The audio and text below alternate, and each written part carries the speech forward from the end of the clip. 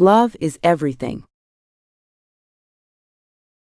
A sweet, enemies to lovers, later in life romance and contemporary women friendship fiction. Written by Misha Quinn. Blurbs. Sunset Lake Club series. Stories of women who, at a mature age, are searching for their happiness. Prepare to suffer and hope for the best, not to give up in the face of life's difficulties, to search for, rediscover, or gasp at unexpected love together with Ellen, Betty, and Lori, the heroines of the Sunset Lake Club series. Will their journeys be smooth sailing, or will they encounter surprises, love, and amazing adventures that defy age? Scene 1. Loretta, Lori. A short, slender woman was riding an old bicycle along the shore of the lake. Over her shoulder on her back was slung an old cloth bag the size of a briefcase stuffed with something heavy. The sun shone mercilessly and made everyone around him wear dark glasses. Only this stubborn woman could not make her obey its rules. The woman wrinkled her nose in the bright sun, but pedaled her bike steadily. She occasionally covered her eyes with one palm, to better view the road. When the woman raised her hand to investigate the distance, the bicycle swayed dangerously and tried to twist the handlebars out of the woman's hand, which she used to hold as straight as possible. The woman maneuvered among the familiar and unfamiliar people, strolling leisurely along the coastal path, not noticing their greetings. She was hurrying to a meeting on which her whole future life depended. Yeah, well, that was the way it was. Lori, that was her, rushing to meet her literary agent. Finally, her writing would be appreciated. After many years of unsuccessful attempts to attract the attention of book publishers, constantly circling in her and her husband, the famous writer Daniel, the house now seemed like a bad dream. Here it was, her moment of happiness. She could publish her work and enjoy the recognition of the people whose opinions she had always been interested in: her husband, Daniel, and her children, Anna and Katya. And of course, her best friends Ellen and Betty, without whom Lori would never have dared to break the cycle of her boring life and send her finished manuscripts to a literary agent. Lori had raised 2 beautiful daughters, and now her time was devoted solely to her husband, Daniel. And he, accustomed to the family's complete subordination to his routine of working on novels, published in millions of copies by the largest publishing houses in the country and abroad, and bringing him an excellent income, was not at all interested because his wife would sit for hours on end doing her own creative projects. Throughout his long life with Lori, Daniel sincerely believed that her job was to take care of him and their children, not to pursue her own career. Daniel wondered if his money was not enough for Lori, who had enough for everything the family needed: a house with its large plot of land and garden at the edge of that beautiful lake, 2 cars, a boat, and a dock for him right on the terrace of their cottage. He also took the whole family on vacation several times a year when he had a break from working on a manuscript to await revisions. Lori recognized all this, but her unfulfilled dream of submitting her love stories to readers was eating away at her soul and making her do crazy things. According to her acquaintances, the crazy thing was that Lori had not given up writing and was still trying to find a literary agent to publish her works. Lori, with her long uncut hair of indeterminate color, and a face that was still young but half covered by dark horn-rimmed glasses as if pulled from her grandfather's dusty trunk, gave strangers the impression of a woman who had frankly neglected herself. Lori's friends paid no attention to her appearance, so unimportant it was to them. Ellen and Betty knew that behind this appearance of a gray mouse, Lori hides an intelligent and finely sensitive person who is always ready to help others. Anyone who knew Lori well enough understood that she had a hard time with a tyrant husband like Daniel. Her husband suppressed his wife's every attempt at individuality. Daniel may not even have wanted to admit that he would not have tolerated another creative person with the same periods of despair and hope that his work was needed in the world.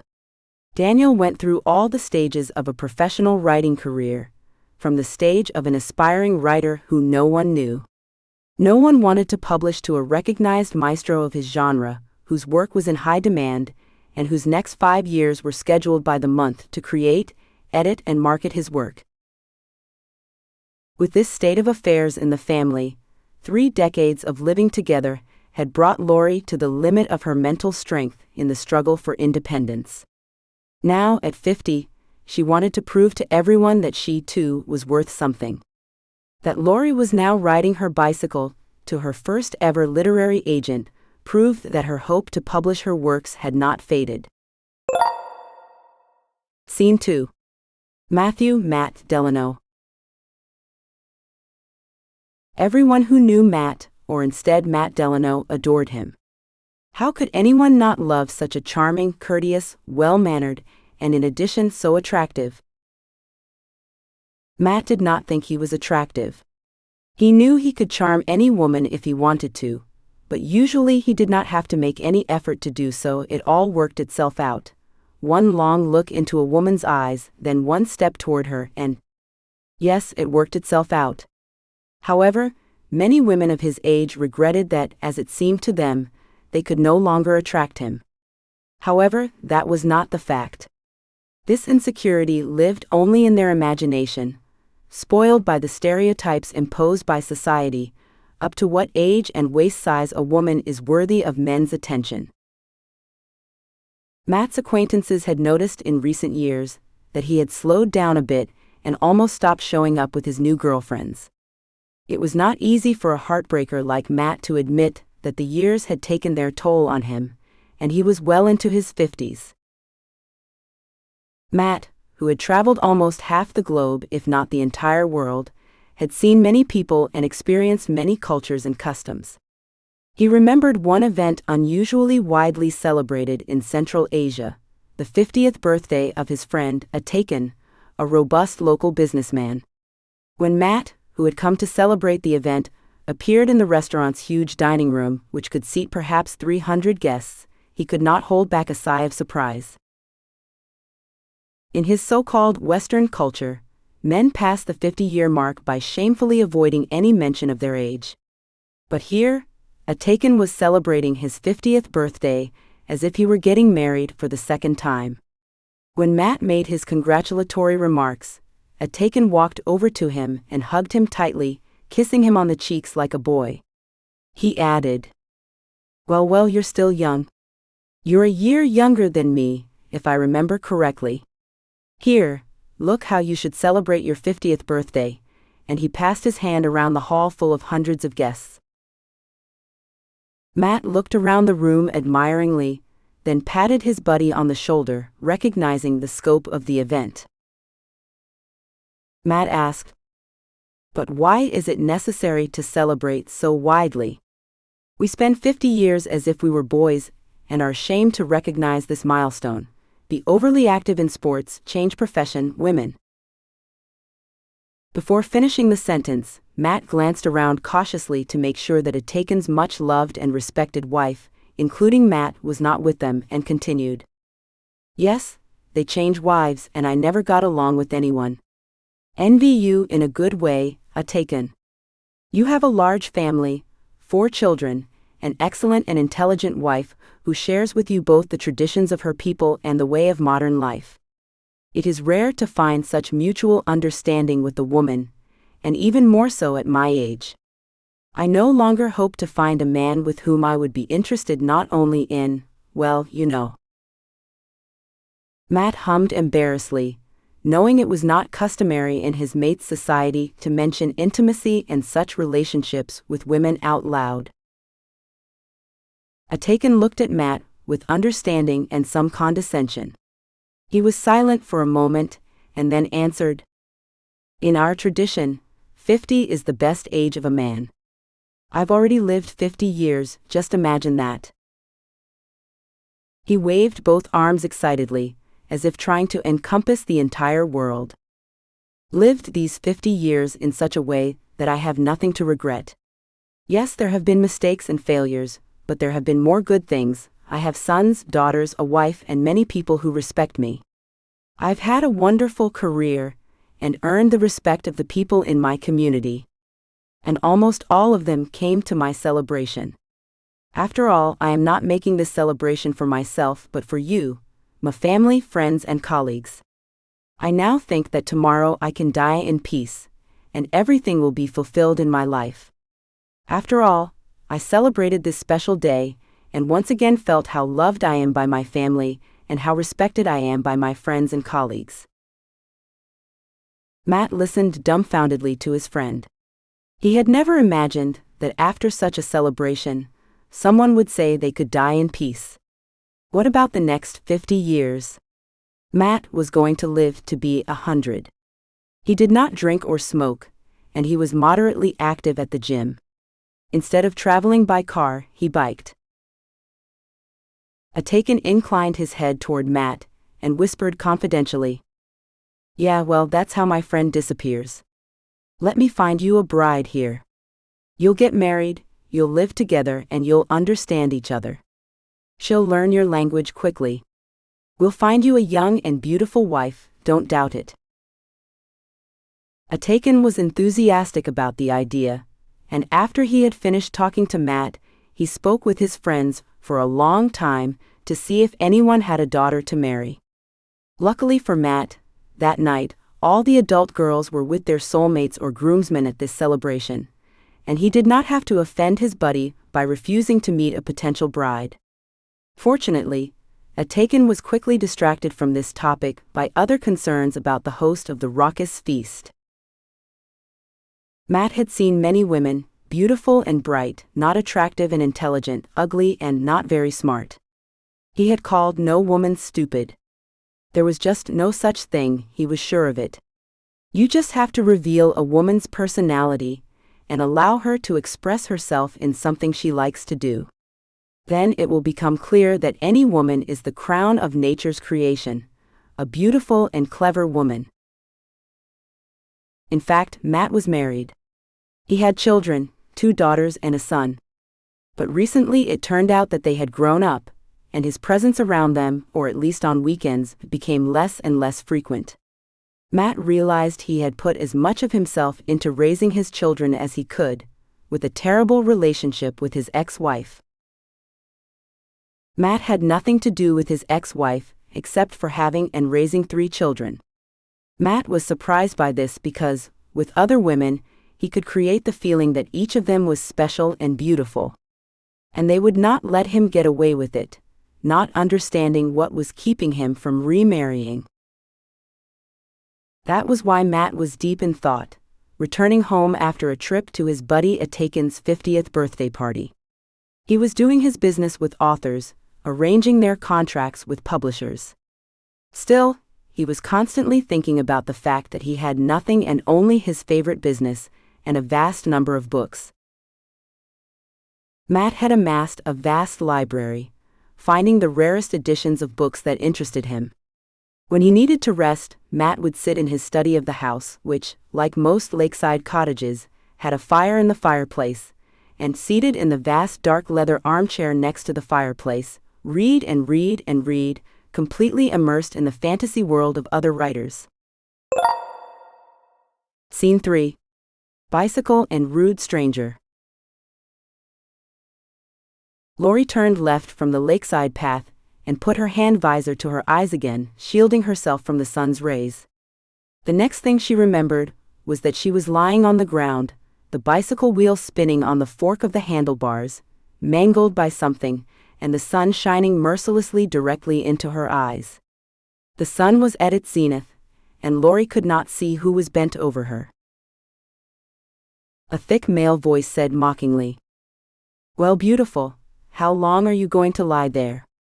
You're all right, and I can fix your bike in a couple of minutes, though I have to get to work right away." Lori looked at the man who had stepped away from her and was busy fixing the bike. The stranger was squatting by the bike, and his muscular back, facing Lori, who was propped up on her elbows on the ground, seemed to further emphasize the contempt in his voice. His straw-colored hair, cut short, as in the army and cut almost to nothing, played in the sun with golden highlights, giving him a kind of unreal halo over his head that was completely out of place in Laurie's shameful situation. The man was wearing a uniform that looked like a mechanic. Quick work shorts with huge pockets full of tools, and a gray sweat-soaked t-shirt gave him a gruff appearance that was further emphasized by the dismissive tone of his voice when he turned to Laurie again. "Well, lady, have you come to your senses?"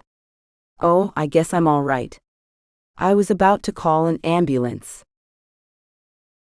Without a response, the man walked over to Laurie, took her by the forearms with his huge hands, and lifted her from the ground to her feet in one effortless motion.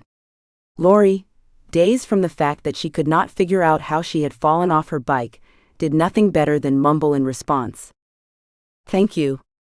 I could have done it myself." A mocking smile played on the man's cheeky tanned face, which Laurie did not like at all. The man responded to her rudeness. "Well then, manage on your own. Here, take your bike. It's fully functional again." The man stepped away from Laurie, and as easily as he had lifted her off the ground, uprightly placed her bicycle on its wheels. He then walked the bicycle over to Laurie, and placed it directly in front of her, holding the handlebars with one hand and gesturing invitingly for Laurie to sit on the saddle with the other. Laurie looked straight into the man's eyes with a strange irritation, snatched the bike from his hands, and adjusting the heavy frames of her distance glasses, hissed through her teeth, "Thank you for your help. I can do it on mine now."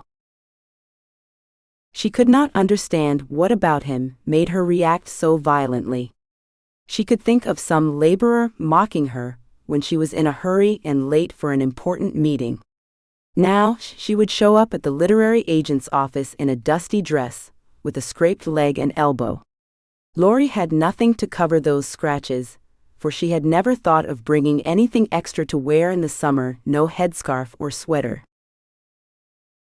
So what if everything is dusty, and there are fresh abrasions on my arms? The main thing now is to get to the agent's office, thought Laurie, getting on her bike and twisting the pedals, so she could pedal harder and get away from this place toward the center of their small town. The woman was already on her way when a mocking voice followed her. "Lady, what about the bag? Don't you want your bag?" Laurie realized with horror that her manuscript bag was no longer on her shoulder. But how could it be off her shoulder if it was slung over her back? Did the man bring her to her senses and take her bag off? Laurie stopped in a panic, tossed her bike onto the grass beside the path, and strode back toward the man with a determined stride. The rough stranger was waiting for her, standing with his legs wide apart and his muscular arms crossed over his chest. Her canvas bag lay at the man's feet, as if he regarded it as a rag fit only for wiping oily car parts. Laurie stepped close to the man and bent down to pick up her bag with its precious contents. The man leaned toward the bag simultaneously, clearly not about to give up the initiative. Their foreheads collided and sparks flashed in Laurie's eyes. Laurie realized a bruise, if not an abrasion, glistening on her forehead. "Oh God, how much longer is this dork going to bully me?" A thought ran through her head. The woman snatched her bag from the man's hands. He let go of it in surprise and staggered backward. But he still had that grin that Laurie hated, the grin of an old rascal who clearly did not like sophisticated ladies like her. Yeah, he probably found nothing exquisite about it. It's just, what's there to talk to him about if he keeps mocking me? With that thought, Laurie turned abruptly and strode resolutely away from the man. Something in her soul, however, made her turn and grind through her teeth at her unexpected helper and savior. "Thank you most sincerely." It was an old-fashioned expression of gratitude, which sounded like a sneer in this situation. He was not the only one who could mock a seemingly harmless, middle-aged woman. Laurie showed she was not made of soft fur, pressed down by heavy glasses with a large dioptric butt of steel and barbs. That was right. The woman went to her bicycle and got on it, determined to get on her way. She was a success, despite her fall and the man who continued to stand there with his hands in his pants pockets, watching her mockingly. Scene 4. In the literary agent's office. Lori pulled up to a huge, modernly designed building in the center of the small town. The town was on the opposite side of the beach from where Lori and Daniel's cottage was located. This place was familiar to Lori. It contained the offices of many local media outlets, such as a local television station, a local magazine publisher, an advertising agency, and many other service providers. Lori put her bike against the bike rack and carefully tied it to the metal rack with a lock. She knew there was virtually no theft in their town, but she did that just in case. After ensuring the bike was fastened to the rack, the woman turned toward the front doors of the office building and, carefully cradling her manuscript bag, entered the lobby. A pretty girl sat at the counter next to the elevator, and she immediately addressed Lori in a friendly manner. "Good afternoon. How can I help you?" Lori, embarrassed, muttered, "Good afternoon. I'm here to see a literary agent. Here's an invitation." She handed the girl an envelope with the agent's address on it. She looked at the address and, smiling even wider, chirped, "Aha, very good. Mr. Delano requested I let you through as soon as you come to us. Welcome." Lori looked at the girl in surprise, and feel some extraordinarily good fortune sprang up in the woman's soul, which had found her after years of neglect. Lori walked toward the elevator, and, after listening to the girl's explanation of how to find Mr. Delano's office, entered the elevator and pressed the button for the topmost floor. When the elevator arrived at the floor Lori wanted, the woman stepped out and turned left. She walked down a long corridor, the floor of which was carpeted with a soft carpet, in which Lori's shoes sank a couple of inches. This carpeted path led Lori to the office door, made of solid oak boards, unpainted, which showed the woodcut pattern. The bronze door handle was a pleasure to grasp. Everything about this door was a reminder that the man who occupies such an office knows the value of comfort and solidity. Lori knocked timidly on the door, and hearing a man's voice muffled but clearly said, "Come in." She opened the door and stepped inside. At first, she was blinded by the rays of sunlight streaming into the room. The room comprised one room. At least Lori could see nothing else at once, with two enormous windows covered by heavy velvet curtains of a dark maroon color. But the sun did not bother the curtains, and its rays shone through the window as if it thought this room was a place to be lit at all costs. Lori squinted, and noticed that a vast desk littered with papers was directly across from one window. A man, whose face she could not yet make out, stood up from behind the desk. The sun's rays obscured his massive silhouette, highlighting him and giving his figure a luminous halo. Lori felt that her fate was about to be decided. She wanted this agent to accept her manuscript, no matter what he looked like. But a sense of danger and a keen expectation of happiness suddenly appeared in her soul.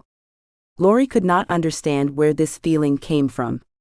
She just felt it. The hair on her arms rose as if electrified. "What's wrong with me?" she thought, instinctively stroking her arms bare to the shoulders. The man stepped out from behind the desk and approached Lori. And then her legs gave out. She was staring at the man who had made her fall off her bike half an hour ago. Only now, he was wearing a clearly expensive, natural-colored linen jacket with a white tank top underneath.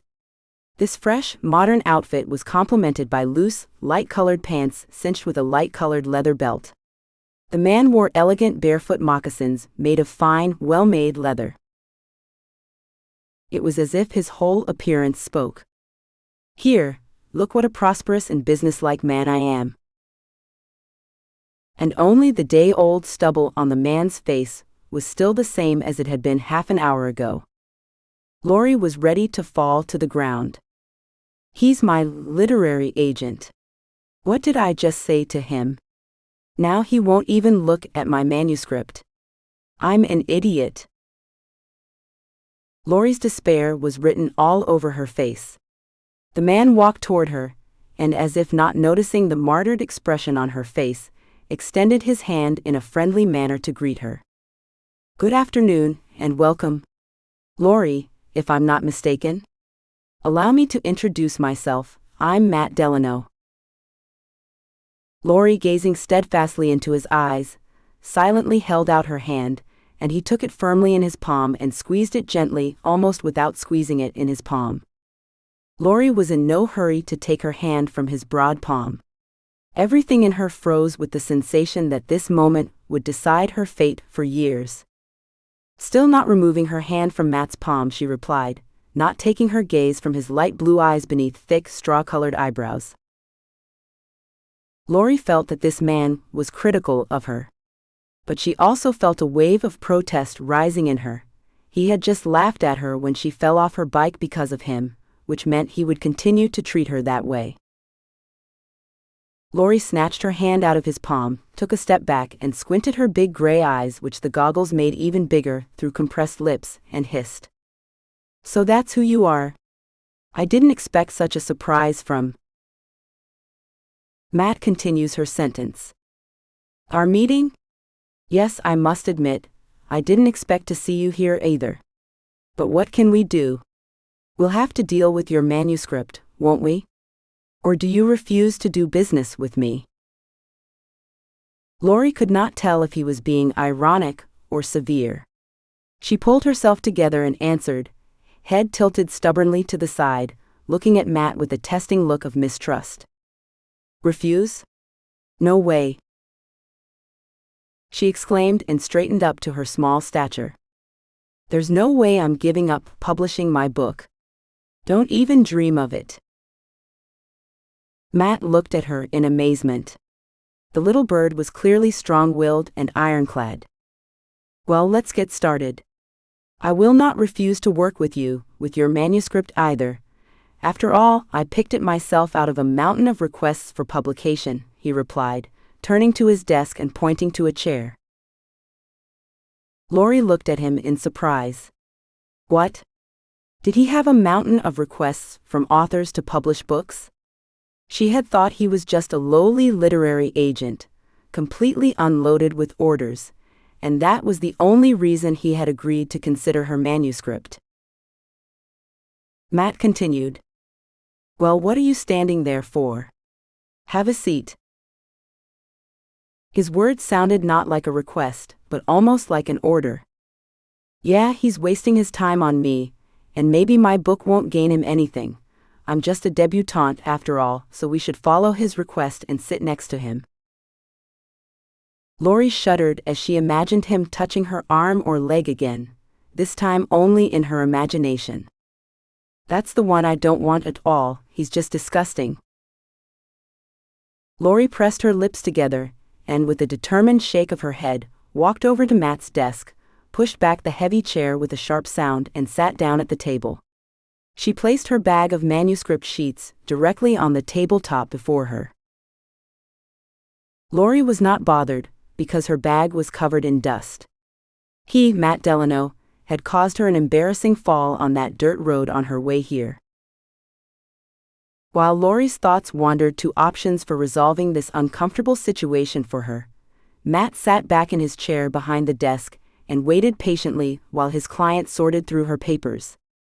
Trying to buy time and calm down, Lori took out the sheets of her manuscript and spread them out in front of her, looking carefully at the page numbers. It must have been about 5 minutes before she stacked her manuscript and firmly clapped her small hand on it, confirming that everything was now in order. Matt moved in his chair and asked, "There you go. Everything's all right now, I suppose?" Lori, without raising her eyes to him, replied. Yeah, now, she emphasized the word now. Now it's okay. Matt realized he could now start a conversation and continued. This is the first time I have seen a writer who is so meticulous about numbering the pages of his manuscript. It gives me hope that you and I will have future affairs organized in as perfect an order as your manuscript. Laurie again did not realize whether he was joking. There was no sarcasm in his voice, but the very construction of the phrase could be understood in two ways, as mockery and encouragement of her thoroughness. Laurie finally looked at her literary agent again and replied, Yes, Mr. Delano, my affairs are always in order. She was thinking at this moment that it was only because of him, this clumsy bumpkin who was suddenly her only hope of publishing a book, that her papers were in a perfect mess. Matt reached into the manuscript and picked up its title page. Please just call me Matt. After making sure Laurie did not object to the request, he continued. Yes, that's exactly what I read. How fortunate you are to have a second copy, so we can start sorting out my questions for your manuscript right now. I made notes right on the copy you sent me. Laurie could not believe her ears. He, such a successful and busy literary agent, whose time is hunted by many writers, has given so much time to my manuscript. No, it can't be. He's just joking. That way of squinting his eyes gives him away as a sly man. She did not feel like giving this dork a point of credit at all. He had to remain just an agent, and a dork to her. Well, let him prove he has read at least part of my manuscript. I'll get him out of this, thought Laurie. Squinting her eyes as well, said in a husky voice. That's how it is. As much as she tried to make her tone naturally surprised, Laurie noticed that Matt immediately looked more closely at her. And what chapter of my manuscript did you stop at? We can continue right from here, and I'll tell you what happened next, she continued, innocently twirling the title page of her manuscript copy in her fingers. Matt took another careful look at the woman sitting across from him. He answered measuredly and calmly, as if talking to a cranky child. I've read the entire, he emphasized the word entire. Your manuscript. And my change is with every chapter. After that sentence, Laurie stared at the man who placed his right hand on the manuscript on the table in front of him. Laurie suddenly imagined that he was touching her shoulder like that. Damn, what thoughts are going through my head? I'm completely out of my mind imagining this. And with him. Laurie needed to see a therapist she had seen years ago but had never had a positive outcome and had stopped seeing. Her depression was not going away.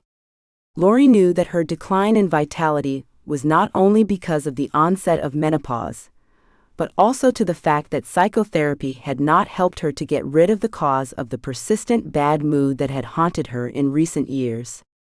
The cause of this lousy temper was her husband, his attitude towards her, and her desires. Laurie shook her head, pushing away thoughts of the past. What was at stake now was the fate of her future, of her longtime hobby of writing love stories that had finally found an outlet because someone, even someone as unpleasant to her as that arrogant and constantly mocking Matt, had taken notice of her manuscript. Meanwhile, Matt opened the manuscript before him, and using the first bookmark, ran his rough finger like the book's text while reading the phrase he had underlined aloud. And then they, holding hands, walked toward the sunset, which immediately embraced them in its arms. Laurie flinched, not immediately realizing that he was no longer talking to her but simply reading her work. The woman pitched forward, resting her palms and belly against the edge of the tabletop, trying to see the spot in the manuscript he was reading to her. Turning his copy of the manuscript toward his client, Matt understood her impulse and slid it over so she could see the space he had just read to her. After skimming that sentence, Lori suddenly felt she needed to explain why she needed a visual text. Thank you. You know I don't take lyrics by ear. She paused a bit, choosing her words. I always need to see the text to understand it. That may be why I write my stories rather than tell them. Said this, Lori felt Matt was the first person she had ever admitted it to. Of course, her friends, Betty and Ellen, had long ago noticed that Lori was better at answering short written messages on the phone than engaging in conversations with her friends. But if Lori listened, you could be sure she was listening to her interlocutor, memorizing every word he said. This happened precisely because it was difficult for Lori to perceive a large amount of sound information, and she emphasized each phrase important to the meaning of the conversation and tried to understand it to the end. Matt, however, was not at all surprised at this peculiarity of his interlocutor. Yeah, I figured as much, he replied, leaning back in his massive chair. I'm like that myself. I have to see the text in order to work with it. I'm what is called a visualist, too. It seemed to Lori that his voice finally sounded like that of a man who was not mocking her, but just talking. Matt continued. Yes, this very spot piqued my interest in your manuscript. That's where I knew I wanted to read it throughout. When I read it, I decided we could work together to publish it. Lori was at the pinnacle of happiness. She had just heard the words she had been hopelessly waiting for decades. Here they are, the cherished words, we can work on publishing it. She thought. The word together did not interest her, and it fell naturally out of the literary agent's memorized phrase. But that did not affect the fact that she now had a literary agent, and that she did not like him at all, well, did not like him one bit, was not the point. The important thing was that Matt Delano had read her manuscript and will discuss the terms of future work. After that, the rest of Lori's conversation with Matt took place in a haze of joyful anticipation of her future success. Lori was in the clouds of happiness. She had been waiting for many years. Books would finally be published and noticed by readers. It did not matter that they would be done by this lout who had thrown her off her bike. But he had brought her back to her senses, so much so that she could even continue to meet him. Lori wondered how Matt would have acted when he had almost bumped into her on the road if he had known she was his client. This Matt would not have been as mocking as she had seen him then. And perhaps she might have even liked him a little. Sitting across from Matt, who was pensively leafing through her manuscript, Lori suddenly looked at him as if the heroine of her novel was seated in her place. Yeah, I guess a lot of women would be crazy about him. What if I take his type as the primary love interest in my next book? She thought, eyeing her agent discreetly. Matt looked up and met Lori's gaze. She immediately looked away and started looking out the window. They said nothing. Matt continued reading her manuscript, occasionally taking out and rearranging his bookmarks with notes. Lori patiently waited for him to continue the conversation. She had nothing to say, for she was convinced that he had actually and early read her manuscript. Now, she waited for him to give his verdict on the quality of her writing. Finally, Matt closed the manuscript, placed his palm on the stack of sheets again, and looking at Lori, said in a heartfelt voice, "There, you've written a masterpiece." His tone again did not match his expression, which had a slight smile playing on it. Well, when is he going to be serious? She thought indignantly, straightening up in her chair and adjusting the glasses on her nose. He just torments me with these phrases, the tone of which I don't understand, and so lose the meaning of what he's saying to me.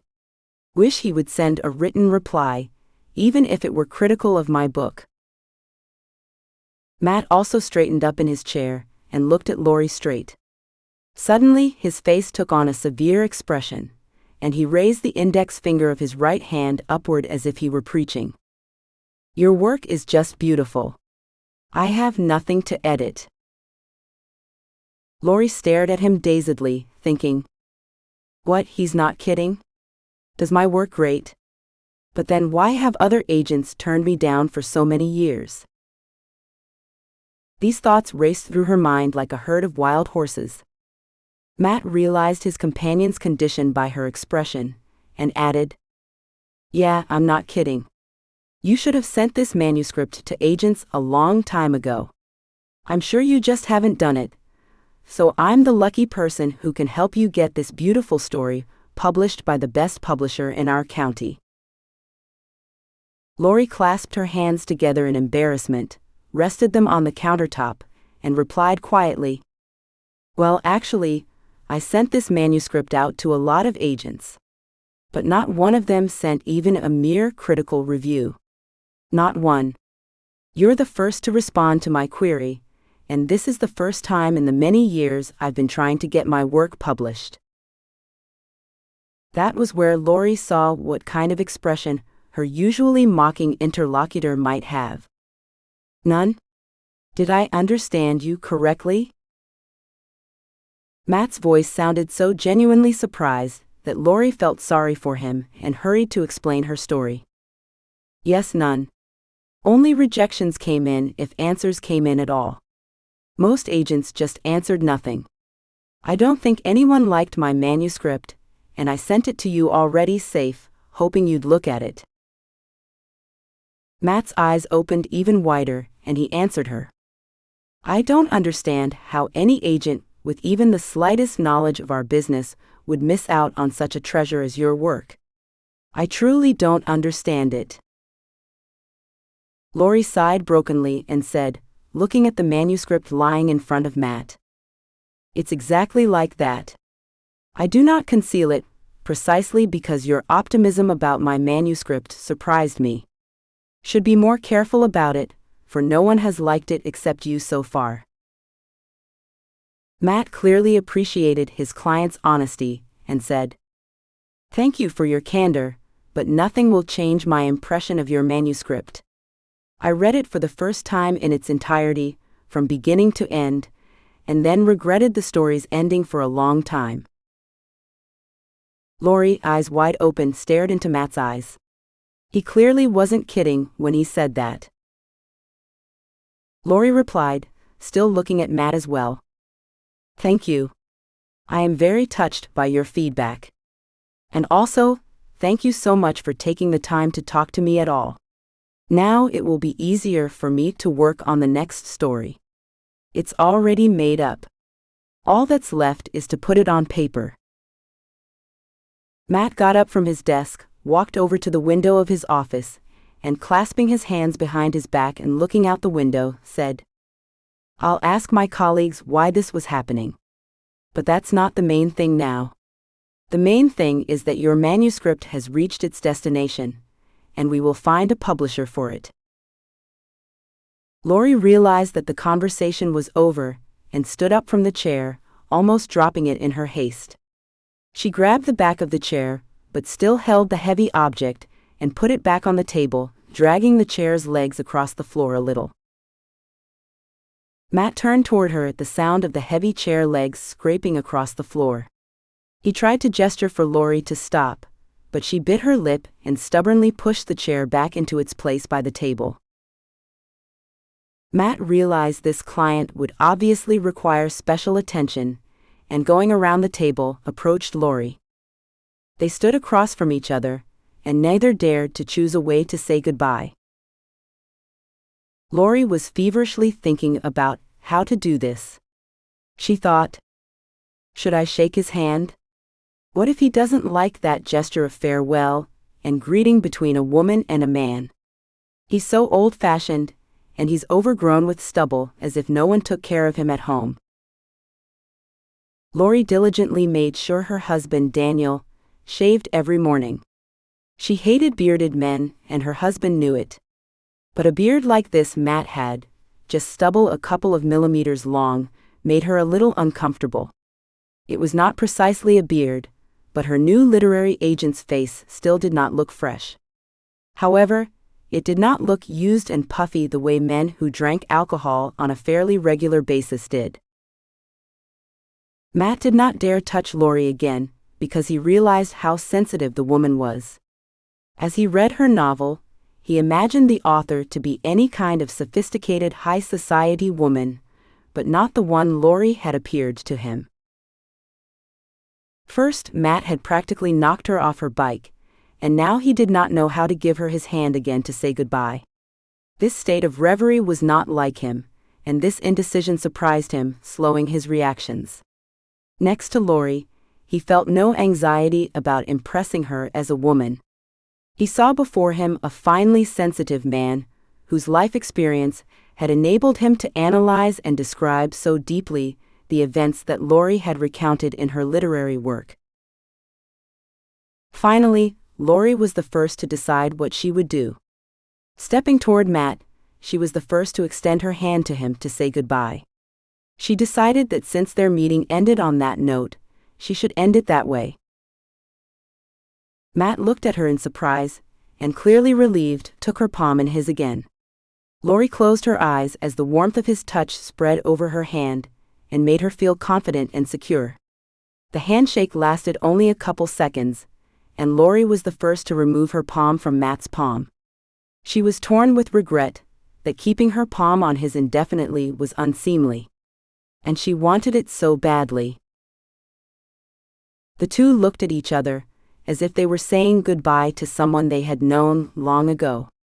It was a feeling that pierced them both, and they both realized it.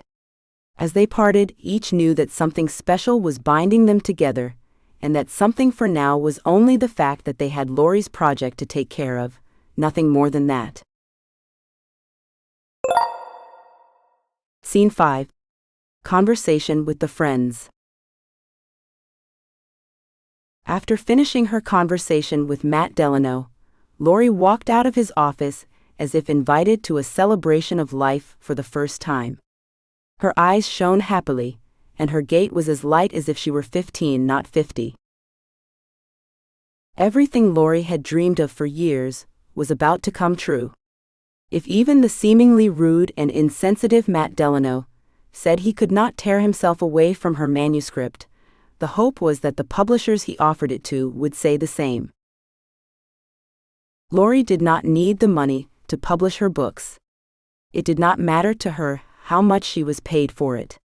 Whether it was an advance or a percentage of sales, Lori was interested in something other than the payment type.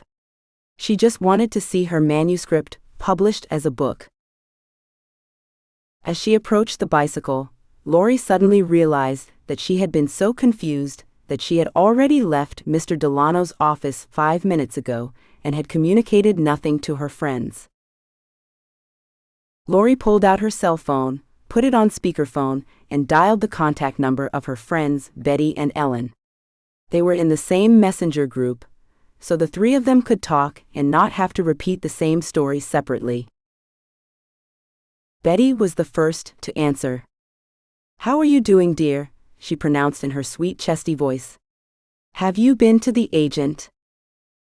"Yeah, I just came out of his office." Gasping a little from the total experience, Lori replied, "And I have an agreement with him to send my manuscript to the publishers he works with. And those are the biggest publishers in our country." Lori's voice broke. She almost choked up at the sight of the picture she envisioned. Betty, shrieking with the delight she always liked to express in this way, replied, Oh, Lori, how I envy you. You're so good." Ellen joined the conversation. Her melodious voice came from the speaker on Lori's cell phone. "So, did it work out?" she asked, as usual, reserved but interested. "Did you get a contract with a literary agent?" Lori replied, dancing in place. Yes, all is well. He'll be scouting publishers, and soon I'll see my book on the shelves of our town's bookstores." Betty and Ellen gasped with delight. Finally, their friend would be pleased. Lori deserved what was happening to her now. Only the thought of how her husband would take it all kept them in suspense. Ellen asked cautiously, does he know? Lori was immediately brought down to earth. Her voice deepened, and she replied with restraint. No, he doesn't know yet. I'll come home and tell him everything that happened today.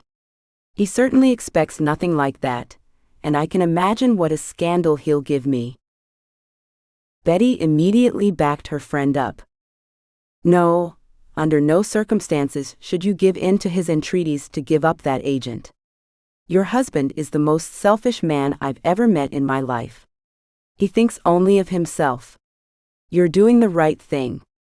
Go home and firmly tell him you have your own literary agent, and now you will also become a published writer.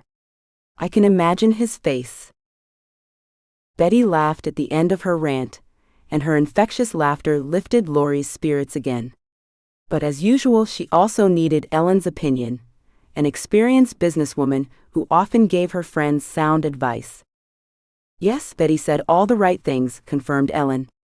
Although, I would soften the negative effect of this news a bit. You just need to put your husband on the spot, but don't do it in such a way that he goes into a tizzy of jealousy over your success. I don't think you need to deliberately annoy him. Let him think you're just looking for an agent, and while there's a lull at home, you'll slowly publish a book, and he won't be able to fight that fact any longer. On that balanced note, Lori ended her conversation with her friends, and buoyed by their support bid them a warm farewell. She got on her old bicycle and rode briskly from the city center along the lakeshore to her home. Scene 6. Explanation with husband. When Lori pulled up to her house, which was in a prime lakeside location, she did not enter right away. She wanted to look again at everything around her, the lakeshore, the pine trees around the cottage, and the cottage itself. She and Daniel had built a fine cottage. The house was brand new. Until about 10 years ago, her husband had been a non-known writer who often took commissions to write text for other better-known writers. Yes, many in the publishing world use the work of ghostwriters. It speeds up the publication of a series of books, or replaces a writer who, for whatever reason, can't finish his or her work. In life, many things happen. And Daniel had to work this way for his family to have a livelihood. But at some point, perhaps because he worked hard for others, publishers noticed him and offered him his first lucrative contract. Only in that first publishing contract did he ultimately give up all rights to his work and had to take part in every event his publisher organized to market the book. In short, it was total bondage. But he had to start somewhere. It was the only way out of poverty. Daniel continued to work with this agency and their publishing house, and the next series of his books suddenly sold out in vast numbers. This was the beginning of Daniel's rise to fame and recognition in the world of writers, and, more importantly, in the world of readers.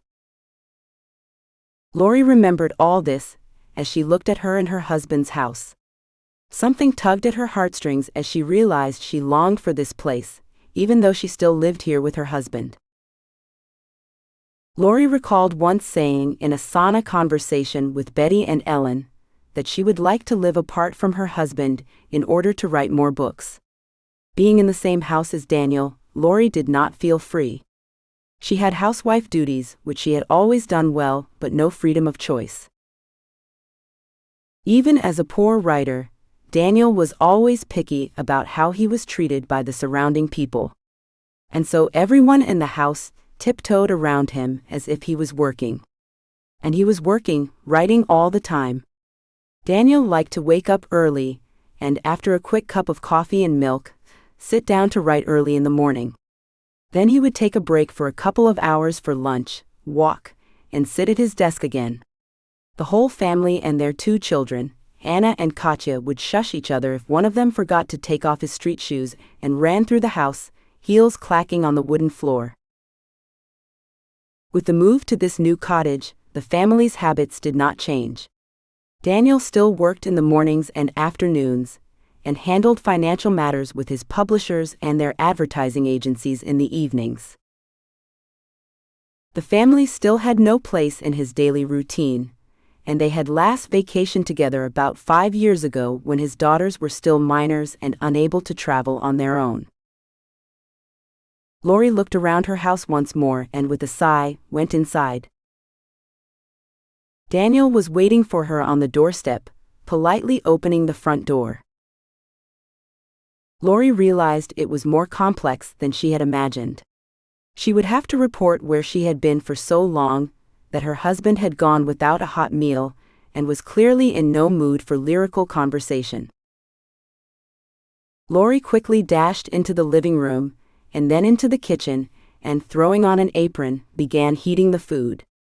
Everything was ready, it was just that Daniel never bothered to even heat food, let alone cook it. Lori had spoiled her husband so much herself, and now she was suffering because she had no personal time for anything. When Daniel ate, his frown smoothed out, he quickly thanked Lori and headed to the couch in front of the TV in their living room. Lori put the dirty dishes in the dishwasher, started it up, and went into the living room without taking off her apron. Daniel noticed something different about her.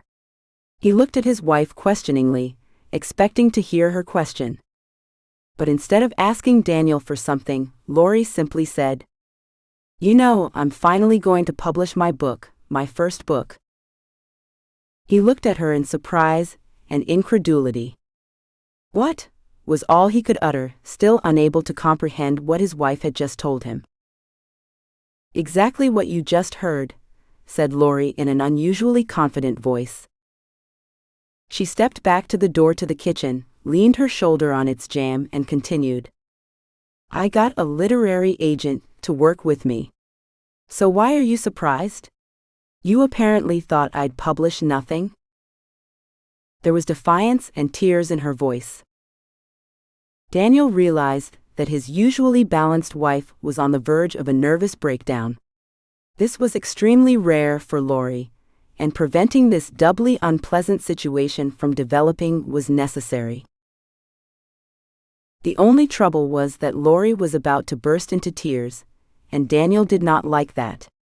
Like most men, he did not know how to make a woman stop crying. Would he walk over and comfort her with his arm around her shoulders? That would make him look guilty about how she felt that way. Would he do nothing? Then she would accuse him of being insensitive anyway. Daniel decided simply to change the emotional coloring of the conversation, and already in a tone of voice that was much warmer, said, "Oh, come on, come on.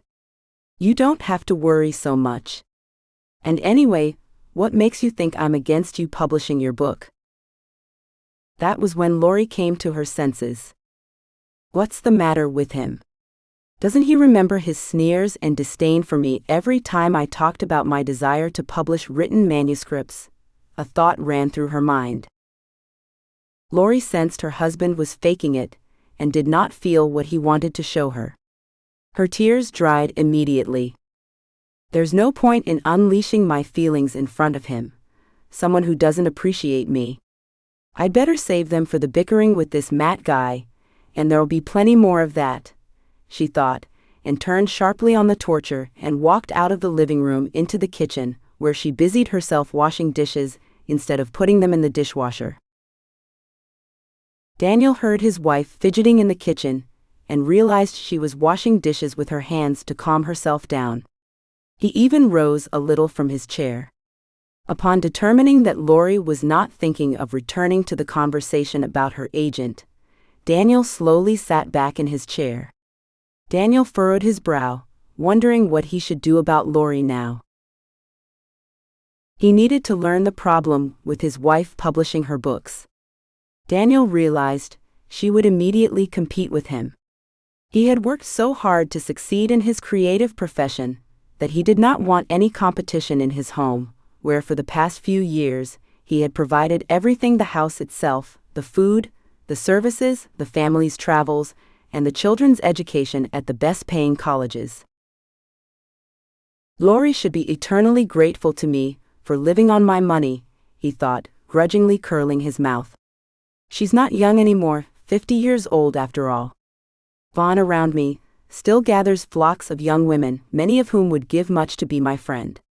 My fame and weight in society attract them, as does the fact that I am charming, intelligent, and an attractive man in the prime of life. And then there's Lori, and her desire for a writing career at her age. Daniel had been unhappy with his wife for a long time. He did not realize that this book project of hers was simply the last link in a chain of events that led to his breakup with her. Lori was thinking about something else. Thoughts of her husband's usual dismissive attitude toward her slowly receded into the background, and her mind swirled to have to see Matt again tomorrow. What else can I say to him? I don't see why we should meet immediately after today's conversation. I have nothing more to give him, for my other manuscripts are not at all ready to be submitted to him or to publishers. They are handwritten. Using her husband's computer had never occurred to her. And Daniel, of course, would not let her. And she did not have one of her own because Lori lived like the Stone Age, without her own laptop or tablet with a keyboard. But one thing she had been good at since she was young was typing fast on a typewriter. That was what she had talked to Matt about the next day. Lori breathed a sigh of relief as she finished washing the dishes and wiped them thoroughly with a clean, dry kitchen towel. She felt immediately relieved that she had found a solution to this problem that did not depend on Daniel. Lori had a real mechanical typewriter, which she had used to make her other manuscripts look decent.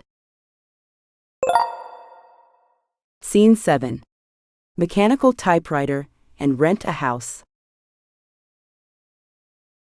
Lori loved typing on a typewriter. No computer or laptop could recreate the feeling of being a real writer that the typewriter created for her. Decades ago, Lori saw a typewriter for the first time. It was a massive typewriter from some institution where she had to file official documents. Lori remembered how the secretary of this institution had sat down in a simple chair next to the desk, and her hands fluttered over the keyboard.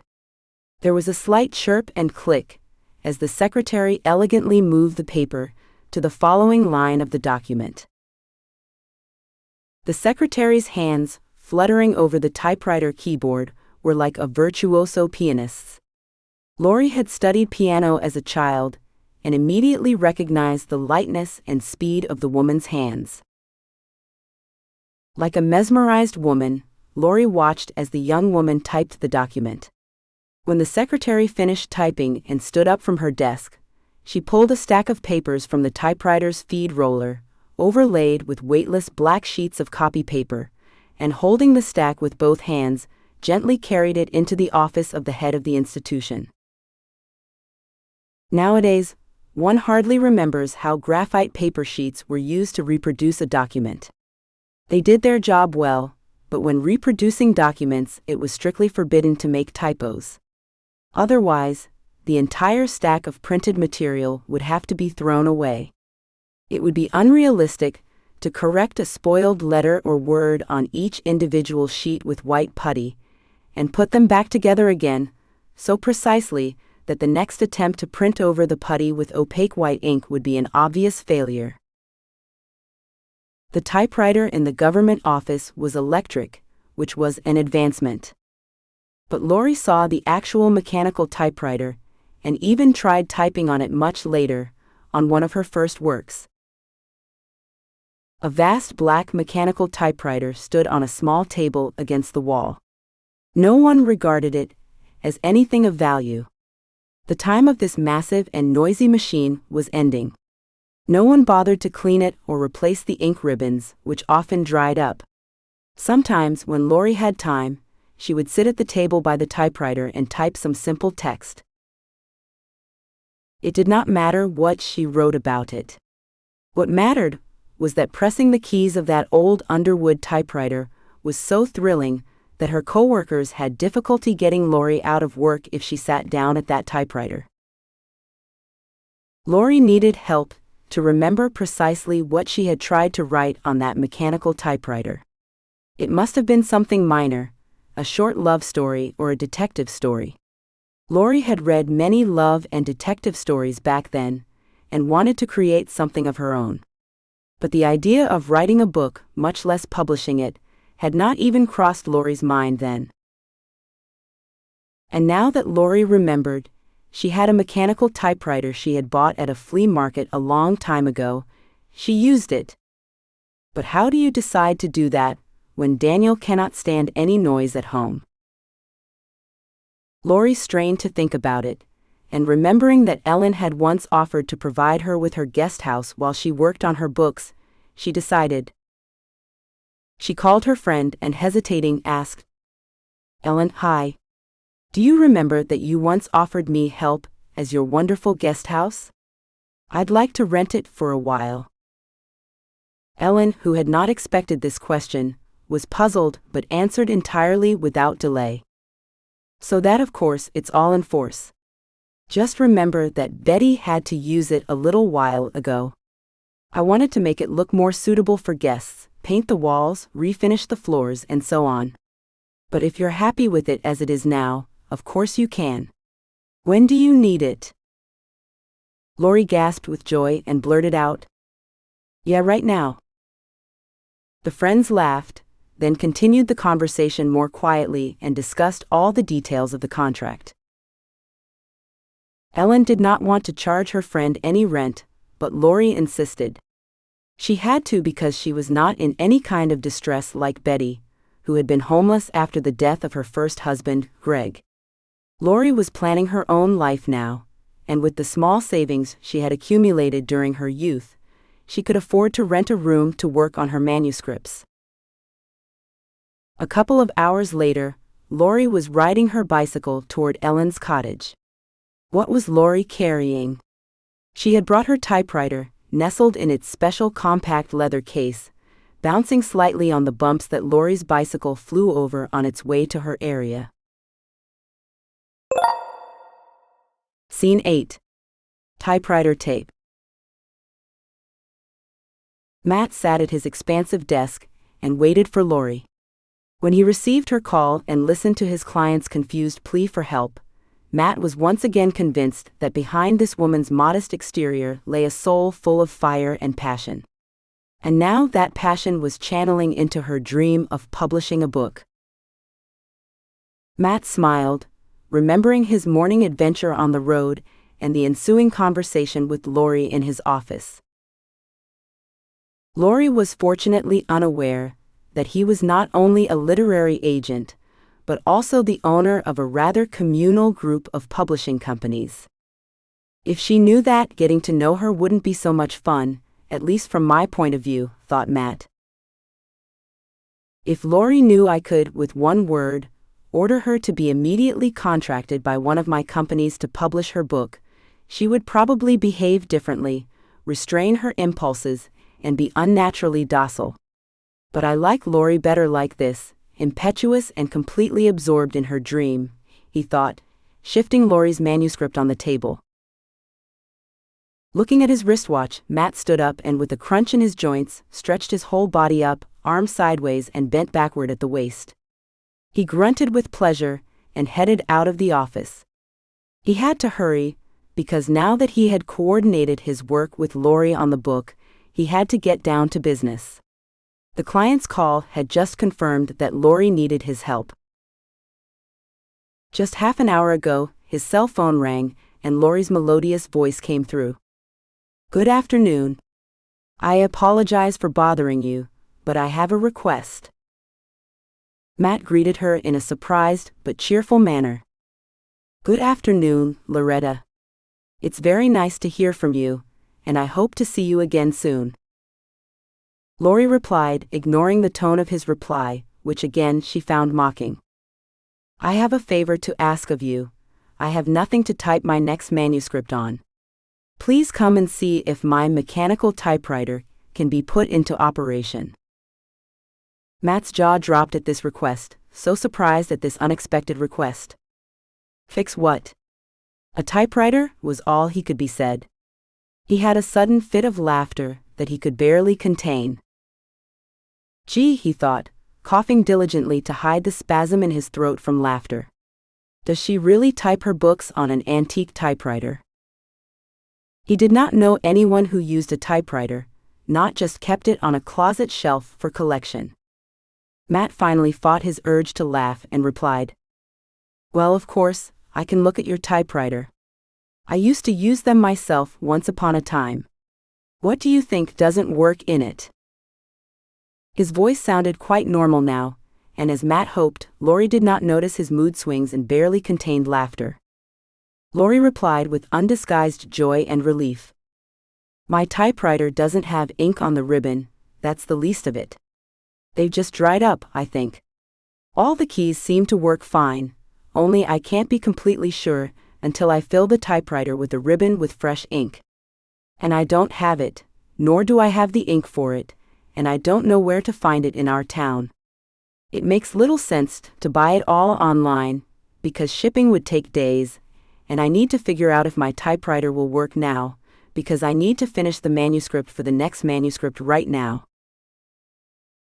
Matt realized this situation was making Lori extremely nervous, and he replied pretty seriously. I think I can help you with ribbon and ink for your typewriter. Where is your typewriter located? Is it at your house? Lori replied in a confused shorthand. No, she's at my friend's house. I'll send you the address in a message right now, and I hope you can find it easily. Her house is located right on the shore of the lake, and I will wait for you at its gate. When can you come, with that ribbon of ink, of course? Matt somehow imagined driving his fancy limousine to a modest lakeside cottage. Lori stood modestly at the gate in her chintz dress, wrinkling her handkerchief with excitement. Yeah, where do I get these scenes in my head, he thought, confident that he knew the neighborhood where Ellen's cottage was located. I guess I watched that all-too-famous movie on TV last night, about mature people's love meeting unexpectedly at the bridges of their county for nothing. Yes, yesterday, Matt accidentally turned on some TV program channel and got to the very beginning of this movie. At first, he found the story uninteresting and wanted to change the channel. But then, sitting in front of the TV in the living room, quietly paying his bills, he listened to the story of an unexpected and passionate love between immature people. The end of the story made him think of his own life and his women. Matt almost regretted not having someone to listen to him, hold him close when he was in pain, and forgive him for his little pranks. Matt's mother had passed away many years ago. He longed to find that understanding, that warmth that had always come from her, and that he had never seen in his relationship with his ex-wife or subsequent relationships with other women. Yes, Matt's attempts to build a life again with a woman who would understand him have been unsuccessful. His relationships with women never progressed beyond a period of heated courtship, a whirlwind of meetings, and a reasonably quick transition to the intimate part of the relationship. And then, just as quickly, the breakup of the relationship and separation followed. Matt knew he had to separate the two components of his aspirations: sexual desire and the need for understanding and support between a man and a woman. He knew that until now, he had chosen girlfriends based on their sexual attractiveness rather than their soulful qualities. But Matt, who was actively drawn to his passions for physical pleasure in this area, could not help himself. However, Matt did not even consider who he would spend his old age with. He was proud of his victories in his relationships with women. Most men his age over 50 had already settled down. They had married, second, third time, and as usual to younger women, or sat back and quietly aged with their first wives. Those of his age who were as lonely as he was, few. And every year they became fewer and fewer. Some of his lonely peers simply drank themselves to death. They passed away prematurely, unable to cope with its hardships, and finding no support in their loved ones or in their families, which they had either not even created or had destroyed. Those of his lonely peers, who were still afloat on the ocean of life, quietly died, filling the emptiness of life with alcohol or desperately struggling with diseases earned during their idle lives. Fortunately, Matt avoided such a fate, and carefully monitored his physical and mental health.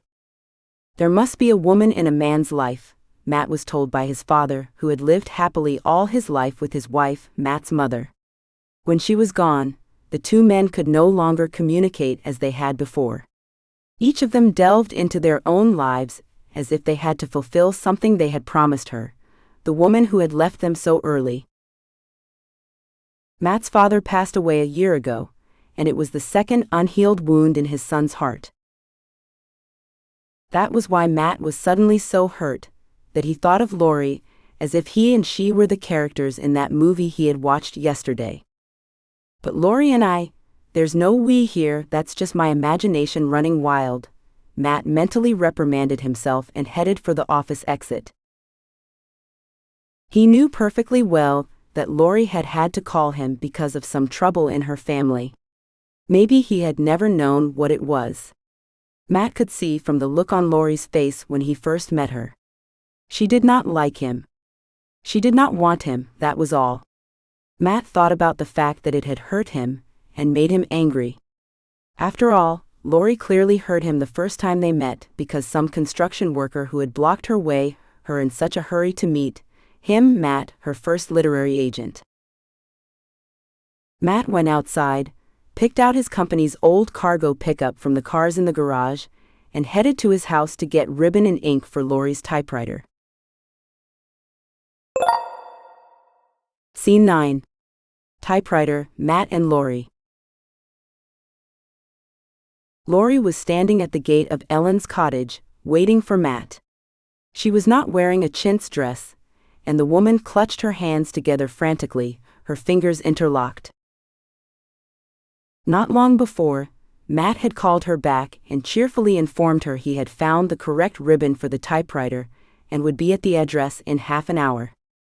Lori thanked him, and literally danced in place as she ended the call. I can finally get on with the manuscript, she thought, as she raced around Ellen's guest house and quickly put it in order. It was always in order, because it was always ready for guests. Ellen was a hostess. Everything she owned was always in order and ready for use.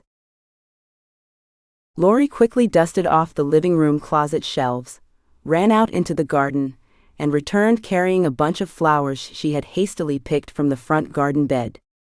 She put them in a simple vase she had found in the closet. Now, she thought, everything looked worthy of having her literary agent visit and help her with the trouble this typewriter malfunction had caused her. Finally, an old pickup truck appeared on the dirt road winding through the sunlit pine grove. The car pulled up to the cottage's gate, and raising a column of dust, stopped abruptly outside where Lori was waiting. Matt jumped out of the car, leaving the door open, and approached Lori. She did not know if she should shake his hand, so she unclasped her hands, which hung helplessly along her lean body like whips. Of course, Matt noticed his client was anxious. He could tell from the tone of her recent request during their cell phone conversation. However, Matt had not expected that the typewriter was so important to her, that the woman was waiting for him at the manor gate. He kept his observations to himself, however, and, approaching Lori, was the first to extend his hand for a handshake. The woman also gave him her hand, and looking expectantly, and even as if testing Matt in the eye, said, "Good afternoon, Mr. Delano. I'm waiting for you. Follow me." There was tension in her voice, the cause of which Matt could not yet guess despite his discernment. After a second's hesitation, Lori put her narrow palm into Matt's wide one. Her hand was cool and unusual for a woman as fragile as Lori looked, strong. Matt sensed Lori was not as physically fragile and pampered as he had thought. Lori was the first to remove her hand from his arm. She turned and, with a polite gesture giving Matt the direction to go, walked toward her cabin, occasionally glancing back at her guest thoughtfully. As they walked down the dirt path past the beautiful cottage, Matt thought about how, despite his client's bravery in deciding, his professional help was important to Lori. The couple walked a little further along the lake shore. It came to the guest house, situated among dense jasmine bushes that hid its facade and gave the entire picture an unrealistically picturesque look. Matt was not interested in the blooming jasmine bushes, though. He was more interested in why Lori had invited him here than in her house. He had to be very careful about what he said to her and how he behaved. In fact, Matt imagined nothing that could ruin their reputation. In front of him was a married woman, the wife of a famous writer, who suddenly had her own creative project. And Matt was only concerned with her project, not her personal life. He developed this business ethic long ago, ever since various young and not-so-young women arrived on his doorstep. Some were looking for a way into the creative world, others were simply looking for adventure, and still others were interested in getting their hands on a lucrative and wealthy bachelor. Matt knew all about those reasons for seeking a relationship with him. And he, who was building his publishing empire from scratch, was not about to risk losing his reputation over a careless love affair. So, women like that did not get what they wanted. He chose his girlfriend. Now, following Lori, Matt does not see her as a woman. He sees her as just a client who suddenly bursts into his life and brings her passions and hopes into it. But that really bothered Matt. From the moment he had met Lori, there had been someone in his life whose business Matt suddenly cared about. Of course, Matt had always given his best to the cause, which was why he had grown into a true businessman in the publishing business. But in Lori's case, he could not understand why he was so excited by the made-up story she had made up that had read only recently. Now, Matt had an unusually pronounced sense of belonging to something important, of being needed by someone and needing to protect Lori from adversity on her path to her dream. Perhaps Lori won't appreciate it positively and will not share what I can do for her. So be it. I'll do something I've long forgotten about. I'll help someone launch a writing career. After all, I was actually an agent about 20 years ago, and those early feelings of triumphs on the road to publishing good books of my choice, offered to major publishers, have long since faded. Meanwhile, Lori walked to the front door of the guest house, and opening it, gestured for Matt to come inside. When Matt entered the cabin, he realized Lori had settled in for the long haul. Her belongings were strewn about, and it was clear she had not been here for an hour. A red typewriter was on a table in the middle of the room, which was both the living room and kitchen, as in a large hut. It was small, and could be carried in a particular case on the tabletop next to the typewriter. Lori did not sit down at the table by the typewriter, but simply pointed to it with her hand and said, "Here it is. I took out the old tape. It's right here if you still need it." Matt looked around the typewriter, laying over it, quickly opening the ink ribbon mounting clamps and inserting 2 spools of new ribbon. He deftly flicked the clamps, pulled the lever of the drum mechanism to support the paper, and turning to Lori, who was standing behind him trying to see what he was doing there with her typewriter, said, "There, it's all set. The new ink ribbon is in place." Matt moved away from the table, took a step away from the typewriter, and continued, "Try typing something." Lori took a blank sheet of white typing paper from the table and sat down on the chair in front of the typewriter, placing it in the drum. She could not muster the courage to see if her favorite typewriter was finally working. Matt said, "Come on, type it up." Lori, pressing her lips together angrily and not looking at him, tentatively tapped a key in the middle of the typewriter keyboard with one finger. The first letter appeared on the paper, right in the middle of the sheet. Matt considered that, at this rate, it would take the rest of his client's life to complete typing a second manuscript. But then Lori raised both hands and suddenly fluttered over the typewriter keyboard as if she were playing the piano. On the white sheet of paper, letter by letter, words appeared, which almost without interruption formed into sentences, and then from the sentence emerged paragraph by paragraph. Matt watched Lori's hands flutter about like a mesmerized man. He remembered his mother, who also had a typewriter at home. When the entire page was filled with text, Lori stopped typing. A ray of sunlight broke through a cloud and fell on Lori's face. The woman's cheeks had turned pink. Her thin, slightly curly hair was disheveled, and her long bangs lay lightly against her cheek. Matt was dumbfounded. The woman in front of him was simply beautiful. Even her modest clothes did not matter now. All he could see was the pleasure this woman felt at being able to write. Matt turned away and walked away from the table. Lori seemed to have forgotten all about him. She typed and typed without taking her eyes off the sheet of paper that was now covered almost entirely with text. Finally, Lori stopped and looked up in surprise at Matt, who was now standing across the table from her as if awakening from a trance. "Well, it all works," she said quietly and guiltily. "I'm so grateful for your help. How much did it all cost, the tape, the ink, and your time?" Matt took a seat at the table across from him without answering, and looked up at her, his blue eyes beneath thick straw-colored eyebrows, and replied, "Great. But you have nothing to worry about. You don't owe me anything."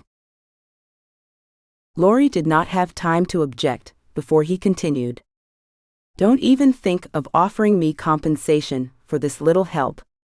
Remember, I am your agent and genuinely interested in seeing your project come to fruition." Lori seemed to accept this explanation and replied with dignity, "Okay, but remember that I am indebted to you. Thank you so much." Pleased with his effect on her, Matt rose from the table and headed for the exit. "But what are you not even staying for coffee?" blurted Lori, clearly out of the blue. "Really, I haven't had time to make anything yet. I mean, I just moved here." Almost at the cabin's exit, Matt stopped, turned around, and looked at Lori with a testing look. "Moved? Did I understand you correctly, moved?" Lori was embarrassed and stepped back from him and muttered, "Yes, I had to. This is the only place I can work on the manuscript. I hope I can finish it quickly and go home." Matt was stunned. There were passions in this woman that no one who had seen her unassuming appearance would have guessed. He was struck to the heart, as hard as he had been when he had first read her manuscript, and decided he had to get this writer in his publisher's catalog. Lori realized from his expression that she had given herself away. She had no intention of telling her literary agent or the brazen man who had knocked her off her bicycle about all her family troubles. Lori had hoped her disclaimer would go unnoticed, but she had made a mistake. That Matt wasn't such a dork, though. He figured out right away that I just ran away from home to finish the second manuscript, she thought. Lori stepped a little closer to Matt, and looking up at him from below, said firmly, "Yes, I left home. But not for good. It's just that my husband, Daniel, he can't stand anyone around who..." Matt gave a condescending and slightly mocking him and continued her sentence. "No one who also writes books." Lori looked at him, confused. Her agent caught her thoughts on the fly and boldly completed them, saying aloud what she wished she could hide even from herself.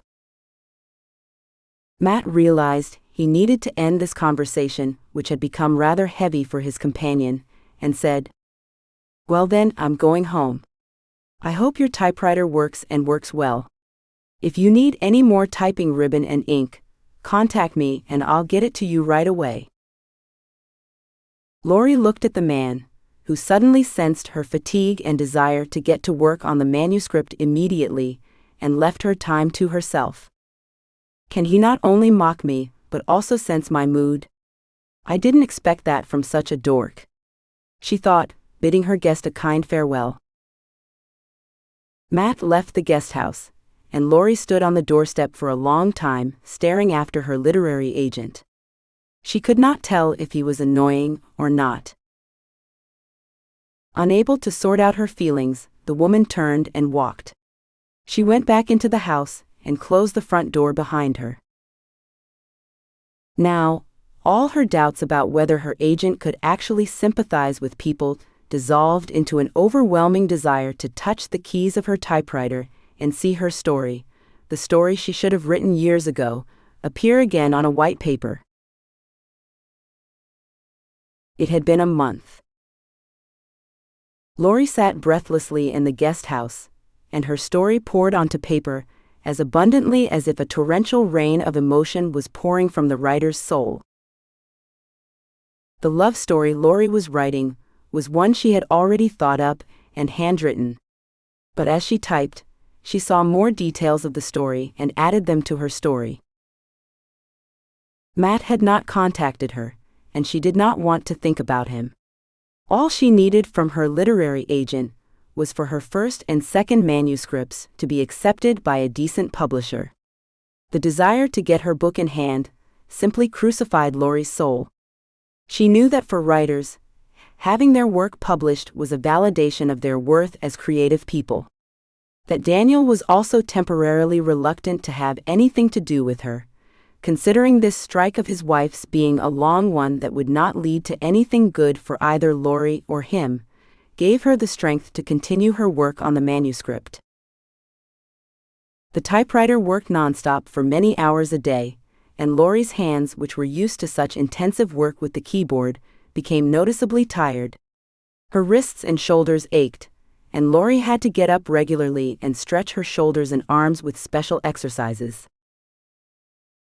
But despite these tricky health issues, a month later, Lori had the finished manuscript of her second book on the typewriter on her desk.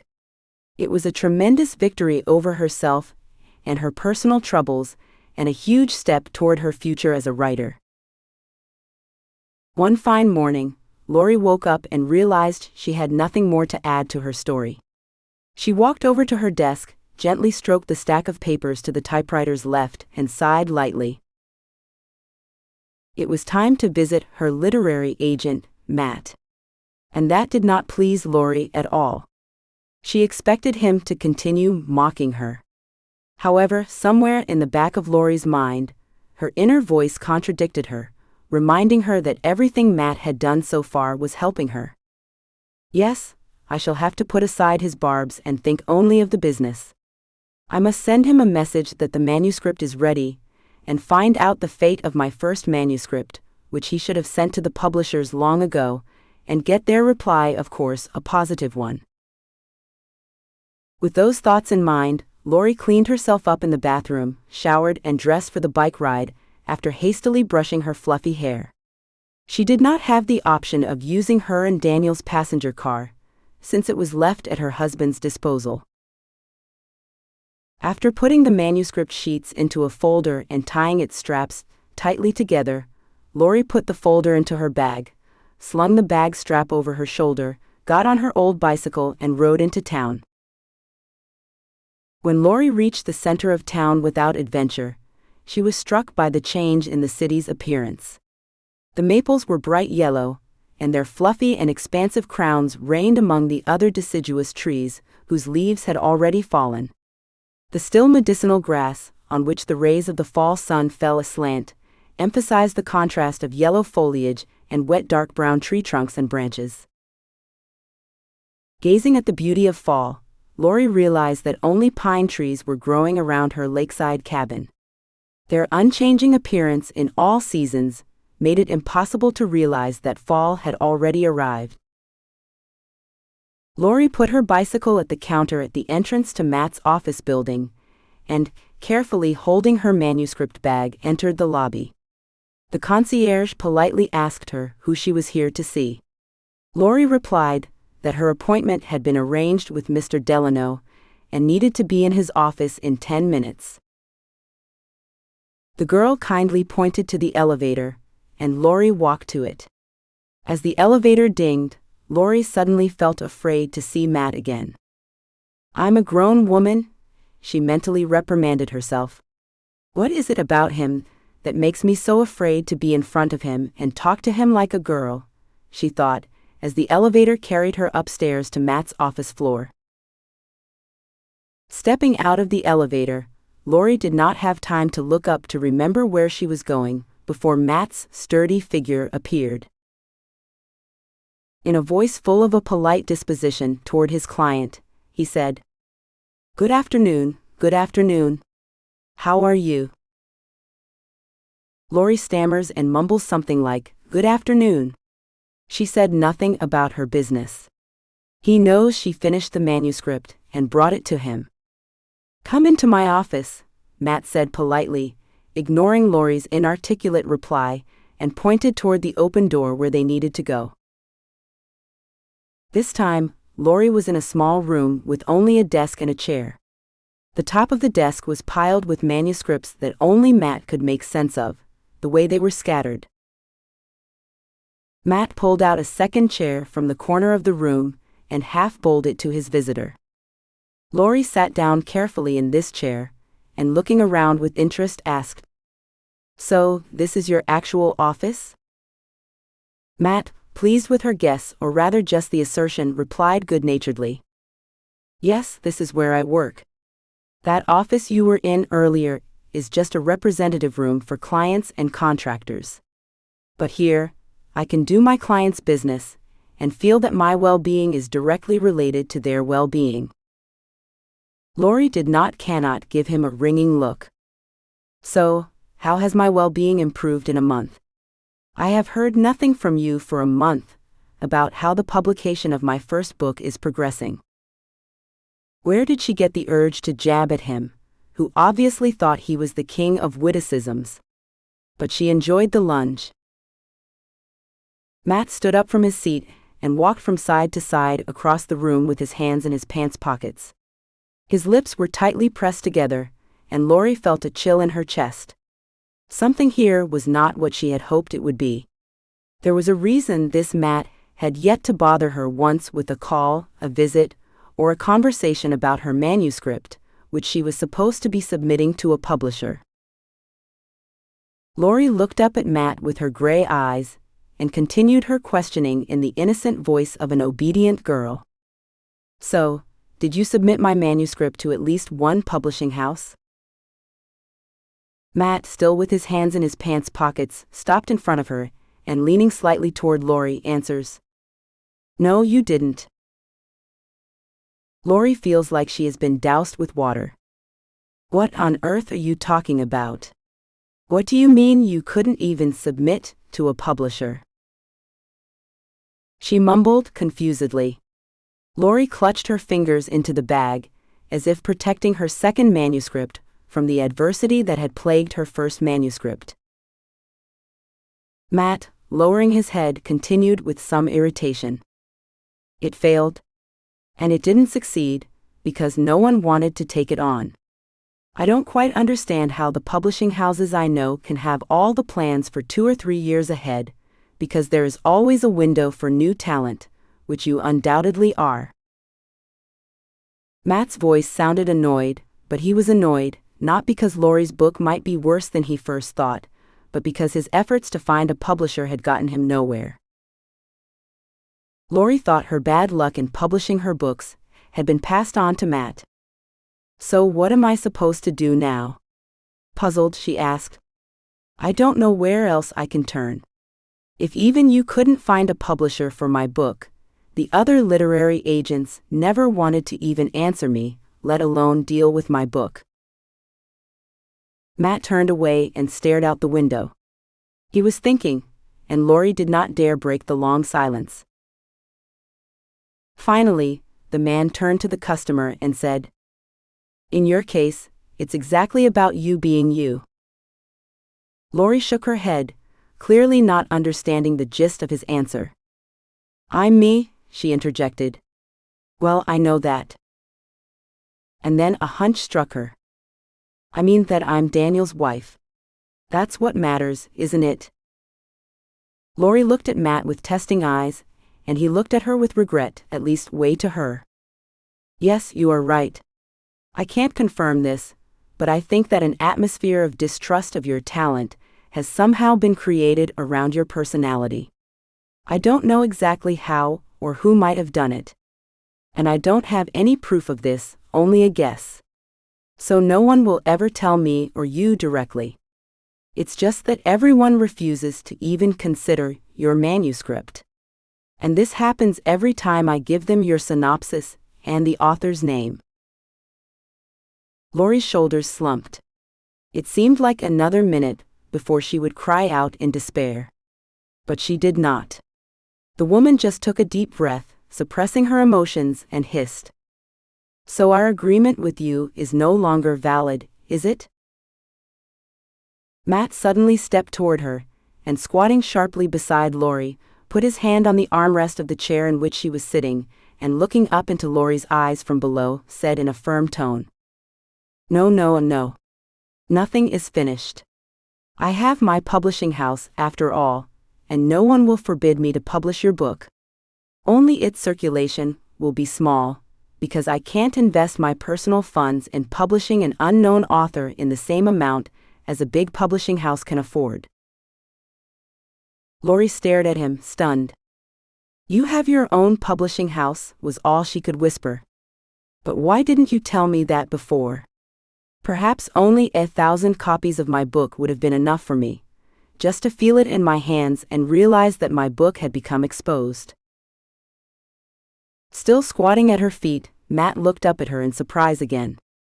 "You would even agree to being published in such a small edition? I didn't mishear you."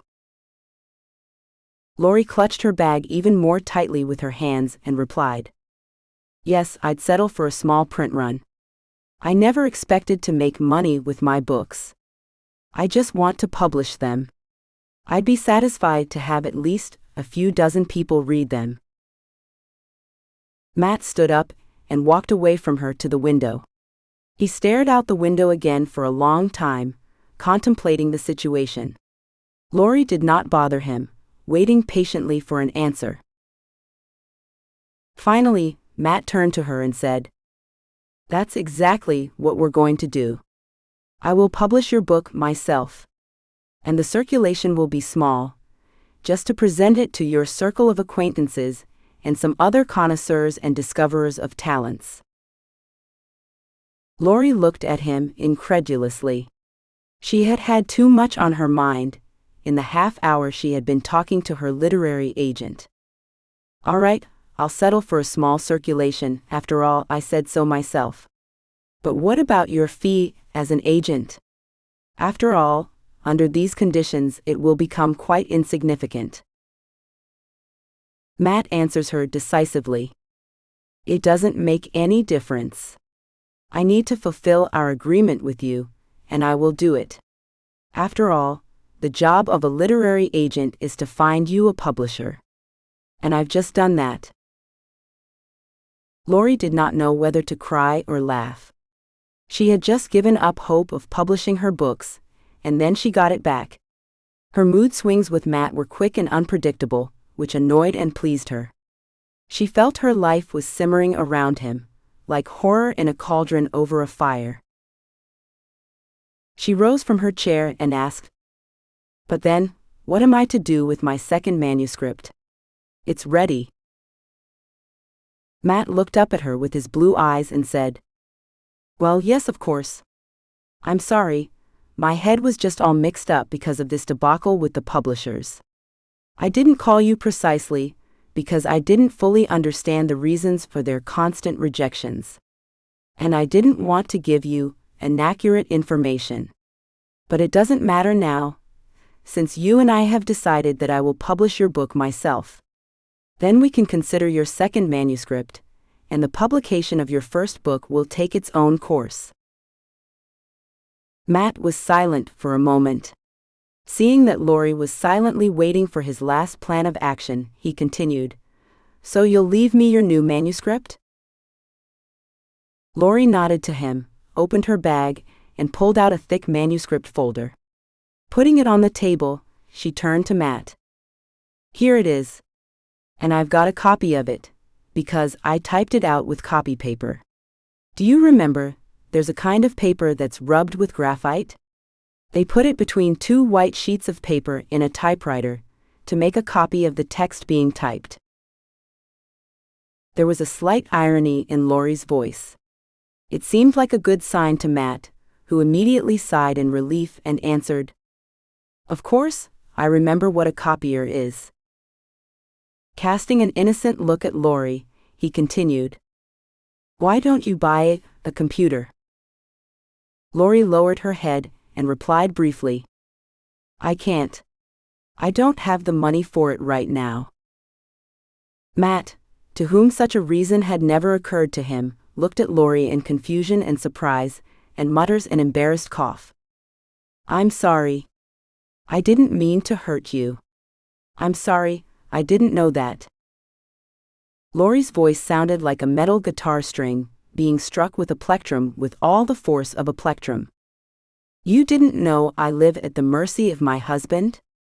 But it is so. That he and I do not live together does not yet relieve him of the obligation to support me. But it's only for room and board, nothing more. The children don't work yet, and on the contrary, they need financial help themselves. So I am now practically without money. If it were not for the help of my friend Ellen, I would have had to go back to my husband's house. And that would mean that he would not give me a minute for my personal projects." Matt stared stunned at his companion. He had learned more about her in 1 minute than in all the weeks they had known each other. "I'm sorry, I didn't know," was all he could mutter, looking at Lori confused. Matt did not know what else to say to her. She was such a reliable and patient friend to a man who Matt assumed was clearly obstructing his wife's dream with all his might. In fact, Matt was convinced that her husband was behind all the publisher's refusals to review Lori's book. But he did not want to focus his client's attention on the subject, seeing how she was suffering because she was forced to seek help and understanding from her friends instead of her family. Matt went to the window again and looked at the street, clearly thinking about something. Lori, who had said everything and more that she would say at this meeting, was about to leave. She got up from her chair and, not knowing what else to say, said, "Okay, I gotta go." Matt turned to her, coming out of his deep reverie. Suddenly his face, hitherto instead of scowling, brightened. "I know what we'll do. I'll publish your book anyway. But on one condition. You'll take a writer's pen name." Lori stared at him in surprise. Somehow, this simple solution had never occurred to her. Her husband had continuously published his books under his official name and had never been forced to use a pseudonym. Nor had Lori ever thought she should take on a pen name. Her face lit up with a smile, illuminating it like a ray of rising sunshine. "Yes, why not? After all, I need to publish my book, not publicize my name. And that's an excellent decision." Matt, clearly educated by her agreement, said, "Great. Here's your assignment for this week. Come up with a writing pen name." Matt, seeing that his client looked at him puzzled, amazed at such a simple solution to her problem, added, "For example, start by checking to see if there are analogs for that pseudonym in the writing community. When you find a pseudonym that has no analog, you and I will check it against a database of registered trademarks." Lori looked at Matt with interest, and did not think about leaving. He continued, "You can find advice on choosing a pseudonym on the internet. You have a modern cell phone with the internet, don't you?" Lori, already clearly absorbed in thinking about which pseudonym would suit her, nodded in agreement and headed for the room's exit. Matt, who initially wanted to add something else, realized he had given her enough information this time to think and decide. He walked to his office door first, and kindly opened it in front of Lori. The woman looked up at him, and suddenly Matt noticed how beautiful her eyes were. The eyes of a young woman, looking at him appreciatively, peered from beneath the heavy frames of her distance glasses. Lori's eyes were not gray but hazel-colored eyes that appeared green or gold, depending on the angle of the sunlight hitting them. Lori's eyelashes were black and so long that they cast a slight shadow across her cheeks, emphasizing the blue circles under her eyes. Matt suddenly stepped toward her and touched her forearm lightly. His face was very close to hers. Lori tilted her head back a little and fixed her gaze on him. She was glad to breathe in the scent of this man, whom she could not stand for some time. The woman and the man studied each other as if studying each other anew. They had never been this close to each other before, when Matt had picked her up off the dusty road after she had fallen off her bike. Lori looked into Matt's eyes and felt as if she were looking into the icy water of a mountain lake. But the coldness of their color was offset by the slight crinkles at the corners of his eyes, which brought out the man's laughing nature. Lori thought Matt would have been an exciting man if he had not been sarcastic. But he's not my type at all. Lori hastened to cut off her thoughts, embarrassed that she suddenly wanted to touch Matt's hair with her hand and stroke him like a boy. "Well, what's the matter with me?" she resented, and shaking her head as if awakened from a dream, answered resolutely, "Well, I gotta go." And spinning on her heels, she pushed open Matt's office door leading into the hallway of his office building. Matt remained standing in his office, unable to say anything to her or prevent her from leaving. He realized he did not want Lori to leave here. He did not want her to leave him alone. Matt wanted her by his side. He wanted to solve her problems and see that ethereal gleam in Lori's eyes again. That fickleness of her gaze and enthusiastic face, he needed her so badly. Lori was hurriedly descending the stairs of the office building, not wanting to use the elevator. She remembered correctly that those stairs led to the back of the building. She did not like the friendly girl in the lobby to notice the tears dripping from Lori's eyes and running down her cheeks onto her blouse. Lori did not know why she was crying. She rarely felt like crying, and it was today after talking to Matt. However, Lori did not want to admit that she had been crying because of the eventual conviction that Daniel had stooped to prevent her books from being published. It was one thing to simply not support his wife in this hobby. It was another to discourage it. Lori needed to figure all this out immediately, and Matt, with his warmth and willingness to help, had just showered her with a level of help she could not have imagined. Having long forgotten that when she was younger, she and Daniel had been as close in their thoughts and dreams as she was now with Matt. Her husband had faded into the background, and, forgotten from there, had just reminded her of who one of the most influential writers in their country really was. Lori wiped away her tears of frustration and rushed out of the office building's emergency exit to her bicycle. Getting on it, she hurried away from the city and back to her place. More precisely, she needed to meet her friends. Only Ellen and Betty could help her deal with her feelings and doubts. Scene 10. Meeting with girlfriends and tips. Betty paced along the terrace fence to Ellen's house. The cottage owner sat perfectly still and gave no sign that she was as anxious as Betty to hear what had just happened to Lori, and that she had urgently asked them to meet to discuss her problem. At last, there was a creaking and rustling of gravel on the path leading from the pine forest to Ellen's cottage. A slim female figure appeared on the path, and the friends immediately recognized Lori. But she was not riding a bicycle but padding, leading it beside her. Her bag, obviously heavy, was loaded on the bike rack. Lori saw her friends and smiled, but her smile was strained, as if she had lost the last of her strength walking home. Betty rushed toward Lori, carefully removed the bicycle handlebars from her hands, and let it under the shed where it was usually kept. Lori, thanking her embarrassedly, only took her bag from its rack and, embracing it with both arms and clutching it to her breast like a schoolgirl holding her first briefcase, walked toward the terrace.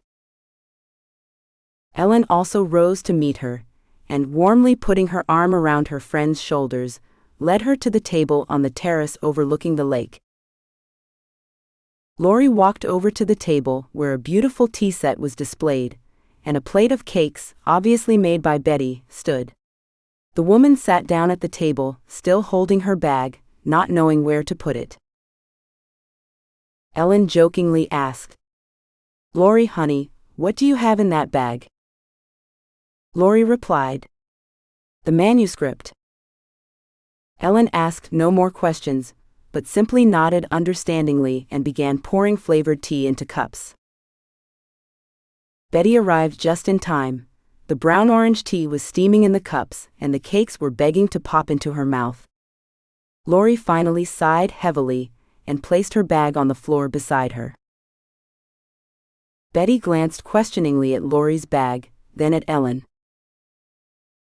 Ellen, answering her unspoken question, mumbled, "It's a manuscript." Betty nodded and immediately went on the offensive. "Lori, so what's your emergency?" Holding her cup with both hands, Lori sipped her hot tea and remained silent. Betty realized her friend was still worried and thinking, so she simply touched her hand to Lori's shoulder, as if to allow her to enjoy her tea and scone. While Lori drank her tea and ate her scone, Ellen and Betty talked of their own affairs, husbands, children, and grandchildren. But simultaneously, they waited tensely for Lori to say a word about the reason for their club's urgent meeting. The friends had long ago decided that their triumvirate was not just a friendship between three women, but a club. Ellen suggested calling it the Sunset Lake Club, and everyone agreed. The club's task was to help its members with psychological issues and more. Finally, Lori set her cup on the saucer, wiped her hands on a napkin, and leaned back in her chair. Evidently, she had collected her thoughts and was ready to speak. Betty stopped eating her bun and looked expectantly at Lori, like a spaniel begging for a treat from its owners. Ellen also set her cup on a saucer and leaned back against the table, resting her chin on her clasped hands. She looked expectantly at Lori. Lori realized that the tension had reached its limit, and pressing her lips together, she said firmly, "I hate him." Her friends recoiled, and Betty even opened her mouth and forgot to close it. "Hate? You? Who? Daniel?"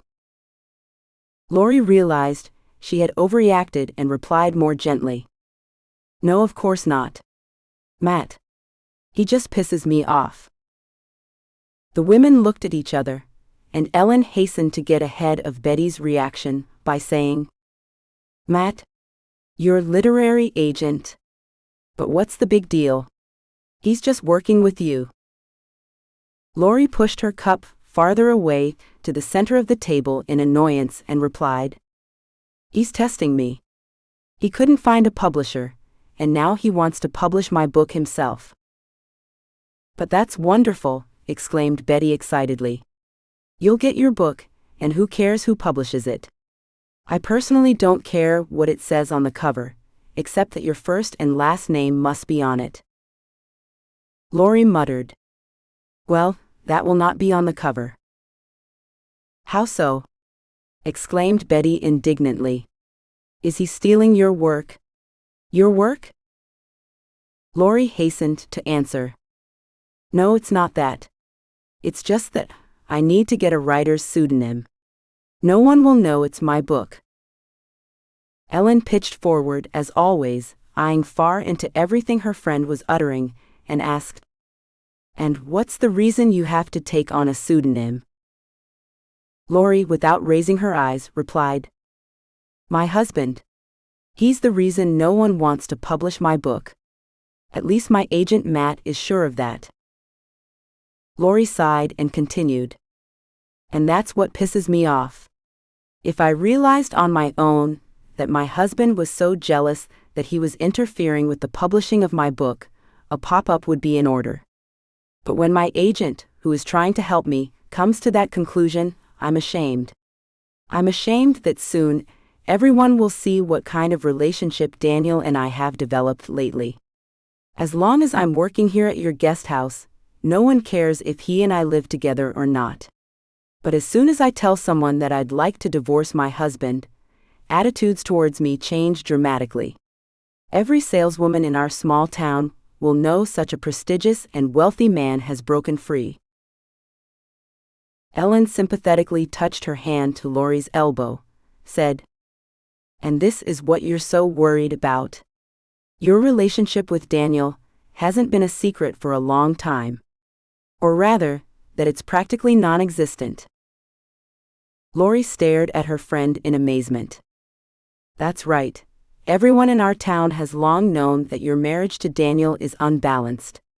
He's using you as a housewife, and maybe other women would give a lot for such a husband-endowed future, or simply put, old age.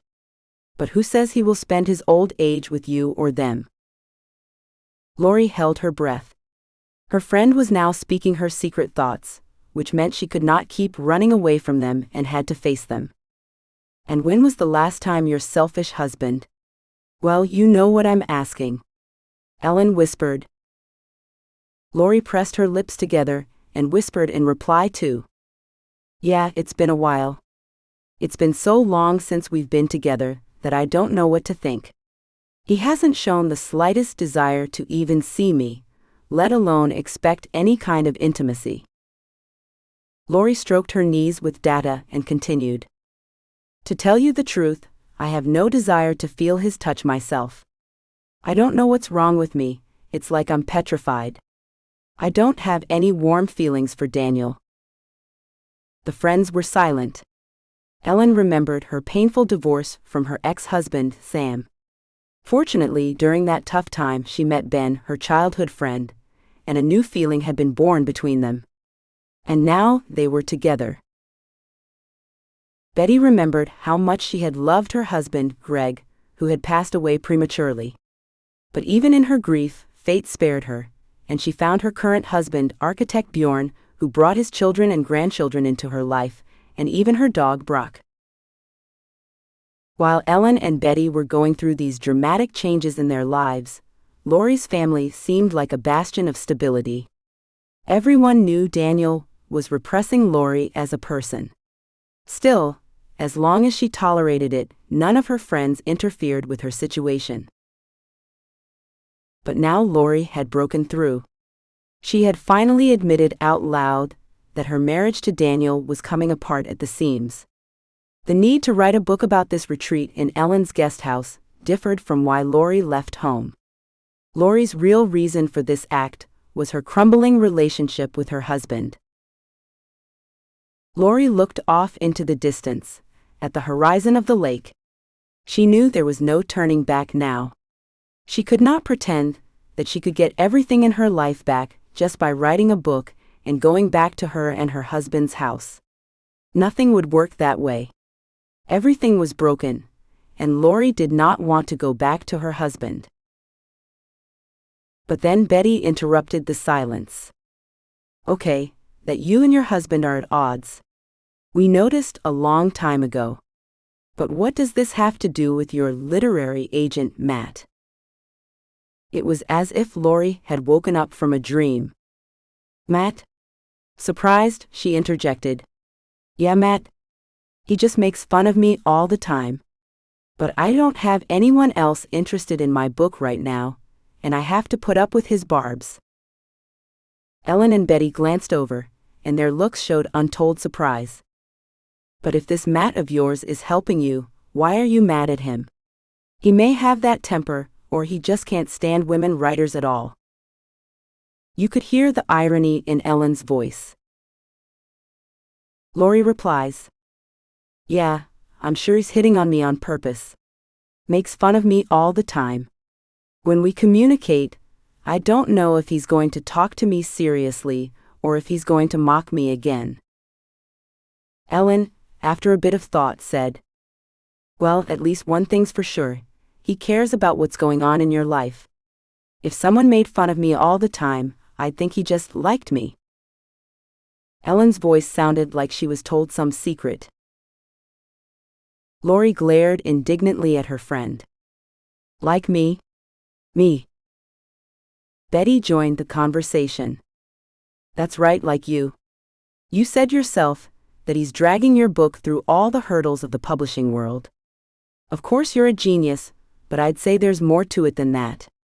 It would be fun to meet such an extraordinary man. Will you give us his phone number?" Lori jumped up from the table indignantly, shrieking, "I don't have any phone number. You can find his details in the address book, though, if you'd like to meet him. His name is Matthew Delano." The friends looked at each other conspiratorially. Ellen turned to Lori in a soothing tone. "Oh, come on, we were just kidding. Of course, you're right, and there's nothing special about him to you. He's just an agent. But don't quit working with him, since this is your only chance to publish a book. In the meantime, we'll take care of our husbands and we don't need your Matt." Lori laughed, embarrassedly, realizing she had overreacted to her friend's jokes about her and Matt. After that, the conversation turned to other, quieter topics. At the end of the meeting, all three hugged each other. After seeing Lori off, Betty and Ellen tidied up the kitchen where they had tea. Clearing the dishes from the table, the two friends briefly exchanged phrases. "So does Lori's agent Matthew Delano?" asked Betty, as if casually mentioning his name. "Yes, that's exactly what Lori called him," Ellen replied, looking at her friend testily. Betty, as well as herself, did not take Lori's explanation seriously. There was more behind Lori's exaggerated reaction than mere annoyance at her literary agent. "So, what are we waiting for? Get to work."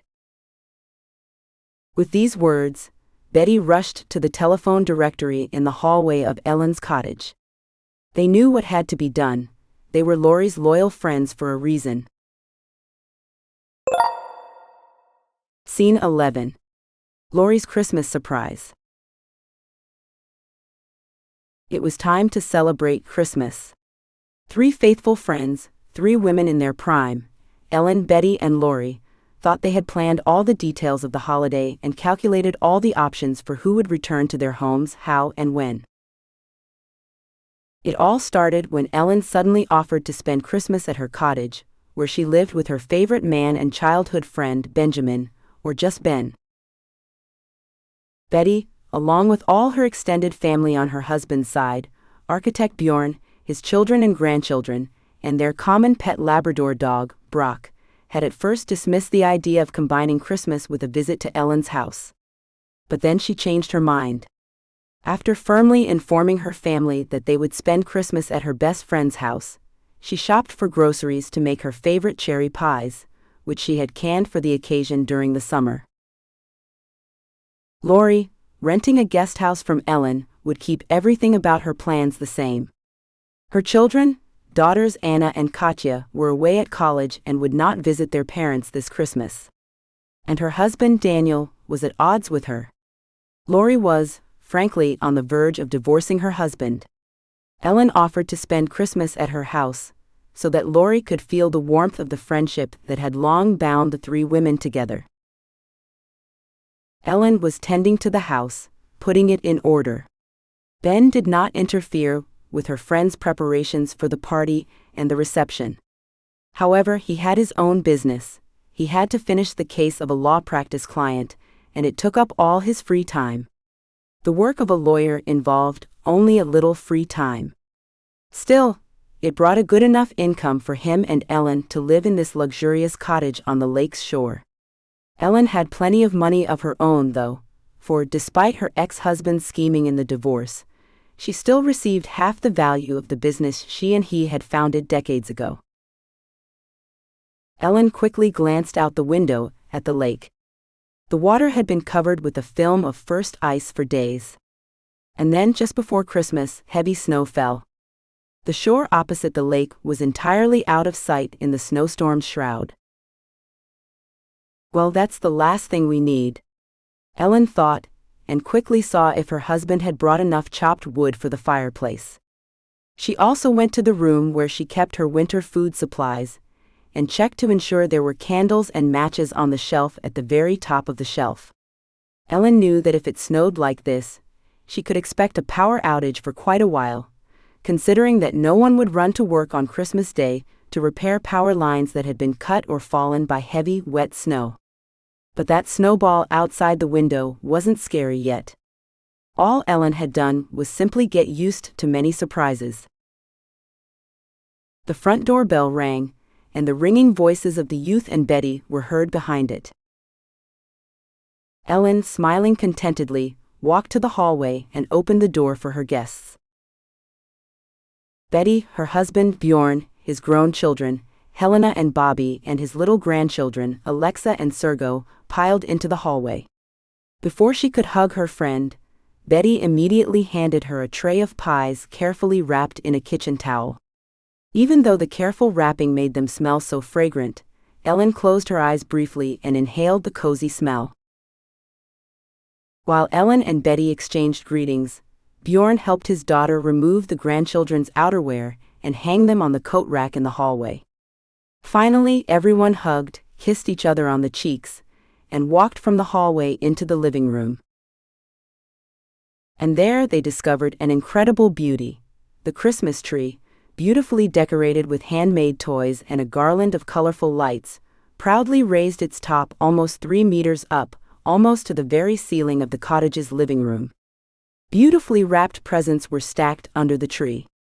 The wood burning in the fireplace crackled cozily in the room's corner. In the middle of the room was a dining table, the beauty of which would have been the envy of the best glossy magazines in the country. Lori sat by the table, her hands folded demurely on its edge. She seemed undecided whether to get up and go straight to greet the guests, or to wait until Betty had sorted out who would be seated where in the large living room. Seeing her hesitation, Betty ran over to her friend and hugged her tightly. Lori got up from her chair and hugged Betty and kissed her on the cheek. "So, how are you doing?" Betty asked thoughtfully. "I'm fine, just writing my book," Lori replied calmly. She had nothing more to add, they really were just writing their book. Her typewriter banged away in the guest house from morning to night. Ellen did not bother her friend, and waited until Lori left the cabin, usually in the evening, to take a little walk along the lakeshore and perhaps talk to Ellen. Her friends could see that Lori was lonely enough to work on her next book, sitting in the guest house she rented from Ellen. But the woman was not giving up. She had to finish her novel and turn it into her literary agent, Matt, whom she could not stand. That was what Lori had told everyone. But somehow, Ellen did not believe her. Lori, usually reserved in expressing her feelings, was indignant when she told him how much fun he had when he thought she made blunders or hesitated to do something important for her books. However, Ellen needed to understand why Lori would not change her literary agent. After all, no one would mock Lori, and she would not have to waste precious time talking about how annoying he was to her, Matt. Something is not right here, as Lori wants to show, thought Ellen, intrigued by the situation. She could not understand the motives behind Lori's contradictory behavior. However, Ellen did not think asking her friend directly about the reasons for such behavior was possible. So the reasons for Lori's pronounced intolerance, or on the contrary, for her strange affection for her literary agent Matt, remained unclear. Inviting all her friends over for Christmas dinner, Ellen planned a surprise that would make Laurie's feelings and desires clearer. Betty had also long been intrigued by Laurie's comments about her agent, and had joined Ellen's plan. She was also curious to know what it was about such a man that could irritate Laurie. After all, she had lived with her husband, who had a difficult temper for decades. So this Matt of hers had brought something into their friend's life that she had not expected. So the friends provoked Laurie, hoping they would not cross the line. When all the guests had settled into their seats at the festive table, one of them noticed that one chair was still unoccupied and asked, "Are we still waiting for someone?" Betty, clamping a hand over her mouth with barely restrained laughter, replied, "Apparently, this place is for Brock." Hearing his name, the dog came panting out from under the table and stared at his mistress with joyful expectation. But Betty gave him a gentle pat on the neck and gestured for him to lie back under the table, which he did. The guests' attention shifted to the treats Ellen began bringing to the table. As if out of thin air, various appetizers magically appeared on the table: red salmon caviar and smoked salmon cut into thin slices. Eggplants fried in oil and garlic were laid out separately. There were many other things as delicious as these New Year's appetizers. The burning candles in the branchy antique candlestick, which Betty had helped the evening hostess bring and place on the table, gave the entire scene of festive exuberance a cozy and somewhat mysterious look. When the guests had finished sampling the appetizers, Ellen called a quick break to serve the main course, an oven-roasted turkey stuffed with prunes and fresh apples. At that moment, there was a knock on the cottage door. Everyone looked around, not realizing who else had come to this party, where only 3 families who knew each other well were gathered. Ellen quickly removed her apron, crumpled it up, and tossed it aside on the couch. Laurie noticed this, for the usually neat and judicious Ellen was now doing something unusual for her. But as Ben, Ellen's husband, was not disturbed by his wife's somewhat excited behavior and continued his conversation with Betty's husband's children, Laurie was distracted from where Ellen had gone, thinking it was just some mail carrier bringing a late gift from distant relatives. Finally, Ellen came back into the living room. And then everyone froze. Standing next to her was the very real Santa. He was solidly built, with thick, straw-colored eyebrows that did not need white absorbent cotton to make him look like a real fairy Santa. The beard was white and hid most of Santa's face. He stood next to Ellen, and his radiant blue eyes hid in the wrinkles of a smile that was impossible to look away from. Santa was dressed in a traditional red suit, the edges of his garment trimmed with fluffy white fake fur. The caftan was belted with a thick twisted rope, with gold and silver threads woven into it. Over Santa's shoulder was slung a rough hemp cloth sack that clearly contained something bulky. The little children squealed with delight and rushed to Santa. The older children also jumped up and approached the amazing guest. Santa, still grinning, said, "Ho ho ho ho. All right, here come my wards. Guess what I brought you all." The little ones, trying to outshout one another, shouted, "Presents! Santa brought us presents." Indeed, Santa took the sack off his shoulder with a feigned effort, dropped it to the floor beside him, and slowly untying it, asked the children what they wanted for Christmas. Laurie watched the performance like a mesmerized child. She had long ago forgotten what it was like to spend Christmas with her young children. Her children were in school and lived far away from her and Daniel, so Christmas gatherings had become rarer and rarer in recent years. Laurie had yet to count on having grandchildren in the next few years. She used these years to fulfill her dream and publish her books. As the children were handed presents from Santa's sack, he straightened up and stared at Laurie. She did not understand at first what he wanted from her. But then Santa gently asked the surrounding children to step aside, and said, "And now I have one gift for the adults. But it's only one, and I know who gets it." Lori kept looking at Santa. She felt she knew the low, husky voice and the way he spoke, but the person she thought of was her literary agent, Matt, whom she had not seen or called in months. But the person she thought of was her literary agent, Matt, whom she had not seen or called in a couple of months, would never show up at her friend's house for Christmas. And Lori dismissed her suspicions. Meanwhile, Santa took out of his sack a rather large box, about the size of a messenger bag.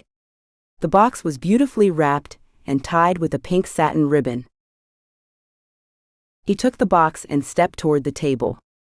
Ellen, who still had not moved from her seat, hurried to the table and pushed aside some appetizer plates to make room for the box. Santa placed the box carefully on the table, and looking directly into Lori's eyes, said, "Well, here you go, Loretta, this is Santa's present for you." Lori sat, stunned and intrigued. Of course, she realized that Ellen and Betty had arranged something for her, but they graciously accepted her modest gifts by simply placing them under the tree. They were going to open them after Christmas came. So why should she have to present a gift like this, all at once, in front of everyone? Lori stood up, embarrassed by her friend's stares, and timidly walked around the table to Santa. He nodded approvingly, suggesting that she open the gift now. Lori rustled the wrapping, removing the ribbon and wrapping from the box. Suddenly she shrieked with surprise and joy. She was holding a portable laptop of the best brand. Lori twirled her gift, trying to figure out how to unpack it next. Santa came to her aid. He took off his white gloves with strong fingers, ripped the tape that held the edges of the box together, and gently slid the open box toward Lori. Lori hesitantly placed her palms on the laptop lid and opened it, dabbing it. A dark screen stared back at her, and in front of it was a dark keyboard with a protective film. Lori carefully removed the protective film from the keyboard and pressed the start button. The laptop screen flashed, and rainbow circles ran across it. This device had a battery charge, allowing it to be used immediately. That was when Lori broke the silence. I don't know what to say. This whole thing exceeds my ability to think rationally. Who is this gift from?" She looked at her friends questioningly. But the guests, huddled around her, only smiled and looked at each other conspiratorially. And then Betty leaned a little forward, out of the crowd, and said, "Lori, this is a gift from all of us. You realize it's very expensive. No one could have bought it personally, from yourself. But all of us are together. We are the power." Almost with tears, Lori nodded gratefully, looking around at her friends. Thank you," she whispered, stroking the keyboard with her slender fingers but not pressing the keys. Santa, who was standing next to her, said in a thick voice, "Well, now for some more magic." He took a computer mouse pad, and wipes to wipe the screen from the pocket of his caftan, and put them all on the table next to the laptop. Lori stared at her gifts, unable to believe her eyes. Her friends had ensured that she would continue working on her manuscripts and not use an old typewriter, where the ink ribbon was always drying up, but a state-of-the-art laptop. They are marvels. Lori wiped away the tears that had gathered and mumbled, "I don't know how to thank you all. I mean, I really can't buy anything like this on my own yet. Thank you so much." She jumped up from her seat and rushed to hug Ellen, Betty, their husbands, and all the other guests that evening. Santa stood back with arms folded across his chest, watching the scene with clear pleasure. Suddenly, the lights went out, and only the multicolored Christmas tree garland lights remained. A mysterious atmosphere prevailed in the living room. People whispered among themselves, gradually taking their places at the festive table. Lori went to her seat, but suddenly noticed Santa standing modestly off to the side. Lori realized she had not thanked him just for such a gift. She walked over to Santa and stopped before him, looking at his face, almost hidden by the semi-darkness and thick false beard. "I don't know how to thank you. Thank you for bringing this gift. It is precious to me." Just then, Santa leaned a little toward her and whispered in her ear, "You can kiss me as well as your friends, I won't have anything against it." His voice was ironic and tender at the same time. The warmth of his breath reminded her she was here all alone, without her husband with whom she was breaking up, and without her grown children. Lori suddenly craved warmth and affection, as if only she had realized how lonely she was. Lori, whose senses were heightened to the extreme, smiled embarrassedly and shook her head negatively. In return, she simply touched Santa's forearm lightly in gratitude. The man moved slightly toward her, and gently put his arm around her shoulders, as if she were a girl lost in a crowd of strangers. His arms formed a circle from which Lori had no strength to escape. She stepped closer to Santa, not knowing why she was suddenly drawn to this strange man. Perhaps it was the months of living alone, almost involuntary confinement, without the caress and embrace of a loved one. Santa hugged Lori tighter, and they stood like that by the Christmas tree. He struck Lori's hair and shoulders, breathing in her hair's smell. Lori pressed her face against his caftan, which smelled of Christmas tree resin, pine needles, and some expensive male perfume she knew. Lori wanted a shoulder to lean on, someone to protect her, and someone she could give her unspent tenderness to. So they stood embraced, and nothing prevented them from feeling as if the surrounding people, this room, and the darkness of the winter evening outside the cottage window simply did not exist. The scent of the perfume suddenly stirred in Lori's mind, some strange association, which sent a shiver of indignation through her at her own conjecture. Lori sharply pushed Santa away, and still inside the circle of his arms rested both hands on his chest, staring intensely into his face, almost hidden by the white false beard.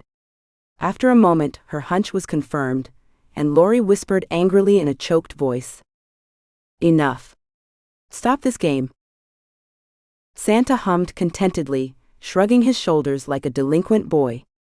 But he let go of his hands, and Lori took another step away. Then she took another decisive step toward Santa, yanking his beard down sharply and revealing the man's face. The artificial beard slid down, and behind it revealed the smirking face of Matt, her hated and much-needed literary agent. Scene 12. At arm's length from each other. Lori stood next to Santa and Matt, and did not know what to do now.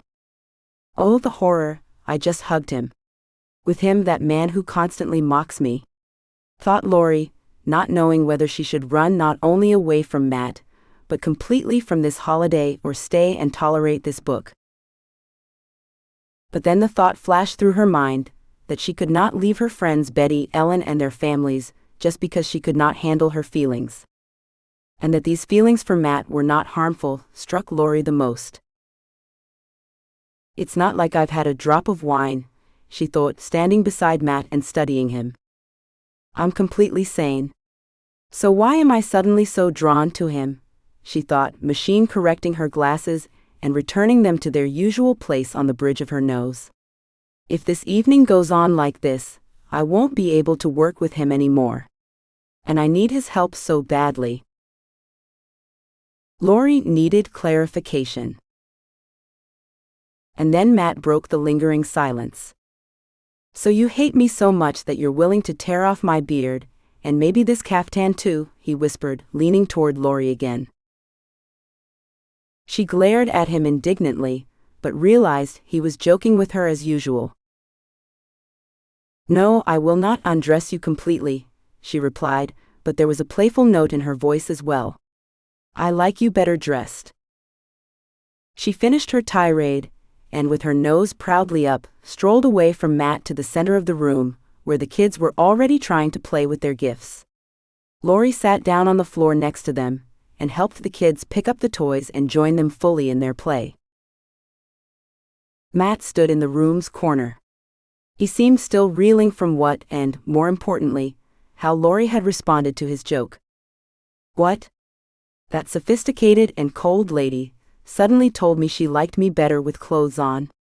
The thought kept running through his mind. A fireball was burning in Matt's chest and warming him, melting everything around him, leaving no room for doubt. Is that really what she said? Am I imagining things? Thought Matt, absent-mindedly fixing his false beard. Like me in my clothes? More than undressed? Wow. And she is not at all as cold as she seemed the first time I met her, and the second and third time I met her. She is affectionate, and does not mind jokes if she likes them. So my attempts to shake up this icebox were not wasted. That was what Matt thought, as he stood in the room's corner and observed Lori in her unfamiliar surroundings. He had so far interacted with his client only on business matters, and even fixing her typewriter was purely a business matter between them. Now, Matt realized he wanted to spend time with Lori outside their business meetings, like this, but just with the two of them, without the crowd of her friends. He was only an invited Santa, not one of Lori's friends and acquaintances. They appreciated her the gift they had given her. And Matt also had to admit, of course, that Lori's friends were up to something about her and him. There was a reason the phone had rung in his office a couple of days before Christmas, and an unfamiliar female voice had spoken. Good afternoon, may I speak to Mr. Delano, Matthew Delano? Matt, who at this point was answered the phone himself in his office, graciously answered. Yes, good afternoon. I'm listening to you. Everything said to him afterward would stay between him and that lady. Then, a present for Lori appeared in his office, wrapped in a beautiful Christmas package. And then Matt drove his car to Ellen's cottage at precisely the appointed time on Christmas Eve. Matt remembered a stranger who introduced herself to him as Betty, Lori's friend, offering him a deal. I have a proposition for you. No, I'm not in the advertising business. This is purely a business proposition. I know you're the literary agent for my best friend, Lori. Yes, Lori is a client of mine. And how do you know that? Interjected Matt. But the active lady did not bother to answer his question and just continued. So, I have a proposition for you. You can take part in a venture if you want Lori to finish her second book sooner. We bought her a present, a laptop, and we'd like you to be the one to give it to her. With the hint of speeding up her work on the book, of course. Matt did not realize what he had to do with it at first, but then a thought suddenly flashed through his mind. And why not? And he answered, I'm listening to you. Go ahead. Betty enthusiastically continued. So, we're celebrating Christmas at Ellen's place, where Lori is also living right now. Of course, we're all celebrating Christmas together and would love for you to join us. Matt remained puzzledly silent, waiting for him to continue. Betty continued, hearing no objection. Yes, it would be nice if you gave Lori this gift. In person. Matt asked in surprise. But I don't. You may not know this, but I think Lori dislikes me a little, or dislikes me, and all of our communication has been reduced to business only. Betty laughed, contradicting him. Exactly, but that's where it's good to break that ice between you two. I think her business will go much better all around if she gets our gift right out of your hands. Would you mind being Santa for one night? Matt laughed and after catching his breath replied. Santa? Me. But why not? It's possible. Then they discussed the plan's details with Betty and agreed on a place and time for his arrival at the cottage. Matt promised to get the Santa outfit himself. That was how Santa and Lori's pre-Christmas meeting happened. When Matt saw how anxiously Lori opened her gift, and how her eyes shone with joy when she realized what she had been given, he was proud to accept Betty's offer to give Lori the gift. Strangely, Matt did not feel that Lori disliked him this evening. Her playful response to the joke had suddenly brought him hope that she still had her simple feminine feelings and dreams. And their kiss. It was beyond anything Matt could have imagined in a relationship with Lori. Scene 13. Kiss at the door. The rest of the evening passed quickly. Matt watched Lori discreetly, who tried to keep her distance from him. But she, too, would occasionally glance at him, and, without waiting for him to glance back at her, would look away. Lori was perplexed. She realized Matt had shown up at this party for a reason, and her beautiful friends were in cahoots with him. But so beautifully had everything been done on this magical evening, and she had received such an irreplaceable gift, that Lori forgave Ellen and Betty for their plot against her. But why against me? Maybe they're right about something, except that hugging Matt wasn't part of my plan. And the rest is just fine, thought Lori, raising champagne glasses with everyone else to celebrate Christmas. Of course, on the eve of Christmas Eve, she had received calls on her cell phone, one at a time from her children, and then even from Daniel, all of which added to Lori's warmth at that moment. And that warmth came not only from her friends and their families, but foreign as it was, from a wholly new and unexpected feeling that had come over her sense of warmth and appreciation for Matt. As the guests went home, thanking Ellen and Ben for their hospitality, Lori wanted to help Ellen clear the dishes from the table and clean up the living room after the guests. Still, her friend firmly interrupted these attempts and said, "Lori, honey, shouldn't you just go home?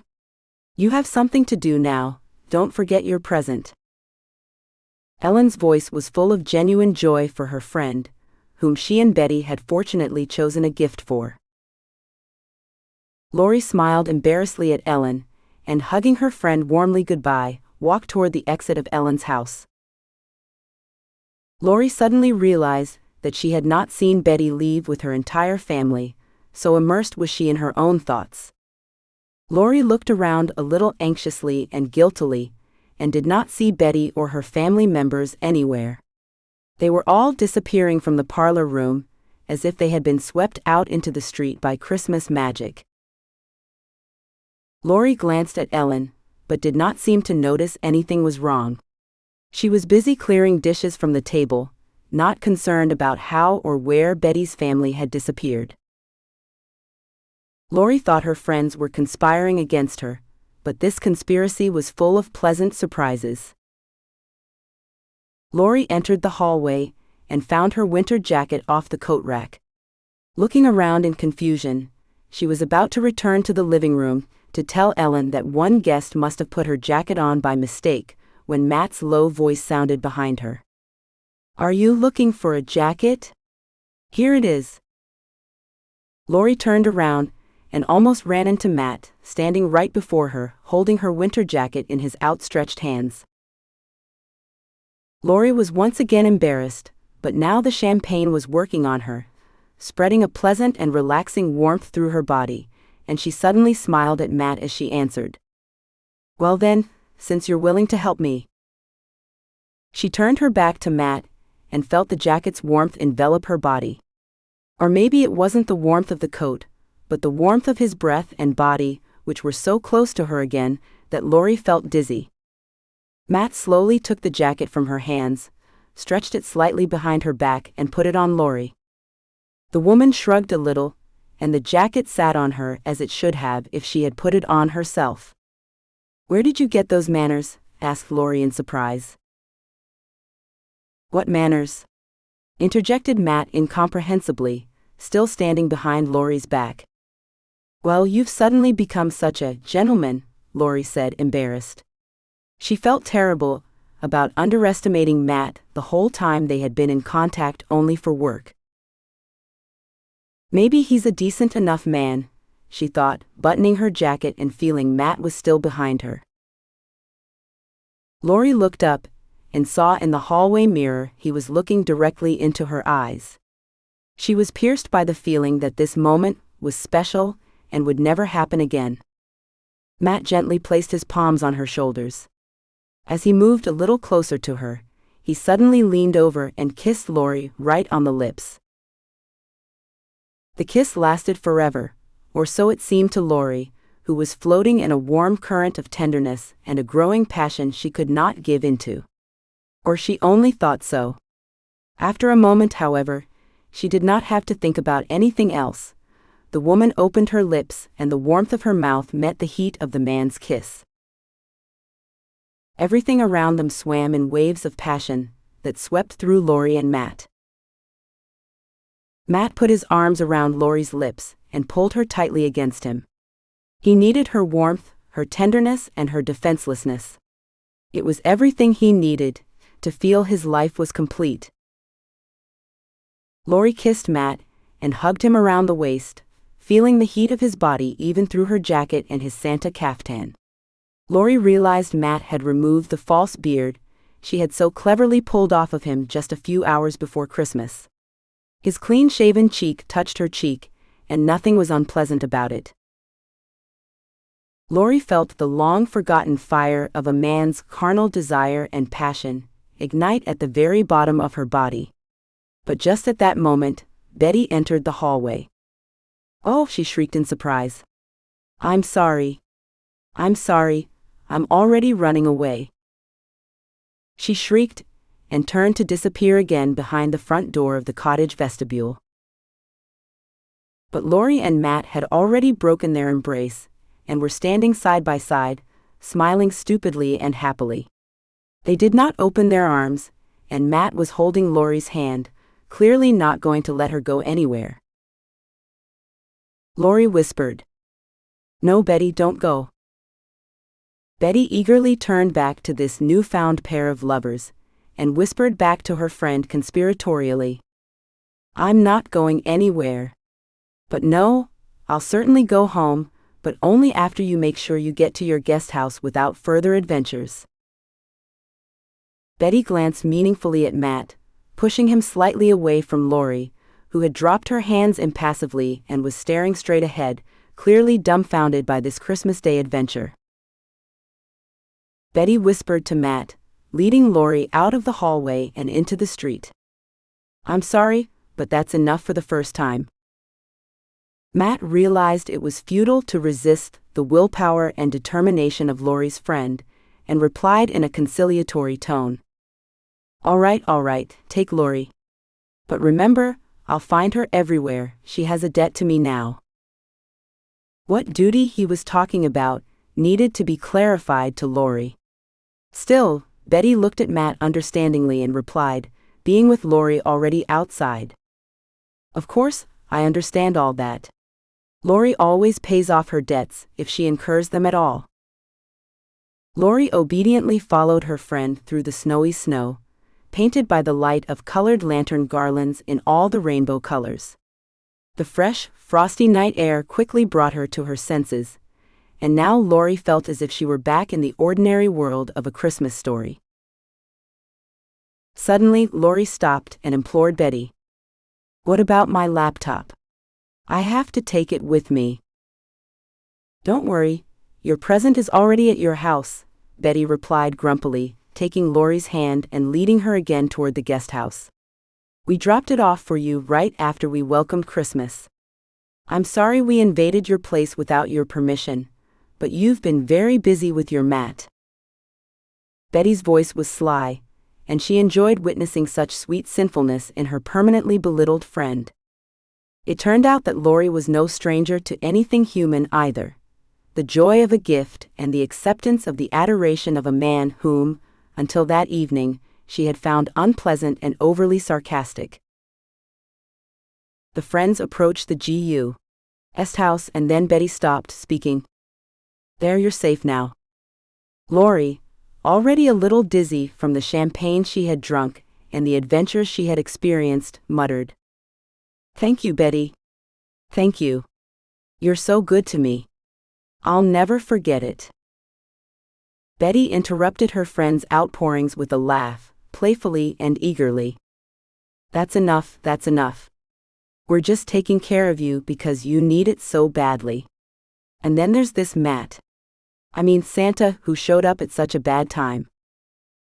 Lori replied, adjusting her glasses. Well, he had nothing to do with it. Betty immediately seized on Lori's unspoken phrase, replied.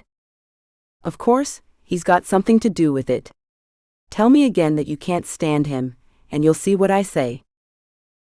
Betty was joking, but Lori was not amused at all. She had expected nothing like this Christmas Eve encounter. A tender embrace with Santa, tearing off his beard, then kissing in the hallway like teenagers when no one could see them. And the crowning glory of it all was that Betty had suddenly burst into their world in the hallway and was now witnessing the shameful moral decline of Lori, who was still a married woman. Betty stared at Lori and seemed to understand her friend's concern.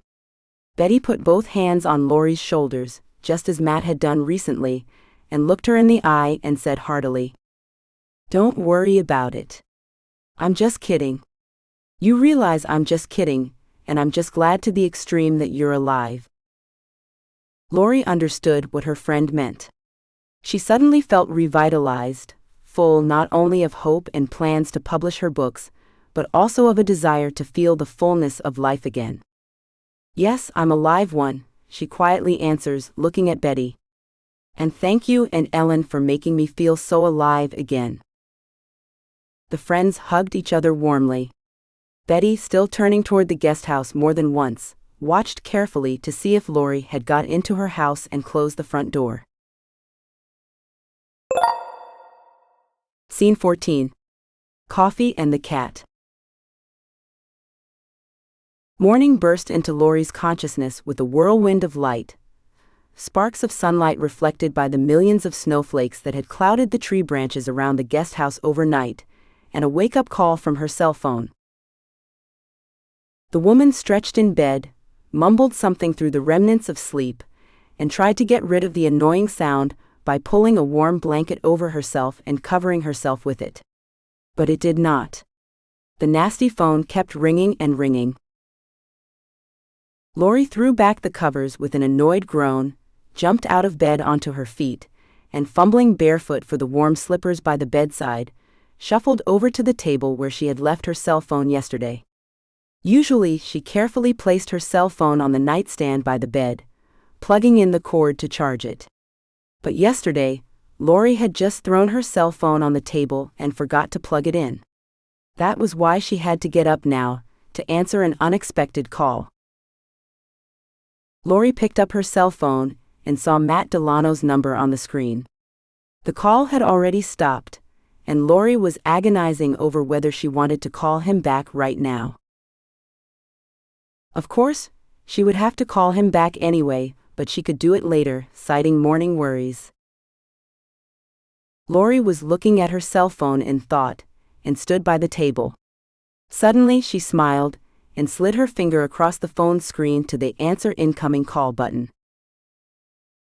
She stood like that, swaying slightly, with a wandering smile and her hair disheveled from sleep.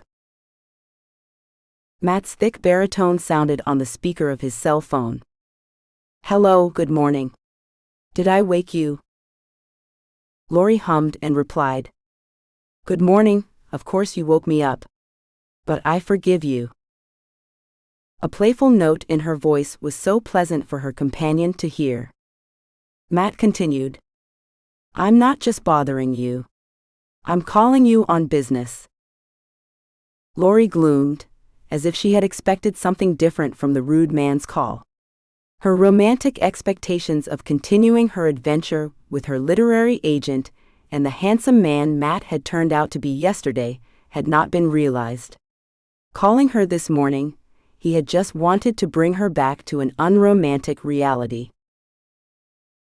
Matt continued. You must come to my office as soon as possible. I have a surprise for you. Lori suddenly perked up and replied in a more serious tone. Ah, so that's it, a surprise? All right, I'll come over. But it's still the day off after Christmas, and the cab might have to wait a long time. Matt interrupted her impatiently. There's a cab waiting outside your house. Look out the window.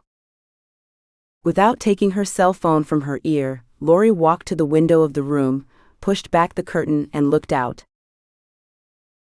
Indeed, a yellow cab car was outside her house, and its chauffeur was smoking, standing beside her and looking around patiently for a passenger. Lori turned away from the window and darted to the closet, using one hand to pull her day clothes off the hangers. As luck would have it, one of the coat hangers caught on something in the closet, and a swarm of sweaters fell on Lori. Lori sat down on the chair by the closet, and the pile of clothes piled up on top of her, covering her head. But for all the commotion, Lori did not let go of her hand, or even tear her cell phone from her ear, where Matt awaited her answer. Apparently hearing some unusual sounds instead of a coherent response, Matt spoke up himself. What's going on over there? Problems? Lori, throwing off her pile of clothes, replied in a slightly muffled voice. I'm just getting ready, just about ready to go out. Expect me in half an hour, given the drive time downtown, of course. Matt, with obvious satisfaction in his voice, answered her. Great, then you and I will meet you right outside my office door and continue on to a place where I have organized an event for you. Lori was so intrigued that she could not question him about anything else. She thought that everything Matt had just told her was just another joke. But this time, Lori wanted to adopt his style of communication. She did not bother elaborating on what he meant by saying he had organized the event for her. She wanted the event to remain a surprise, just as Matt wanted it to be. Lori said goodbye to Matt, and tossing her cell phone into her bag, picked out the pile of clothes she wanted to wear to meet him. She did not know if it was a business meeting or a date, but she wore something that looked normal for both. Half an hour later, a cab stopped at the entrance to the office building where Matt's company was located, and a short, middle-aged woman dressed in the style of Marlene Dietrich got out. The lady was wearing wide pants with lapels, the belt of which emphasized her slim waist, and a checkered silk blouse, the soft folds of which gave freshness and fullness to her lean figure. On the lady's head was a hat with a rim made of artificial fur, which gave the appearance of an aristocrat from an ancient family. The lady stepped elegantly from the car, holding a tiny, elegant purse. A light coat was thrown over her shoulders, the soft folds of which beautifully emphasized the woman's chiseled figure. Matt, standing in the office's doorway building, could not believe this was his client. He stepped forward toward her in complete admiration, and reaching out his hand to Lori, rounding his elbow so that she could comfortably take it under her arm. As such a refined lady should, he said. Wow, you're quite a piece of work. Suppose it was not for Lori's habit of listening to this type of joke. In that case, she might have snatched her hand out of his and proudly shrugged her shoulders, blooming something like, "Oh so?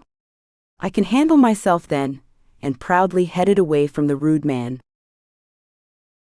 But Lori looked up straight into Matt's eyes, which shone like blue ice from beneath his straw-colored eyebrows, and replied almost purring. Yes, I am. There's a lot you don't know about me yet. Matt, pleased with her answer, smiled, replied. Yes, you are such a beautiful. Lori stopped and, facing Matt, shifted her eyebrows almost sternly, told him. Don't you dare give me compliments. I'm not used to them. Matt looked at her in surprise. He seemed like a boy who had lost his mojo. Lori continued in a softer tone. Well, don't look at me like that. I'm not used to compliments like that. Matt hummed and said, dabbing her hand on her forearm. Come on, he said sincerely. It's not a compliment at all. You're beautiful when you want to be. And the best part is that this is the first time I've ever seen you so beautiful, and it's for my sake. Lori looked embarrassed, and rubbing the handle of her purse, lowered her head as she answered. That's enough, that's enough. And don't take it personally. This image is not for you at all. I'm just in the mood today. But why are we standing here? You said you had something urgent to do. I'm ready, take me where you can tell me all about it. Matt appreciated her response, and realizing that he had to play along with Lori's game, accepted her rules. He gallantly offered his companion his hand, and Lori gently took his arm. They strolled away from the office building. The whole time they patted, Matt talked about how he had come home and could not sleep for a long time. Lori listened to him and remained silent. She was waiting for the crux of what Matt had warned her about.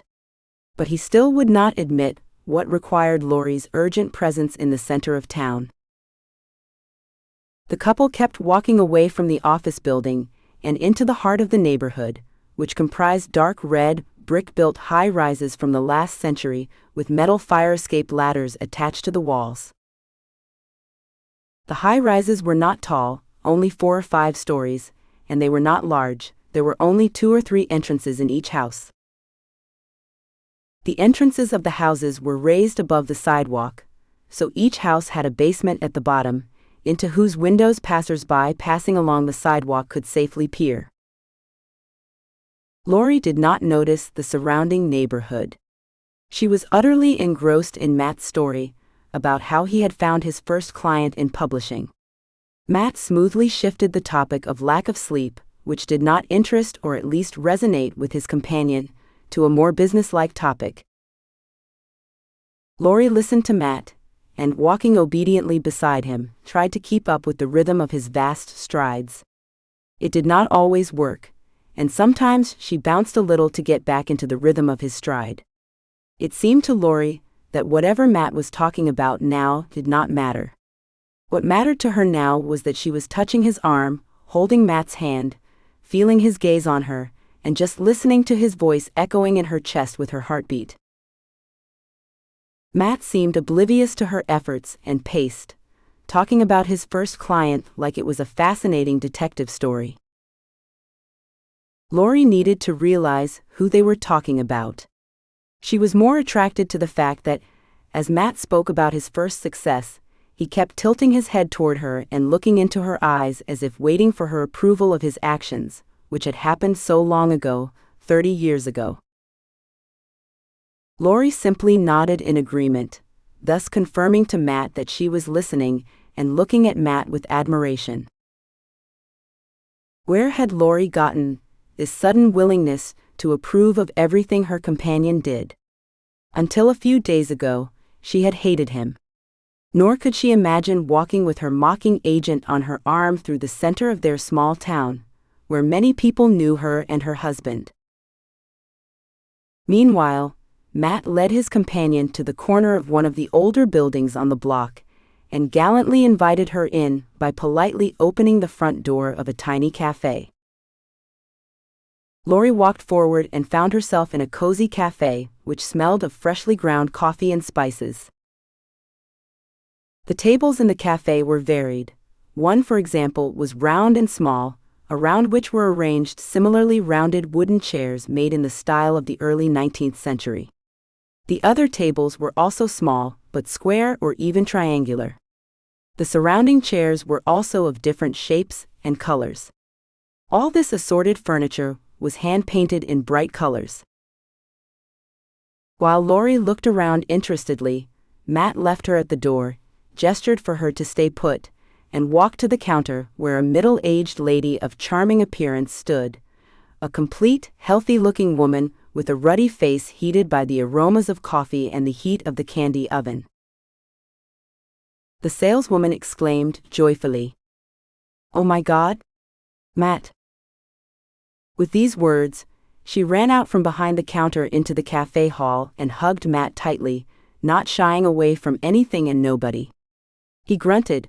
Apparently her embrace was tight, and hugging the lady tightly murmured, "Yes, here I am. Welcome guests, Matilda." Lori stood in the center of the cafe and stared in surprise at the couple hugging. She wondered why Matt, who had been hugging and kissing her only a day before, was suddenly showing his feelings so openly for a coffee and bun saleswoman she did not know. Lori lowered her gaze. She did not know why her heart suddenly ached, and her fingers felt cold. It occurred to Lori that Matt had probably just been playing a prank on her at the Christmas party yesterday, and whatever had happened between them did not matter.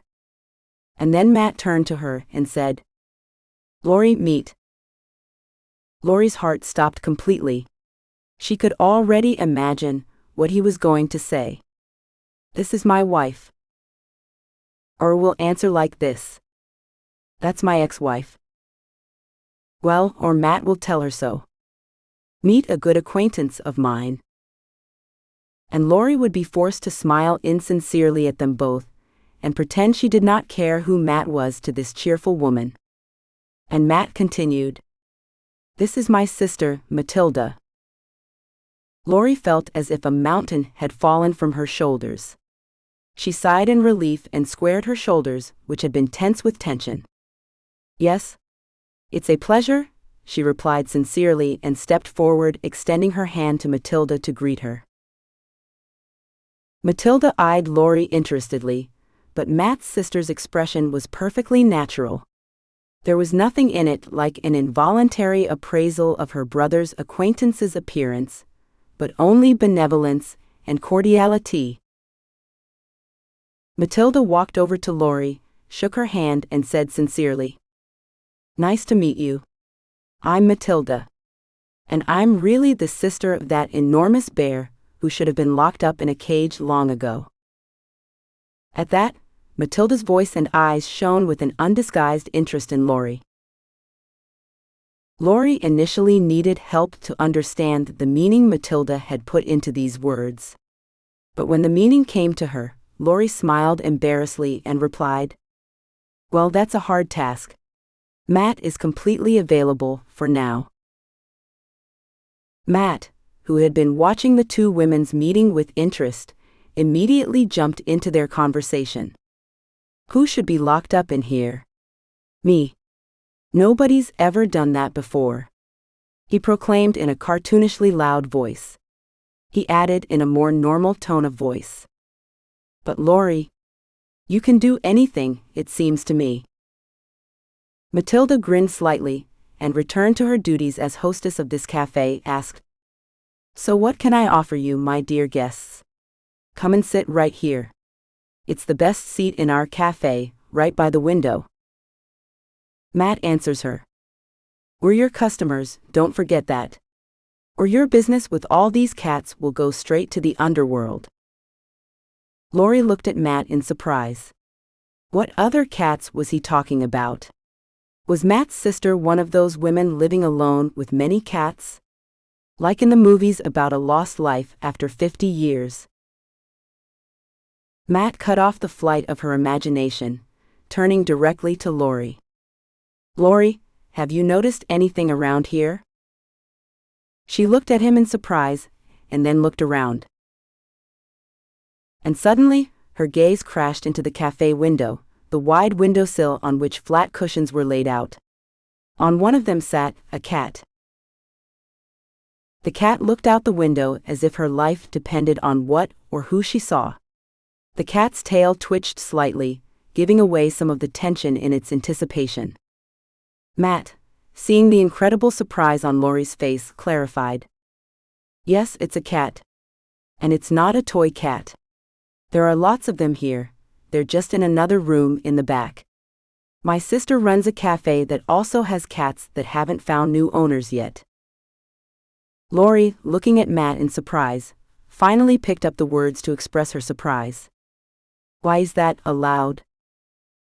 Matt laughed heartily, and his sister, apparently used to the surprise of first-time visitors to her cafe, also chuckled. There was nothing offensive in their laughter for Lori, who also smiled, seeing the reaction of her interlocutors to her innocent question. "Of course. Matilda has all the permits. And these cats get all the vaccinations for dangerous diseases and vet care. Matilda collects donations from visitors to the cafe for this.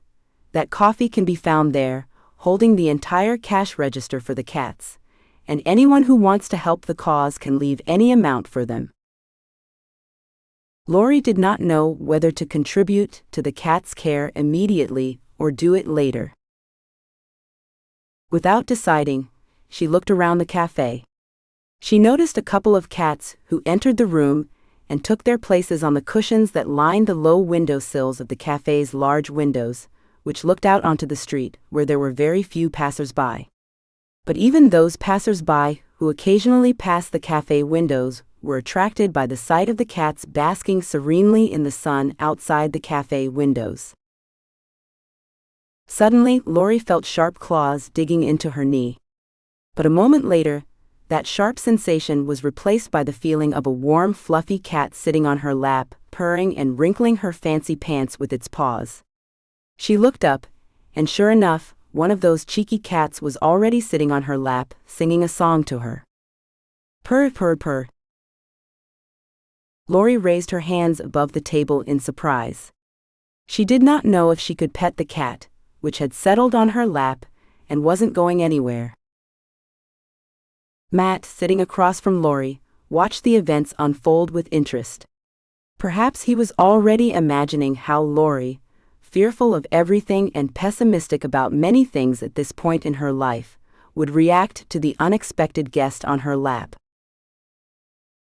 Lori, seeing that Matilda was doing her business in the cafe kitchen, and Matt was not saying anything, just looking at Lori and the cat, hesitantly put her palm on the cat's withers and ran it lightly over the fluffy fur, scratching a little behind the cat's ear. And then the unexpected happened. The cat, or cat, Lori did not know which it was, reached up with its whole body and pushed her hand up onto the table, rubbing its face against it. Lori put her other palm on the cat's back, and then struck it on its back and withers. The cat tried to put its head and back under her light and caring fingers, purring loudly. It seemed to Lori that she had a diesel engine running under her hands, hidden in the cat's flexible body. Matt, who had been sitting quietly and simply watching Lori and the cat, moved closer to the table, leaned his elbows on it and rested his chin on his clenched fists. He looked at the couple, who seemed oblivious to everything around them. Lori stroked the cat lovingly. She stroked it, as if she had never known it could be so pleasant. The cat rolled around on her lap, and tried to put its back and head up so that Lori's fingers could scratch its fur wherever they could reach. Lori was simply swept away by an unusual feeling of needing someone. She suddenly realized that this animal desperately needed affection and care just as much as she did. Tears came to Lori's eyes, and one of them dripped downward right onto the cat's face. She brushed the drop away with her paw, and licked the paw merrily, bringing it and her face back to normal. Lori laughed through her tears and, no longer embarrassed by her feelings, looked at Matt through her tears, saying, She doesn't have a master. Is that what you said?" Matt unclasped his hands, lifted his head, and placing his massive palms on the tabletop, leaned back with a satisfied expression on his face on the back of the chair, which literally crackled with his weight, and said, "I see that she already has a master. I mean a mistress. Or am I wrong?" Lori, who was still stroking the cat without raising her gaze to her companion again, replied quietly, "Yes, you're not wrong. She has a mistress now." Matt was silent, watching Lori's slender, elegant fingers glide through the cat's fur. He imagined that this was how Lori would stroke his hair if she had admitted to herself that she needed him, Matt. "Yes, I would give a lot for this woman, so fragile at first glance, to be my life friend. But in this situation with her family mess and this egotist, her husband, it's just not realistic." Matt sighs, but Lori understood his sigh in her own way. She glanced at him, asking, "So I can take this cat and I'd like to take it with me right now." Her voice sounded not like a question, but a statement. Matt, no longer surprised by anything, replied with a warm smile.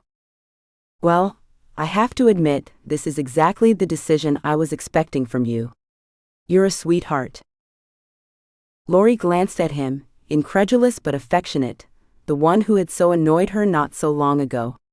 She had attributed her recent kiss with Matt to loneliness and champagne. But now Lori saw the sly man in front of her, who understood perfectly well what was plaguing her, loneliness, and remedied the situation. And now she is officially not alone, because she has someone to care for. And this creature chose her. Lori and Matt sat in the cafe for a long time, discussing with Matilda how to formalize the adoption of the cat whose name Lori had found on her collar, Kissa. Her foster cat, so ordinary in appearance, medium-length gray fur with dark gray spots and beautiful green slanted eyes, turned out to have such a strange, feminine cat name. Matilda explained to Lori that when this cat arrived, one volunteer helping to find cats in need of a new home had recorded the animal under a female cat's name, which was now on all the cat's paperwork.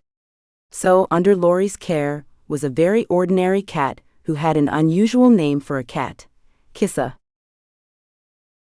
While the cat sat on Lori's lap, Matilda issued her a portable cage and took the cat away with her. Lori had forgotten that she and Matt had some other business. But from his sly and conspiratorial look, she realized that everything that had just happened had been set up by him. But Lori did not care who had arranged for her to go to the cafe with the cats. The main thing for her was that now she would not live alone, and this gray cat would also jump on her lap and sit on them for hours, which Lori spent on the laptop. When this couple, Matt and Lori, or rather not a couple anymore but a trio, Matt, Lori, and Caged Cat came out of the cafe. Lori did not even look at her stylish pants, which were in the fur of this cat. But who cared what her clothes looked like when she now had a friend and pet, Kissa? Matt, who did not see Lori off himself as she insisted he call her a cab again, complied with her request. When the cab arrived, Matt, helping Lori place the cat cage in the backseat of the car, said in a slightly resentful but still sly voice as he held open the cab door, "So now you don't need me." Lori looked up at him and answered, and in her voice were the confident notes of a woman who had taken into her own hands not only the fulfillment of her dream of publishing her stories, but her life altogether. "Matt, thank you so much for bringing me to this cafe. I did not know until just a few hours ago how I was going to deal with my depression. Well, not clinical depression, but just moping about not having anyone close to me around. I was so used to always having a house full of family, friends, and guests. Yes, the guests were my husband's guests, of course." Lori was silent for a moment, and Matt waited patiently by the open cab door for her to gather her thoughts, so he could have continued his speech. "So now I am left alone with those friends and acquaintances, whom I have found just for myself. And you are one of them, and maybe you are becoming my friend." Lori looked at Matt questioningly, and a little guiltily, and saw a satisfied smirk spread across his face, but one that was not at all offensive to her. "I don't know what I'm going to do with all of this, but I'll take care of your protégé, Kissa, first, and then you and I will definitely continue our conversation about the future. Our future," she added, to end that conversation and rush home where she could get to work on setting up a corner for Kissa. Matt, stunned by this long speech from the usually taciturn Lori, felt a warmth spread through his chest. It was the warmth of knowing that he had broken the ice between Lori and himself.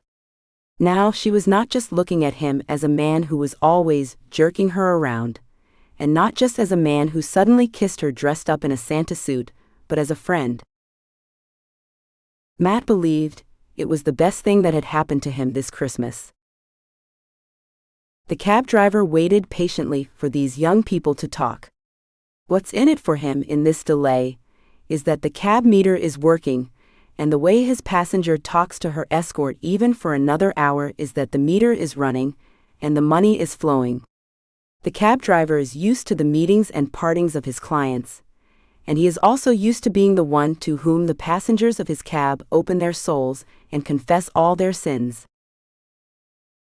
But this female passenger, sitting in the back seat of his cab, did not want to drive away from the man, who also clearly did not want to part with her. When the couple said goodbye, and the man carefully closed the car door, the cab driver smoothly set off. The female passenger in his cab sat quietly with both arms around her cat's cage, looking out the window at the streets and intersections. She had a dreamy expression on her face. The woman seemed to bloom again like a flower plucked and left without water. Still, someone had carefully picked it up from the ground and placed it in a beautiful vase of water. How much longer will it bloom? No one knows, but we can be sure this woman has regained her ability to dream and hope for the best. Scene 15. Lori, Betty, and the cat. When Lori arrived home, at Ellen's guest house, she thanked the cab driver and tried to pay him back. But he refused, simply saying that the man who had accompanied Lori had fully paid for her trip. Lori was so absorbed in thinking about her new pet that she had not noticed Matt paying the cabbie in advance.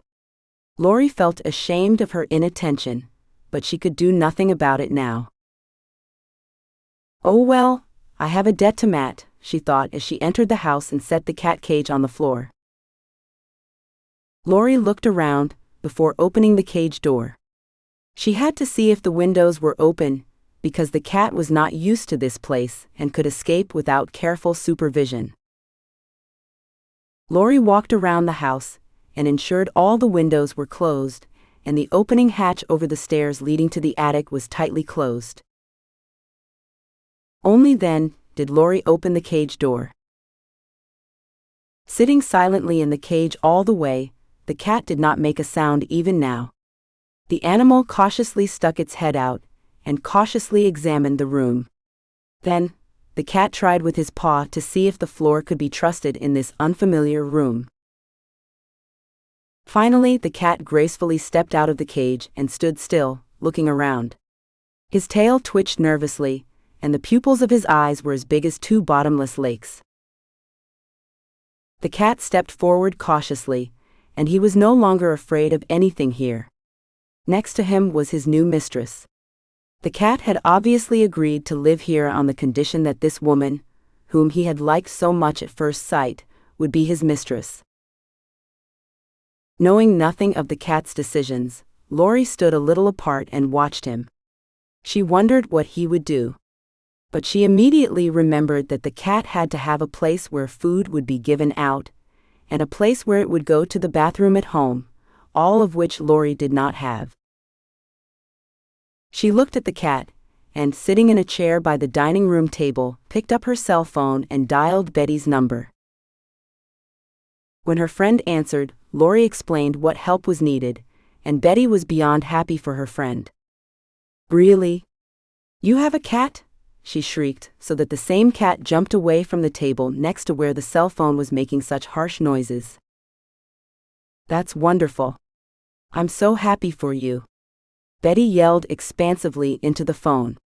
"And what are you doing with him? Do you have food for him?" Betty knew just what to ask. To her memory, Lori and Daniel's family had never had a pet, and Betty wondered if Lori could handle her pet without her help. "Yeah, I have nothing for him but a cage," replied Lori. Betty realized why Lori had called her, and immediately got down to business. "Lori, we'll get you organized now. I'll start by bringing you some cat food. You know we have two, and always have something to share with you.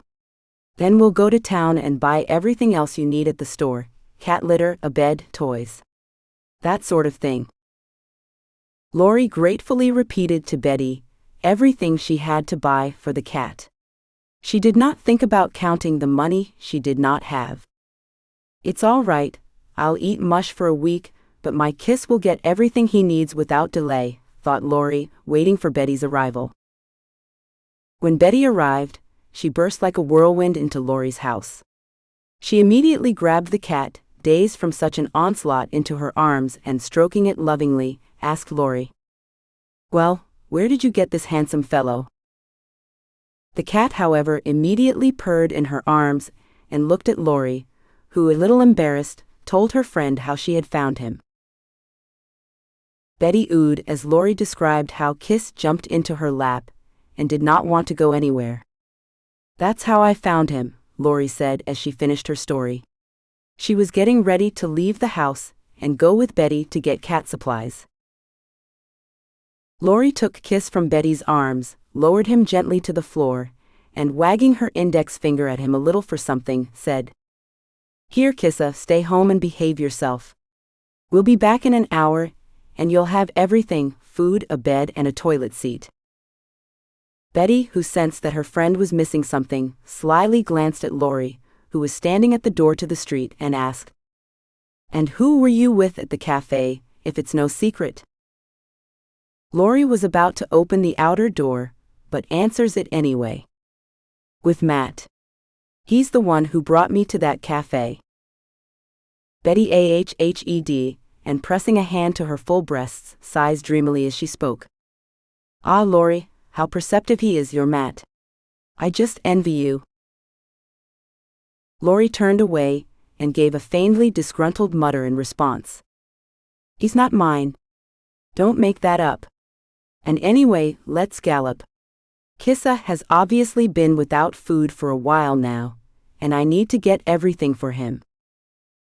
Betty, squinting slyly, did not further provoke her friend, and knowing something only she could understand about everything that was going on with Lori, obediently followed her friend outside to her car. The friends went shopping, and for an hour Lori's house had everything she thought a cat needed: his sleeping space, a place for his litter box, shelf racks covered with soft fabric so the cat could safely climb up on them and see everything around him from up high, as well as food bowls and the cat food itself. The cat greeted his mistress as if he had always lived there. He paced the guest house rooms, and Lori felt she had gained not just a pet, but a full-fledged master of the house and a faithful companion. Scene 16. Daniel and his idea. At the same time that Lori was taking care of her new pet, a gorgeous gray cat named Kiss, her husband Daniel, who was long retired from her life, was wasting no time. When Lori left him to live separately, Daniel did not immediately realize the seriousness of her intentions.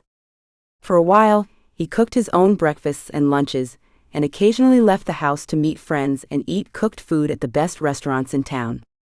But he quickly grew bored with it all. First, Daniel did not know how to cook a variety of food at home.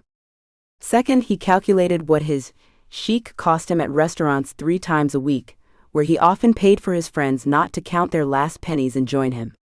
As a result, his food expenses, even considering that he did not spend money on food for his wife, doubled or tripled. Daniel, who in his poor youth had gained the practical habit of counting and calculating his family's money to the nearest cent with Lori's help, was now in shock. His usual way of life and relationship with his wife, Lori, had gone down the drain. That morning, Daniel walked around the kitchen of his house and stared in disgust at the pile of unwashed dishes that he now had to put in the dishwasher. If he had to wash those dirty dishes with his hands, his life would be black. Daniel was just now realizing how much Lori had done in the house to make their life comfortable. Since his wife had left him, he wasn't so sure if her life had been relaxed, but his life with her had been better than it was now. Daniel overcame his disgust and carefully put the dirty plates and glasses into the dishwasher. Turning it on the most extended wash program, he looked around the kitchen with relief. However, nothing around him pleased him. The curtains were dusty, the floor had not been mopped in a long time, and the flowers on the windowsill of the large kitchen window overlooking the lake had long since withered. Daniel realized he had lost his comfort and did not know what to do. He decided not to write today because he was not in the mood for it, but just to turn on the TV and watch the first show he could find, which he did.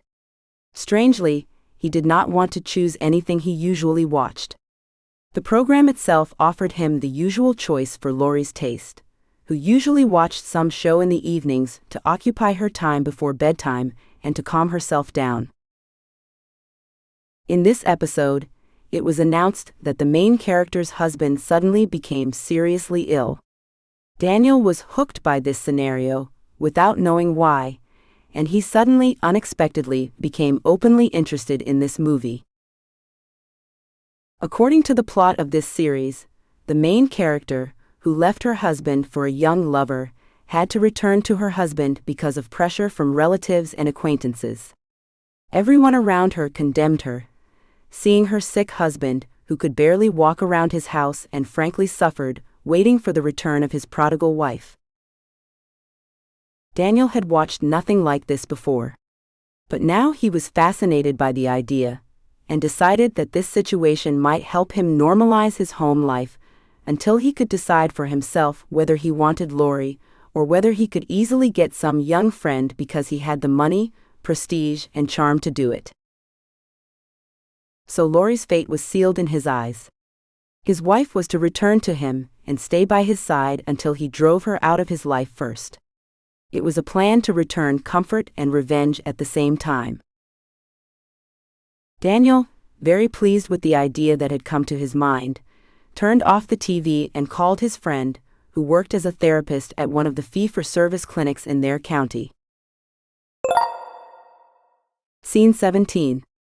Unpleasant news for Laurie. Laurie sat in the cafe waiting for Matt. He would be here any minute, and the anticipation was so exciting and sweet that Laurie felt as if she were back in her youth. She was 16 years old now, not in her 6th decade. Matt kept not showing up. Laurie stopped looking at her watch and decided that since she had to wait for her agent or life mate, she had not decided if she could put him in that category, but she reserved that possibility for him just in case. She could order a cup of coffee for herself. It was an ordinary cafe, not the one where Matt had introduced her to his sister and the cat cafe owner. The only people sitting around the cafe were the local old people and the young people who needed something to do in the middle of the day and to be out in public at the same time. As the waitress brought Laurie a cup of cappuccino, a large man, Matt, appeared in the cafe's doorway. But his face was radiant with a smile, and he held a small but beautifully composed bouquet of summer flowers in one hand. Laurie blushed with pleasure. It had been so long since she had received a bouquet from anyone, that she had forgotten how nice it felt to be handed such a beautiful bouquet in front of everyone, and to stand up and kiss the person who had given them to the cheek. And it felt perfect that the person was Matt. Matt walked over to Laurie, and smiling gently and a little embarrassed, handed her the bouquet.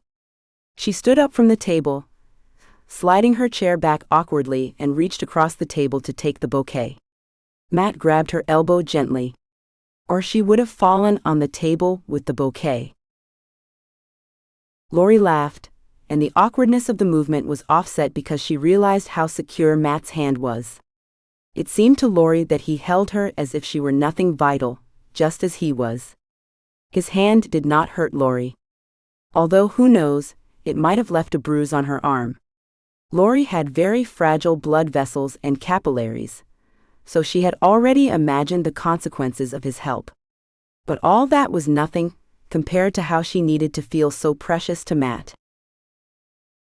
Still holding Laurie under his elbow, Matt gently released the bouquet from his hand, and only then let go of Laurie's arm. Laurie, still rubbing her elbow a little at the spot Matt had just held her by, said embarrassedly, "Well, there's nothing I can do, right? I can't even thank you." Matt grinned, scrutinized Laurie from head to toe as if assessing whether he had actually hurt her with his grip, and replied, "Oh, come on, Laurie. I was acting completely instinctively, and meant nothing by it." Laurie interrupted him. I'm sorry. I didn't mean to offend you. Thank you for the bouquet. It's so beautiful.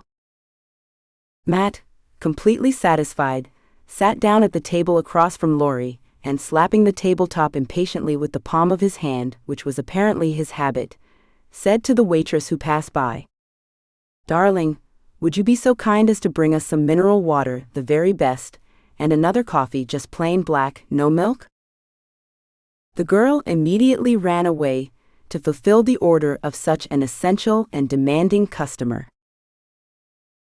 Lori sat across from Matt, and the bouquet lay on the table before her. Matt looked at Lori without saying another word.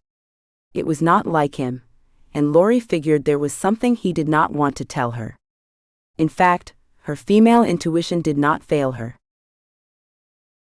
Matt, sighing heavily, mumbled, "Lori, do you know?" Lori jumped up, and her excellent mood lifted. She was ready to fight again, and straightened her back, bracing herself to hear the next piece of bad news. Matt continued, "I have one message for you. I have been informed that you likely can no longer do just your books." Lori's eyes literally went wide. She opened her mouth, but then covered it with her palm, determined to listen to what Matt would say to her until the end, and only then to object. She genuinely did not understand this, or what Matt was telling her. His look was not like he was joking. Matt was dead serious.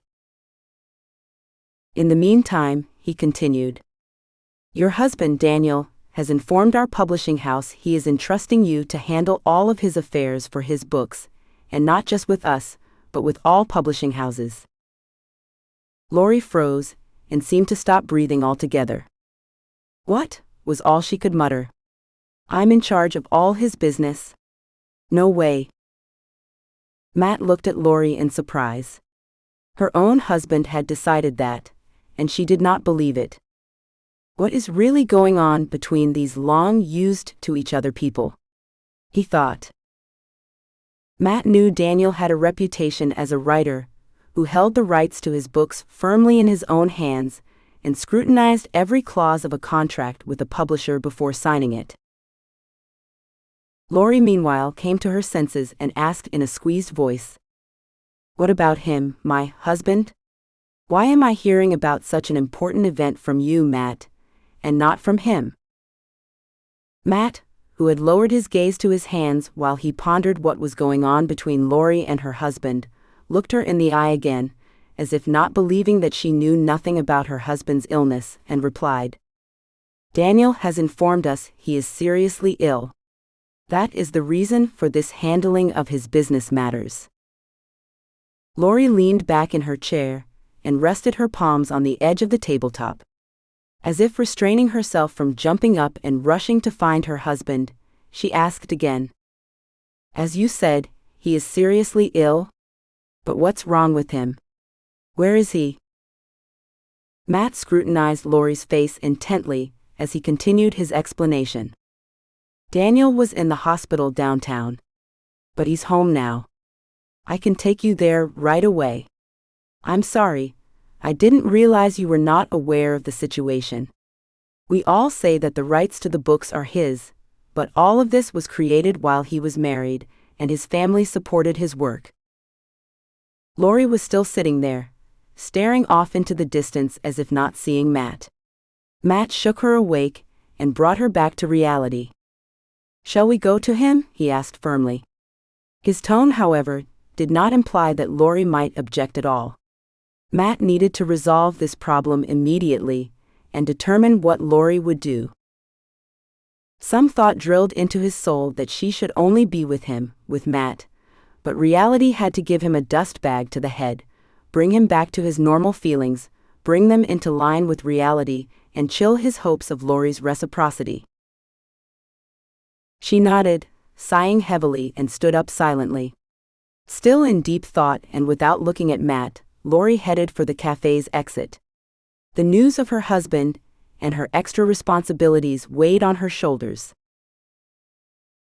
Matt followed her, and silently pointed with his hand toward his car parked in the parking lot next to the cafe. He gallantly opened the passenger door of his car and politely gestured for Lori to take a seat. She did so without looking at Matt, and he suspected she had seen the gesture. Still, he suspected that the news of her husband's illness and the change in the distribution of their family's affairs had thrown Lori out of the state of mind in which he had been accustomed to seeing her lately. Matt sat behind the wheel with the same focused look that Lori had sat beside him. He started the car's engine and headed toward the lakeshore, toward the part of the lake where Daniel and Lori's cottage was located. Scene 18. Daniel and Lori, talking about his illness and affairs. Daniel lay on the couch in the living room and suffered. Although he had learned much about faking his serious condition, his active soul resisted the forced inactivity. But the main thing now was to bring Lori back into the fold and force her to care for him again, as she had done for the 30 years of their marriage. He assumed his wife would come back to him. He knew Lori well enough to count on her sympathy and concern in a situation he had faked. Just as Daniel was about to get up from the couch and walk around the house to stretch his stiff legs, he heard footsteps on the terrace. Some footsteps were heavy, clearly those of a man, and not a small one. The terrace floorboards creaked pitifully under his footsteps. The second footsteps were light and more frequent, as if they were women's. Daniel jumped back onto the couch, lay down, and stretched out on it, the blanket covering him almost to his chin. His heart pounded desperately, like a little boy playing a forbidden game. Indeed, a second later, Lori entered the hallway, followed by Matt. Daniel had known Matt for years, and had occasionally done business with him in the publishing world. Asking Matt to break the news to Lori was a calculated move. Daniel had heard rumors that his wife was frequenting Matt's office. Of course, Daniel realized that the reason for the visits was her desire to publish her books. However, this rational explanation for her increased contact with Matt added the unknowable feeling that he was losing Lori, not only as a great housewife, but also as a friend. The sense of ownership inherent in a rational man like Daniel whispered to him he should not cede his property, Lori, whose qualities as an excellent housewife he appreciated only when his wife left him. Even now, it did not occur to Daniel that Lori needed anything else in her life besides running the house and taking care of him, her husband. He did not consider the children now, since he and Lori had already fulfilled their parental duty to them. Besides, Daniel had an even better relationship with his daughters now that they were grown and out of the house. The idea of giving Lori the management of her book rights and her work with publishers came to Daniel's mind suddenly. He simply connected Lori's insistence on publishing her books with the fact that only something like this could bring her home. And that meant he would have to give her the reins of his capital, intellectual property, for a while. For then, she would be in charge of their common property books. And the way she had written and published them, Lori, as the wife of a famous writer, had certain obligations to him, who had supported their family all these years. Daniel did not consider the amount of labor that Lori had put into their family, into raising their children and organizing their household. Of course, it was only a temporary solution. Daniel felt nothing else would keep her close to him, and wanted to stall for a time to find other leverage with Lori. As these thoughts raced through his mind like a flock of crows gathering at sunset to spend the night somewhere in the fields, Daniel raised himself heavily on his elbow on the couch and whispered helplessly, "Ah, there you are, dear." Lori, with Matt standing behind her, stepped toward Daniel and asked thoughtfully, "Hello, Daniel. How is your health? What happened to you?" Lori's husband slumped helplessly back onto the couch cushion and whispered a reply. "Hello, Lori. I've been sick."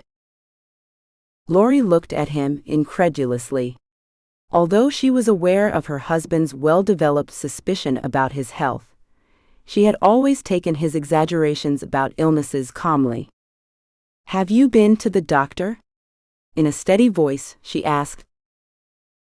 Daniel, looking somewhere in the ceiling, replied, "Yes, I've been to the doctor. And that's why I asked my friend Matt to break the news to you." "Your friend?"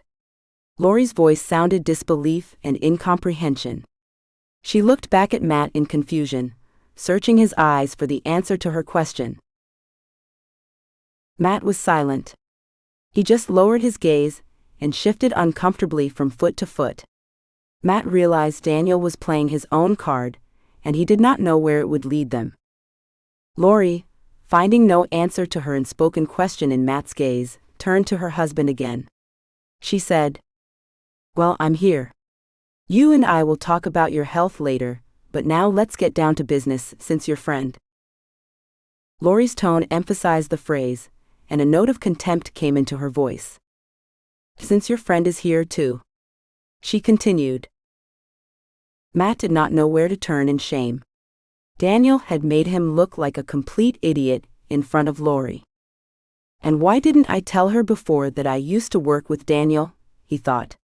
"Now Lori's got me down as a liar and won't believe a word I say. And I need her trust and her warmth of heart so badly." But everything that had recently seemed to bud between them and Matt now seemed lost forever. Lori, whom he had hugged and kissed not so long ago, was again wholly owned by this cunning man and domestic tyrant, her husband. Matt realized Daniel was playing his game perfectly. But Matt could not stand up to Lori's husband, and discovered that the woman he loved was lost to him, perhaps forever. Matt's soul was bubbling with resentment and frustration at himself for being forced to take a back seat. While those thoughts were eating away at Matt's soul, Lori sat beside her husband on the edge of the couch. Matt could not read on her face anything more than a concern for the old friend, with whom she had spent 30 years of her married life. But even that expression on her face cut painfully into his gaze. Matt had not noticed how this humble woman with a beautiful soul had become as necessary to him as air. And now, seeing her forced closer to his husband, Matt growled in anger, but he could not express it on his face or out loud. The exertion made his face look carved from stone, and his cheekbones were jaundiced. He shoved his hands, clenched into fists, into the pockets of his wide pants, and stood like that next to Lori. He could see perfectly well that Daniel was overplaying his performance. It was clear even because he had called Matt his friend in front of Lori. They had never been friends, but had only collaborated occasionally. Matt understood exactly why Lori's husband had done it. From that moment on, the chasm between Matt and Daniel opened. They were on the warpath, fighting for this woman, fighting to the end. Matt wondered why Lori's husband had first driven his wife to indifference to her passion for creating stories, ignored her passion for writing novels, and now suddenly handed her all his business and tied her to him for the long haul. This was Daniel's only chance to win back and keep his wife close to him. Matt clearly recognized the motive behind his rival's actions, but he could do nothing to counter Daniel's schemes. Meanwhile, Lori put her hand on her husband's shoulder, and giving him a friendly shake, said in a reassuring voice, "Oh, come on, Daniel. I'm sure all your health problems will be resolved soon. We'll start by getting you on the right track with your diet." Matt realized he could not bear to listen to this couple talk, and clearing his throat said in a hoarse voice, "Well, I should be going." Lori turned to him, and with a brief and rather cold look in Matt's eyes said, "Yes, thank you for your help. I can manage on mine now." Matt lowered his head and shoulders, turned, and with a brief nod of farewell to Daniel, hurried out of the cottage and into the street. Matt walked along the path, carefully and beautifully laid out with gravel and stones around its perimeter, and the gravel crunched under his boots. Each step took Matt away from Lori and the dream of happiness that had just arisen. Lori was the only one who sat at her husband's bedside, and habitually asked about his well-being, his medications, and his doctor's orders. However, her voice lacked the warmth that Daniel would have liked to hear. Lori wished she could leave here with Matt and confront him about the relationship and why he had been hiding his friendship with Daniel. Though of course, somewhere in the back of Lori's mind, a tinderbox of distrust for her husband bore down. In their 30 years together, she had seen all his friends and acquaintances but never met Matt. So Daniel was on to something. However, Lori does not understand why Matt has not objected. Instead, she silently accepts her husband's version of their friendship. Oh men, Lori thought with annoyance, and made her husband a hot tea of herbs and honey. Scene 19. Lori's conversation with Daniel. The following day, Lori opened her eyes. She found herself asleep on the couch in the living room of her and Daniel's house, wrapped in a plaid pile with a mountain of pillows. She remembered Daniel suggesting she stay with him in the bedroom, at least on the side bed. But Lori could not sleep next to him. She could no longer imagine listening to him snore again, suffering from insomnia in the same bed with him. These habitual actions of his now, after she had lived apart, made her homesick. She certainly would not fall asleep. One had to rest from stress at her age, and Lori needed sleep. And then the thought struck her, what about Kissa? How did the cat get through the night without his mistress? Of course, dreading being near her husband in their shared home, and realizing that he required care and her constant presence, Lori had called Ellen as early as last night to make sure the cat had clean water and fresh food for the evening and morning. Lori could not predict how long she would have to stay with Daniel. And now she stood up, shuffling on the floor with her bare feet, and went to her husband's bedroom. She had to check on him, and then tell him what she planned to do next. Daniel was lying on the bed with his arms and legs spread loosely, sleeping the sleep of a baby. His face was standard color, and his breathing was even and deep. Lori saw no sign that he was as ill as he had described yesterday. She walked around to the bed where her husband slept, and placing her palm on his forehead, checked to see if he had an elevated body temperature. There was nothing of the sort. But she was neither a doctor nor a nurse, and she did not dare to judge for herself what had really befallen her husband. Lori decided today to return to her house and arrange things for her pet. She also had to choose where and when she would finish her book, whether she would only visit her husband or move back into their home to care for him and run his business. Divorcing Daniel was no longer the answer to her problem. Lori did not understand how anyone could leave a spouse, even one as annoying as her husband. And especially not when Daniel seemed to need her the most. After calling her friend, Lori found out that her cat had been perfectly groomed, had eaten plenty of pate, had done his toilet business where needed, and was now waiting for her back home. Yes, we'll have to leave Daniel here alone. But there is a way out. We can hire a nurse for him, and that will solve my problem. Lori thought, as she thanked Ellen for her care and help, and said goodbye to her for the evening. Lori decided she would not stay here. That decision came to her after the conversation with Daniel last night when Matt left them. No sooner had Matt left their house than Daniel, pulling himself up a little on the pillows, started talking about his friend.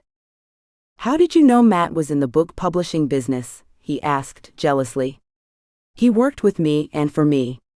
How did you find him? Did he come out to you on his own? He apparently got bored with my business, since he had some fun with new clients. Lori looked at her husband in surprise. What's gotten into him? What's gotten into him? He can't know I like Matt. Then what's this all about? Daniel, however, continued, and there was a demanded note in his voice. You don't know Matt at all. We've been working together for years. Suddenly he gets you, a writer unknown to no one who has never published her work. Why? Lori stood up and began pacing the room, not knowing what to say in response. Daniel, meanwhile, realized he would not get a word about Matt out of his wife, and continued in a more peaceful voice. I can see we will not have a conversation. But it's not so important now, we'll put it off for later.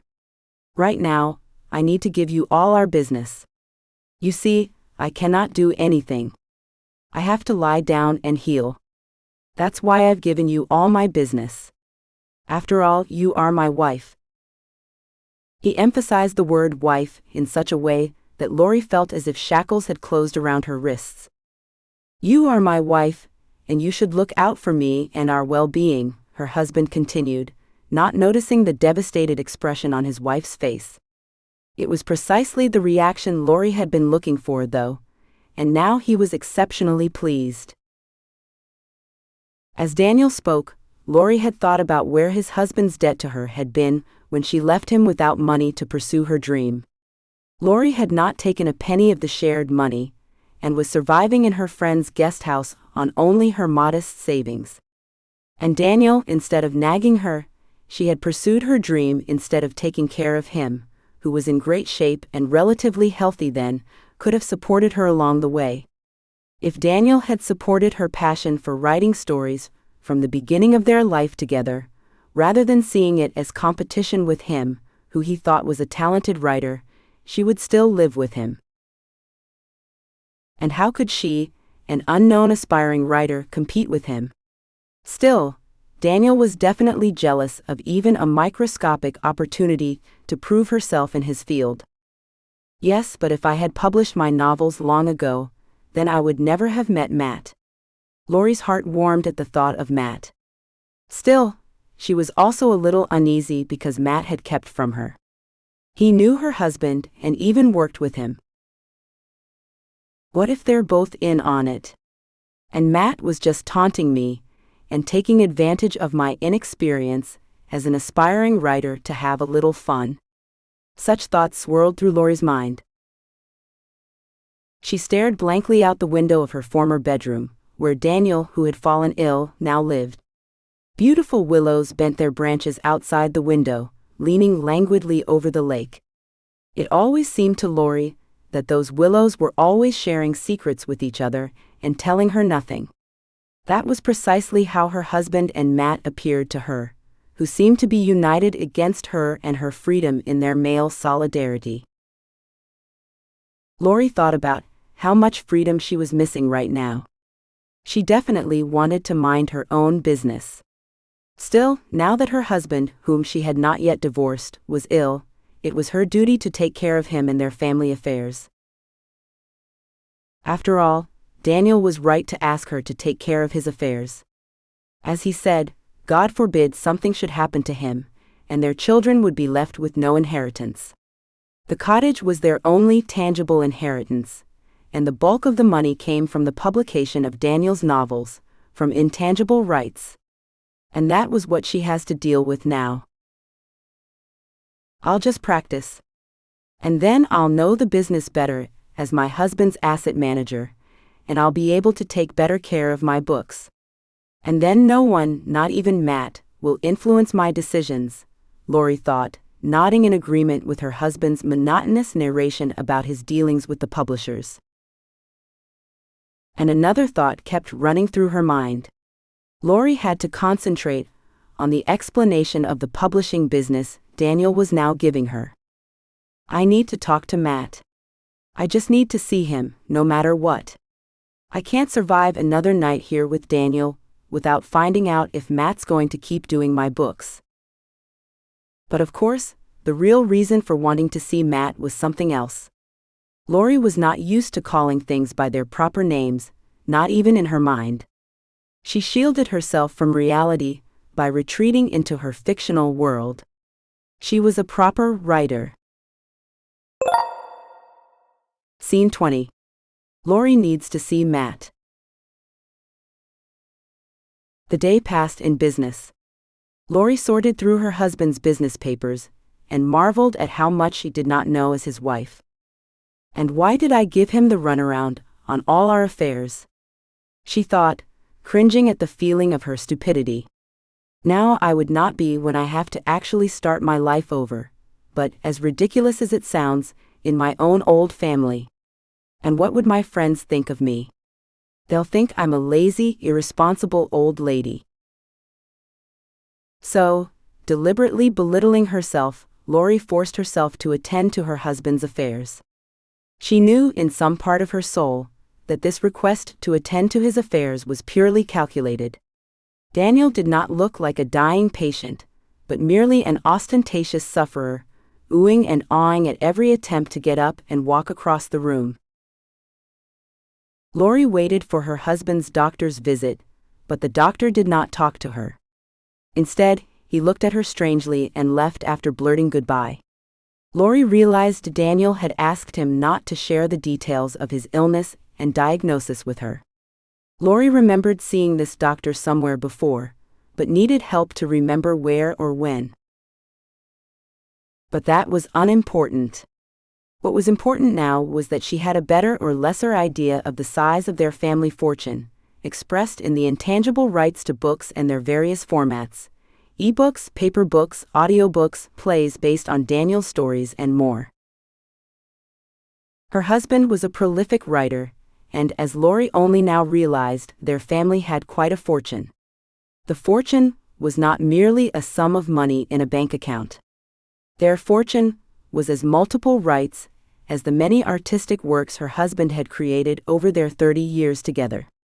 There was everything Lori would have wanted to know about: sample contracts with publishers, manuscripts and their first paper book editions, autographed postcards of their country's most famous artists, which many collectors would pay considerable sums to own, and so on. Lori realized that she and her husband had quite an enormous fortune. However, it had always been her husband's. But now she was the one who had everything their family had in her hands. But Lori was not happy about that right now. She needed to see Matt to know what was next for them, and whether he would continue working on her books. Daniel had made it clear to her yesterday that Matt was an old acquaintance of his, and then that would mean they were on the same page, and she could not trust Matt with her business completely. The thought of that was killing her. On another brief break, Lori set aside the papers piled on top of Daniel's massive desk and picked up her cell phone. She resolutely selected Matt's number from her contacts and dialed it. After a couple of seconds, his bass voice came through the phone receiver. "Hey Lori. How are you?" But there was no warmth in his voice. Lori sensed Matt's voice was wary and expecting trouble. "Hi, I'm doing fine. Taking care of Daniel's paperwork," she replied in a neutral tone. But she was dying to scream. "Matt, well, how is it possible that we are now separated by this distant line of duty to my family that my husband drew between us? How was this possible?" But she said nothing aloud, she just added, "Yeah, it's okay. I'd like to talk to you." Before she could finish the sentence, Matt hastily replied, Yes, of course. Tell me what your case is." But Lori was content to hand him the initiative in the conversation. She cleared her throat and said in a firmer voice, "I need to see you. This is a private conversation. I can't talk from home." Matt was silent. He seemed unable to believe that she still had questions for him. Finally, his voice came through the cell phone, and Lori could sense the uncertainty in it. "Since that's the case, okay, let's meet up. I have time today, in a couple of hours. But I'm traveling on business, and I can meet you at the same cafe where you found your cat." Lori heard Matt's voice soften. She answered quickly, "Great, meet me there in an hour. I'll be there on time." Matt, still surprised by her assertiveness, slowly replied, "Okay, Lori, I'll meet you there." Lori ended the conversation with the neutral phrase that they would see each other soon. The thought that Matt was not happy about her suggestion was swirling around in her head. Maybe he's okay with everything now, she thought. I, a housewife lost in life and still unsuccessful in publishing my books, am no longer a burden to him, an experienced literary agent and book publisher. He no longer has to think about what kind of typewriter I'm working on. Perhaps Matt thinks I've abandoned my idea of books forever. But if so, he's dead wrong about that. Scene 21. Explanation with Matt.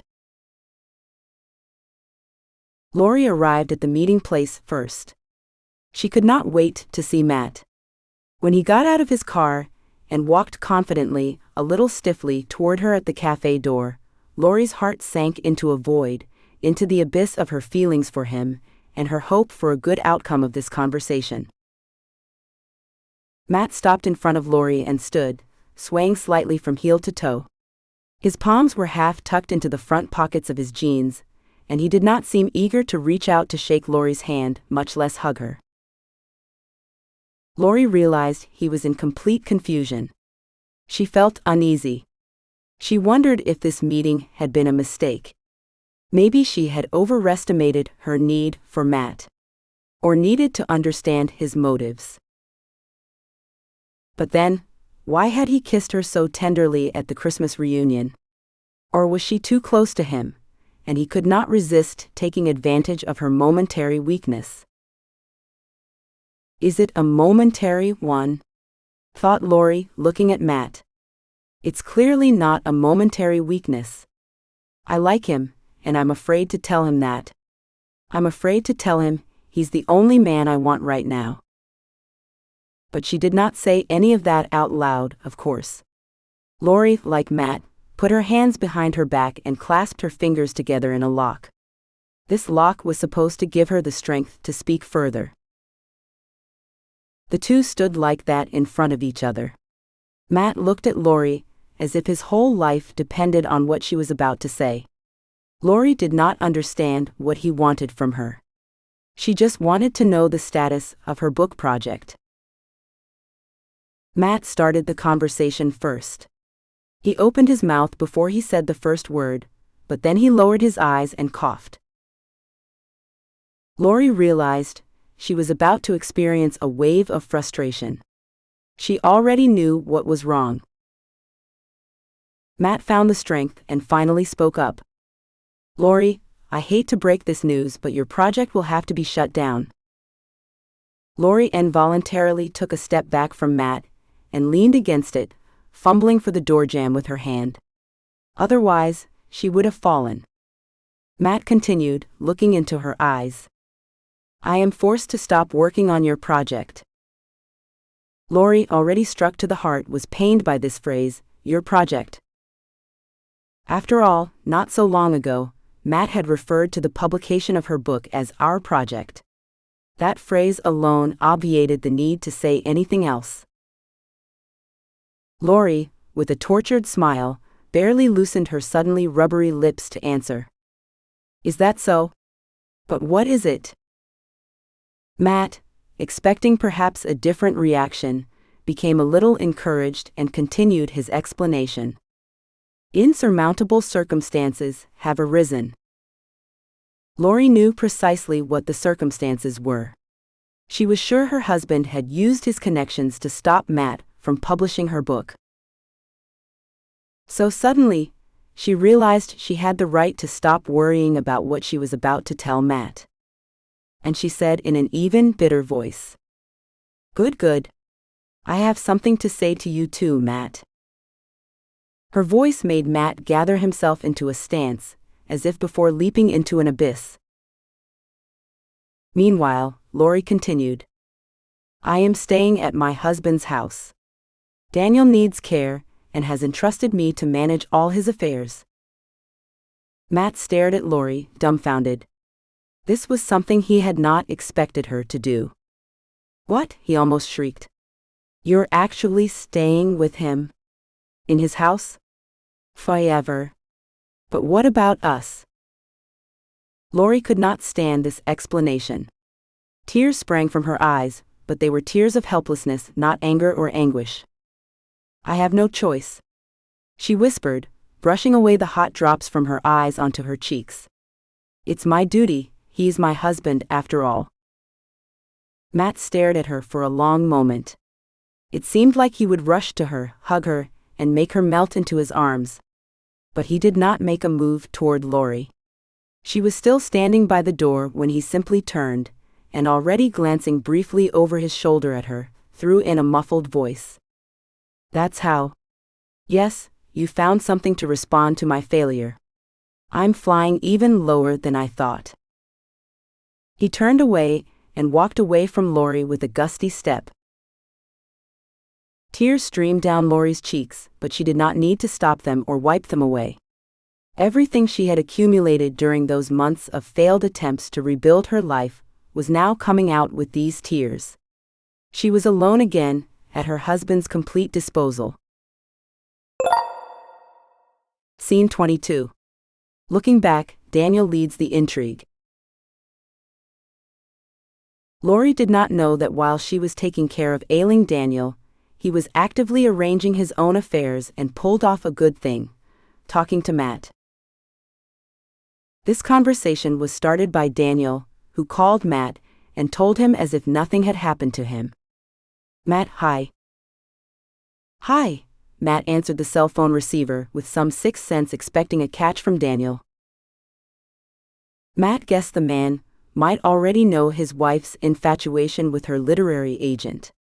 Either way, Matt had to be careful talking to this self-loving and possessive writer. In the world of publishers, rumors spread as quickly as circles on the water of a calm pond from a stone thrown at it. Daniel continued. "How are you doing?" There was nothing in his voice that foreshadowed any kind of ambush. "Nothing, it's okay," Daniel replied, calming down a little. But he still needed to understand what Daniel wanted. "So, letting you know that your and Lori's project isn't going anywhere." The words that came down on Matt like cold well water poured over his head on a hot day broke his voice. Matt was silent, not dignifying himself with excuses or lies. Daniel continued. "I know everything." He shuddered at those words from his unwilling rival, who was still the husband of the woman Matt had fallen in love with without realizing it. But it was not a shiver of apprehension. A wave of adrenaline and outrage flooded Matt from head to toe. He got up from the desk he had been sitting at when Daniel called him, and began pacing his office from corner to corner. "So what?" he roared into the phone. "What do you mean by that?" Matt said there was nothing between him and Lori to appease her husband. He took it all at once, and directly challenged his opponent to a fight. Daniel's voice in the receiver went from deliberately pleasant to squeaky and nasty. "So what I want to say is that my wife," he emphasized those words in a tone that cut like a knife through Matt's heart. "So I have my wife now, and she's going to stay here in our house forever." All of this showed Matt that the war with Daniel had been declared. But Lori, how could she go back to her husband? Lori, to her credit, never complained about her former life with her husband. Nor had she ever given any details of her life or why she had left Daniel. It did not fit her intelligent soul that she would spill such details of her long married life to the world, much less Matt. Matt continued the conversation, lowering his tone a bit. "So what's the deal there?" Daniel realized he had won that round. That dork, Matt, would not throw himself into the fight over Lori. Maybe he was just looking at her as a crush, and there was nothing more to it.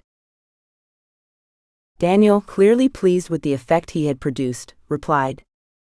"Now that's what I'm talking about. This is already a business conversation between two men." Matt wanted to shout into the phone that he did not think Daniel was a man, but he restrained himself. If they got into a verbal fight now, the one who started it always won. Matt's jaw clenched, barely squeezed it out of his mouth. "So speak up, don't stall." I have a lot of other things to do besides your family." Those words contained all his pain, and Daniel understood it perfectly well. He had won, and now he did not need to finish his defeated opponent, but simply hand him the terms of the deal, the surrender. "So, Lori stays with me.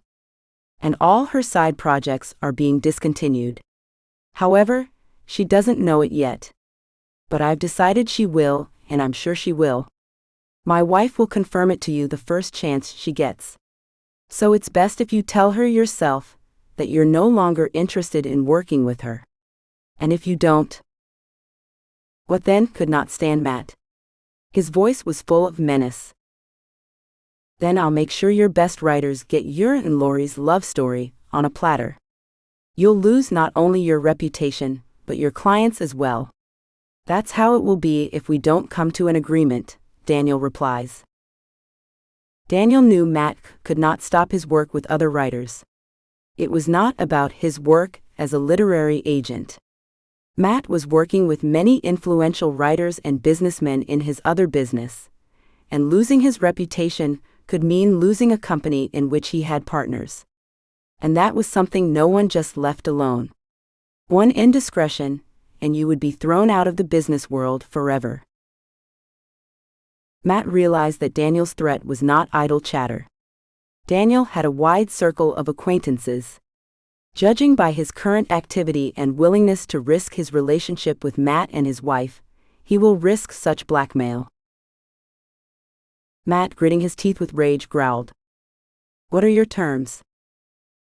You're going to leave Lori alone forever. I need her. You see, no one else can take care of me the way I need to be taken care of. In 3 decades of living together, which you understandably don't know, spouses have such a fusion of personalities and habits that it's hard for them to switch to living with someone else." Matt's cheekbones flared with indignation, but he held back and said nothing to Daniel's barb. That gave the man courage, and Daniel continued. "Also, you will inform her yourself of your own decision to end your foolish project of publishing her book. It's blasé, and she'll have to get it out of her head." Matt clutched his cell phone furiously, staring at the floor directly in front of him and waiting impatiently for Daniel's monologue to end. "And after all, you and I will always agree, we're business people, aren't we?" Daniel spoke almost huskily, very satisfied with his negotiations and their visible results. Daniel reasoned that by morally cornering Matt, no sensible businessman would risk his reputation for some married lady of advanced years with a powerful husband like him, Daniel. Daniel did not think of himself as an old man. No, men do not get old. They just get a little gray hair and a giant belly, but everything else works, including the most primal instincts, not like women his age. In doing so, Daniel forgot Lori was younger than him, and significantly so. Daniel did not realize that his wife still wanted to be loved and feel the tenderness and affection of another man. If she did not want him as a man, then let no man have her. That was his revenge on his wife for her free, thinking about how she would structure her life. Matt, literally gritting his teeth with hatred for Daniel, barked into the receiver of his cell phone. "I see." There was a heavy silence. Both could hear each other's breathing on the phone, and realized that every word said now would decide to fate. Daniel was the first to break the silence. "So we have a deal? You leave my wife and her project alone, and I don't interfere with your business. After all, your kids need it too." Matt could not take it anymore, and shouted into the phone. "Go to hell." Pressing the disconnect button, he dashed his cell phone to the wall of the office. The phone hit the wall, but it did not shatter into pieces, it just flopped flat on the floor. Daniel knew just what to push for. After all, Matt had a former family and children, so the threat of losing the business was a significant financial blow to him. Even a non-family man like Matt wanted to pass on something other than love to his children. And if Matt lost his publishing business, another inheritance to his children would be out of the question. Matt only had his job and put all his savings back into his business. Matt turned away and stood with his hands in his pants pockets, swaying from heel to toe at the window. The summer wind was raging outside the window, heralding a thunderstorm. Matt did not care about that right now. All he could think about was his situation, what he should tell Lori and when. He could not give away that it was her husband who had forced him to make this decision. Scene 23. Lori and Daniela's desk. Lori knew that these were the days that decided her future fate. Now that she had agreed to attend to her husband's business, every moment spent in their shared home distanced her from what she had dreamed of publishing her books. Lori handled her husband's affairs faithfully as she did everything else. But she was crushed by the heavy feeling that she was sacrificing herself for a former happiness that could never be regained. After all, their life with Daniel had already worn out. What else was there to look for in their union if the children had grown up and flown out of their parents' nest, and the former understanding with her husband was gone? And the former attraction was gone too. Lori could not remember the last time she had wanted to kiss Daniel, even on the cheek. His behavior irritated her so much that Lori could not even think of any physical contact with him. In recent years, having entered the menopausal stage, she had decided she needed nothing else. But meeting Matt and her reaction to his kiss brought her back to reality. Of course, she needed physical intimacy with a man. But it had to be the man she loved. At that thought, Lori pulled herself away from her work and stared blankly out her husband's office window.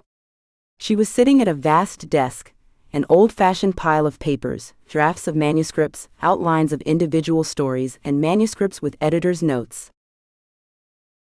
Lori shuddered at the thought of being able to call Matt the man she loved in her mind. It was the first time she had ever admitted to herself that her feelings for him were much more potent than she had shown him.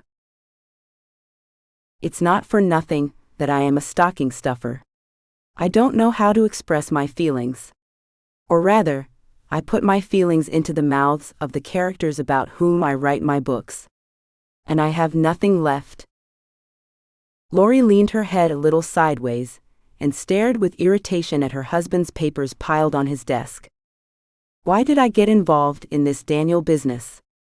It's not like he's sick forever. There's hope that he'll get better someday, and then... Lori got up from her desk and walked to the office window. She looked out at the lake, whose shore was close by. The calm water reassured her that Lori had done the right thing for her family. But she did not want to call Daniel her family anymore. She needed to feel the wind of freedom again, make her own decisions, and bring the joy of love back into her life. But here's Matt. Will he even want to communicate with me? I mean, he's stopped working on my book project. Lori turned sluggishly and sat down at the table again. I'm such a fool toward Matt. And why did I accept my husband's request to do his business? One good thing is that now I know all his contracts and the specifics of negotiating their terms. That's good for me. Everything else doesn't help me with my plans. Fortunately, I also know how much money we have in our accounts. I've never made concessions in that regard, and I get an actual picture of our finances. Other than that, I'm just a total failure. Matt is lost and will never come back into my life again. I won't be publishing any more books, as Daniel has clarified that he is not okay with me continuing to pursue my own projects. That's it. I'm going to have to put an end to my dreams.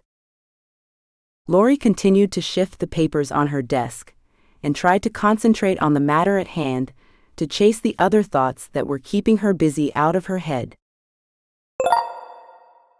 Scene 24. Betty, French Baton, and the nurse. That same day, Betty stopped by the local baker's shop in the afternoon to buy a couple of his famous French loaves. Of course, she cooked and baked him perfectly well herself. Still, there was something very cozy about the fact that she purposely rode her bicycle once a week to buy freshly baked deli bread. Betty rode up to the baker's shop and dismounted her bike in the parking lot. She did not even tie the bike up because no one was around. Betty entered the shop and was enveloped by the smell of fragrant fresh bread. The shopkeeper baked bread early in the morning, and almost all of it was immediately bought by his neighbors. Still, he set aside loaves of bread for a few customers because not everyone could come early in the morning. Betty was one of those customers. In anticipation of her purchase, Betty talked to the man who sold bread.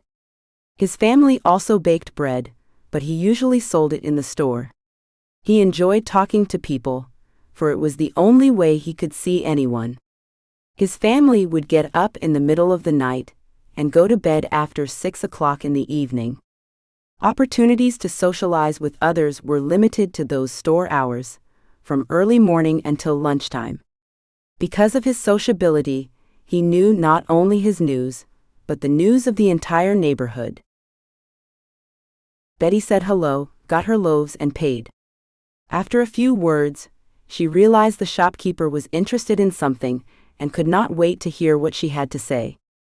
Betty squinted her eyes and asked coquettishly, "Well, that's all my news. What do you say? What interesting things are going on here that I don't know about?" The shopkeeper squinted slyly, and Betty realized he had something exciting.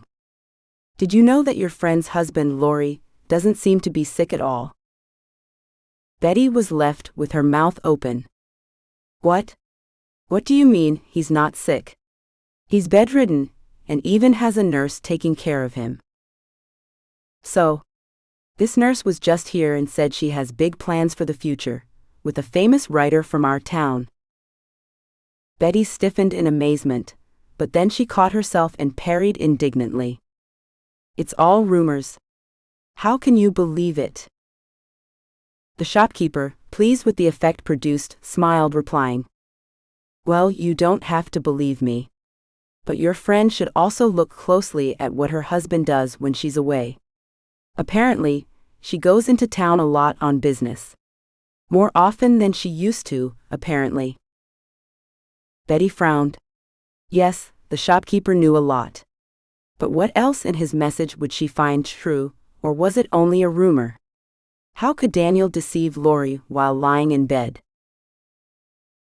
Rumors about caregivers have always stirred the imagination of wives of age. A caring caregiver could really turn an older man's head. And Daniel is no exception. But this is only rumor or speculation. Somehow, Betty believed the story at once. She was not indignant at the suggestion, but alarmed. Something in the message might be true. That Lori was suffering back in her home with her husband was the reason. Betty gave her face an expression of indifference. As she walked away, she turned slightly toward the shopkeeper and asked, "And what's that nurse's name? Do you remember?" He, very satisfied, realizing that he had hit the mark by telling Betty this story, replied, "I don't remember. But I can describe her to you. A young woman in her 30s, pretty and with long dark hair. And she had a comb in her hair. Few people do their hair like that nowadays." Betty, whose breathing was almost imperceptible, barely exhaled. "Ah, I don't know such a one. Perhaps this story has nothing to do with my friend. Thank you and have a good day." With those words, she turned again and quickly left the shop. Betty's heart pounded, as if she had just bicycled through the mountains. The shopkeeper's description of his companion fit the nurse who cared for Daniel exactly.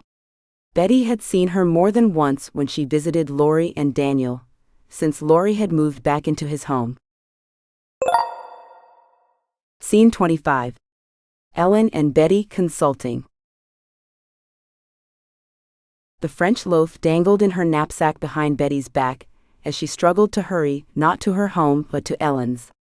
Coming out of the shop, Betty came to her senses and immediately called her friend. But not Lori, but Ellen. Betty knew she overreacted to everything and needed Ellen's help to make sense of the situation and decide what to do with the information. How could you betray the interests of your wife, who for Daniel's sake had given up everything, her life she had just started, her passion for writing books, and even her newfound love, Matt? It was not only Betty's problem, but Ellen's as well.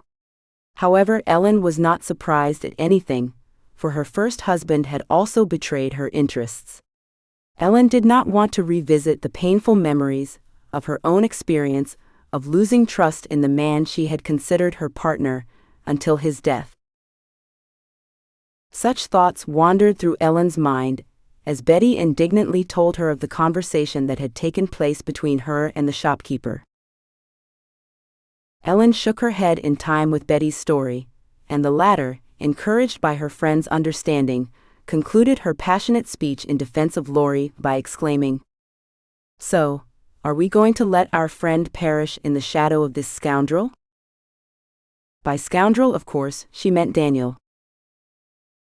Ellen answered judiciously, "Of course not. But we need to think hard about how to tell Lori about it. I'm afraid that because of how good her husband is at fogging things up, she just doesn't know what's really going on in her family. Let's check out everything we can surmise from the shopkeeper's information first, and if the information checks out, we'll decide what to do with it and when." Betty, as usual, sincerely admired the reasonableness of Ellen's suggestion. Betty, usually led by her emotions, had always counted on either Lori or Ellen to give her stormy temperament a better direction. And now Ellen was showing her in what direction to go. "You mean we have to catch him in the act?" Betty pulled herself together as if she were about to leap. She looked like a fluffy cat lurking on the floor, playing with an unsuspecting mouse. "Yes, that's right," Ellen exclaimed. Betty's emotion also turned on Ellen. Her cheeks turned pink and her eyes sparkled with excitement. Yeah, he and Betty would get in on Daniel's game. Except he did not realize what his wife's friends were capable of. And he had gone to regret underestimating Lori's social circle. Lori's friends could not understand her actions when she revealed that she had broken up with Matt to attend to Daniel's affairs. Yes, they understood that there was marital duty, but where was her husband when she herself needed support and understanding? He simply ignored his wife's needs, even though they were only spiritual.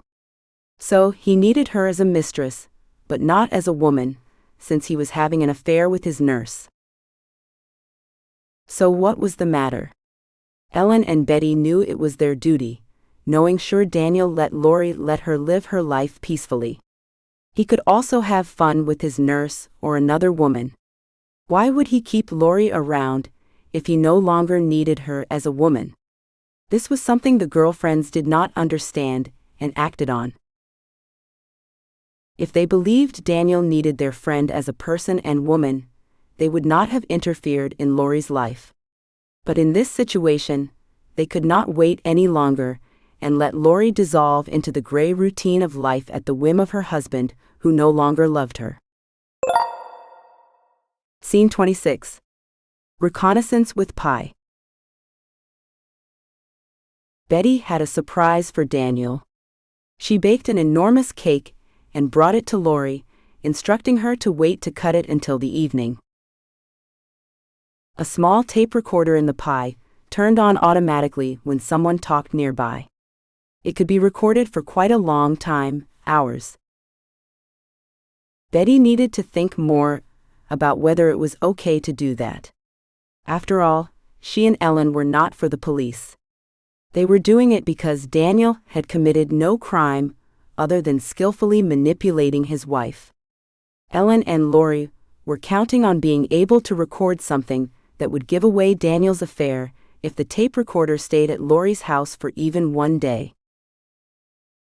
Betty was the plan's executor, and Ellen was the planner.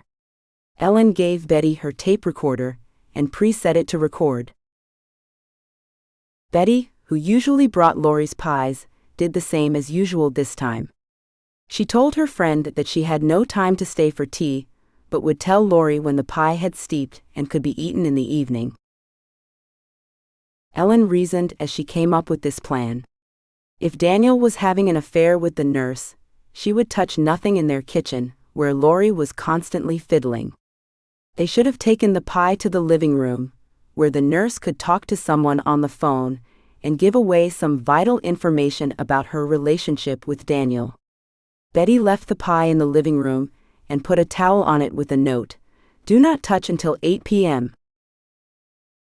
It should have been clear to everyone. She was sure Lori would not touch the pie. Lori honored Betty's baking instructions and never violated her friend's requests. The day passed with terrible excitement.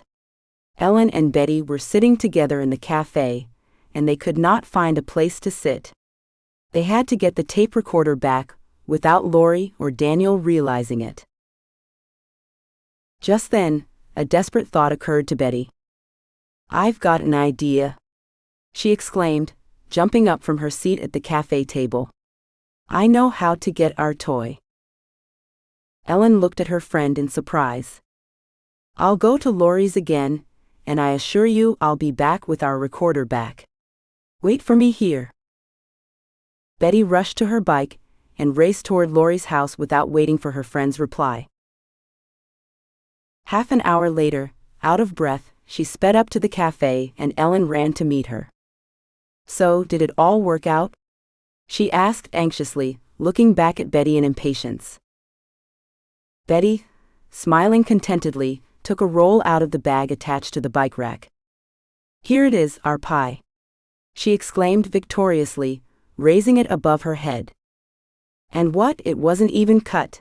asked Ellen, hoped for a negative answer.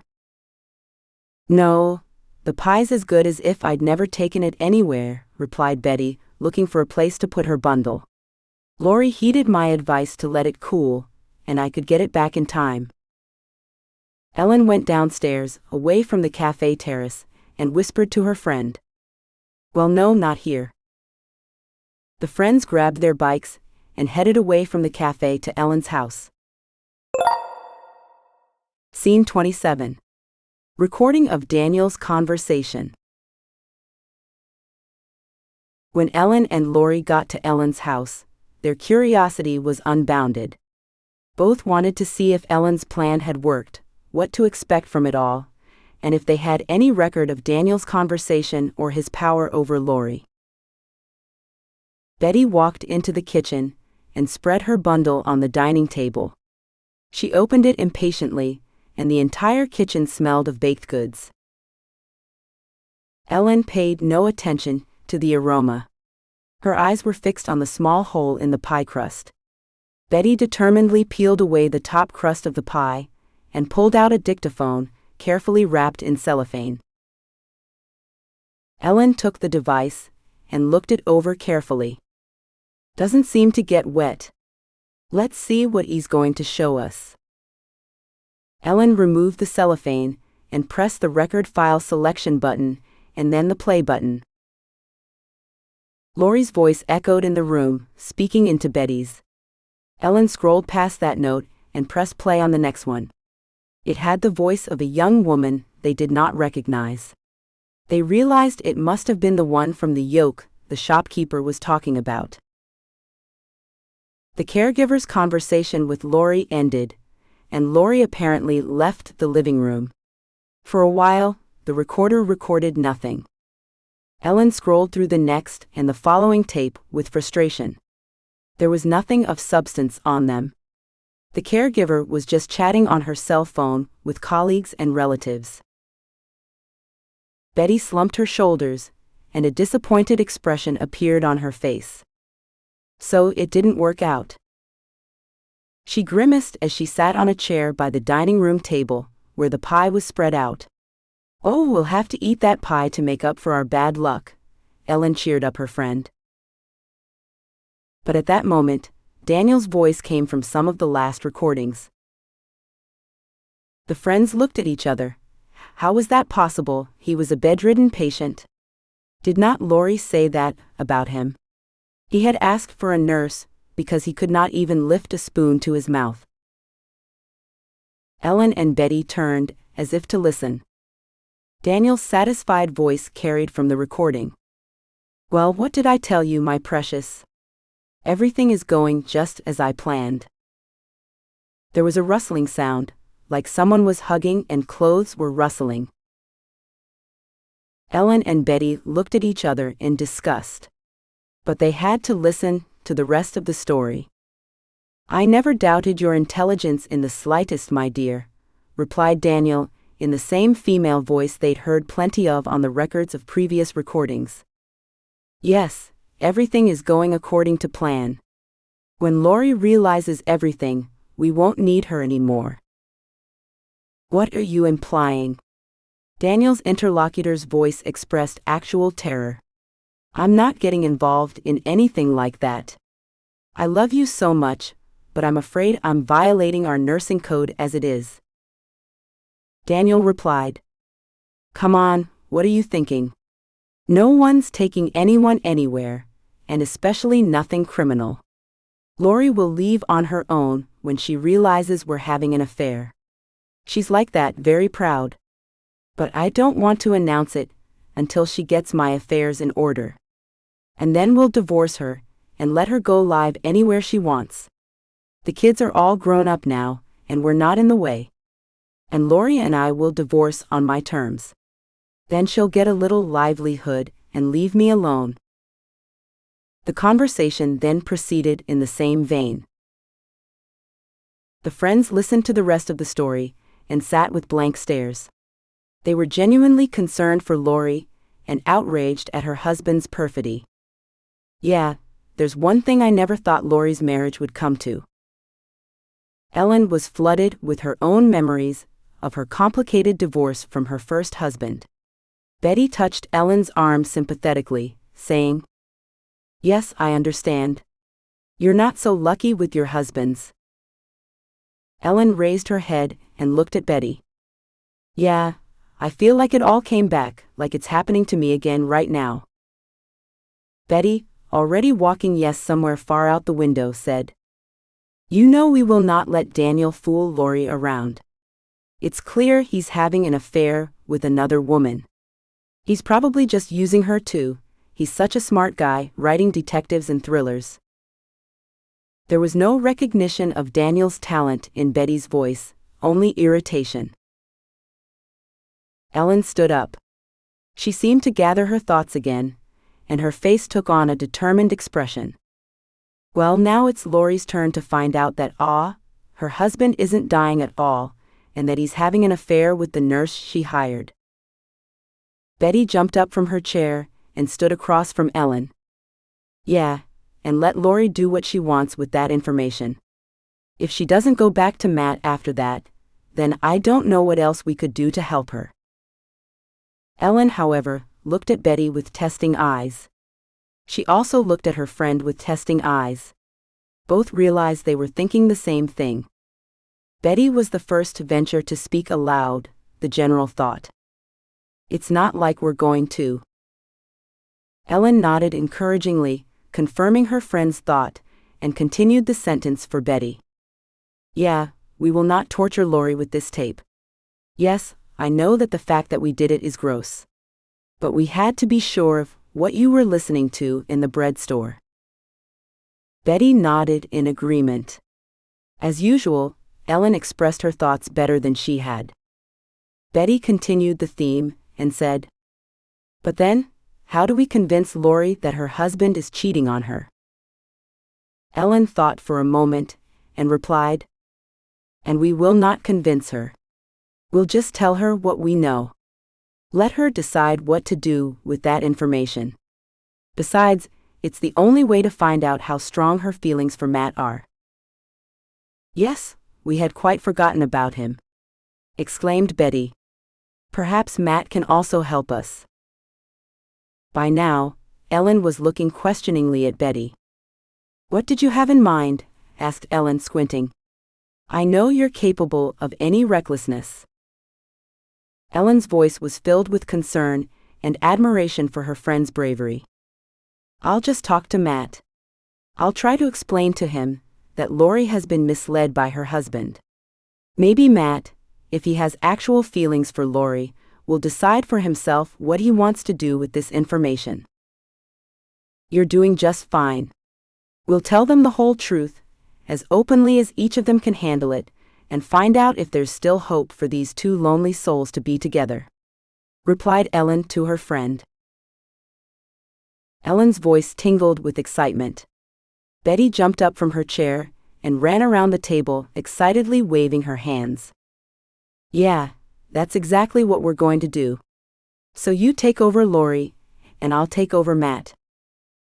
But then Ellen resolutely took the tape recorder from the table and looked questioningly at Betty, waiting for her answer to the unspoken question. Betty understood without a word and nodded in agreement. Ellen Long pressed the record erase button and waited for the recorder to confirm that the recording had been deleted. When the recorder beeped subtly that the action was complete, both ladies breathed a sigh of relief. Now they had no sin on their souls, and likewise, Lori was free from the painful evidence of her husband's adultery. If she wanted him, she would not believe the tape or interpret it differently than her friends. And if she wanted to make a difference in her life, she would also think of Ellen's simple story. Betty agreed, so she breathed a sigh of relief when she realized that the terribly unpleasant tape was gone. At this, the friends hugged each other and parted. This day had been full of challenges, but the next one would bring them new ones. The women had to think carefully before talking to Lori and Matt about what they had learned. Scene 28. Revealing the Intrigue by Daniel. The next day, at 10 o'clock in the morning, Lori was fiddling in the kitchen when her cell phone rang. She reluctantly picked up the receiver without looking at the caller's number. Lori had only been expecting calls from her husband's business partners lately, and those cases bored her with their monotony. Lori also realized that no one would ever call her again to tell her how much he liked her book and that he wanted to publish it. Lori forced herself not to think about Matt, but those thoughts would not let her rest and kept popping into her head. How is it he is no longer in her life? Who was to blame for her choosing to take care of herself over her possible new life? Lori did not know the answer to these questions, so they plagued her more and more. But answering the phone, Lori perked up at the first sound of Ellen's voice. There were other people besides her children and Matt, whose voice would make her happy. Ellen asked Lori briefly about business, but she had something else she wanted to talk about. Lori knew her friend well enough to sense it in her tone and manner of speaking. Lori asked directly, "So Ellen, spill what you've got last."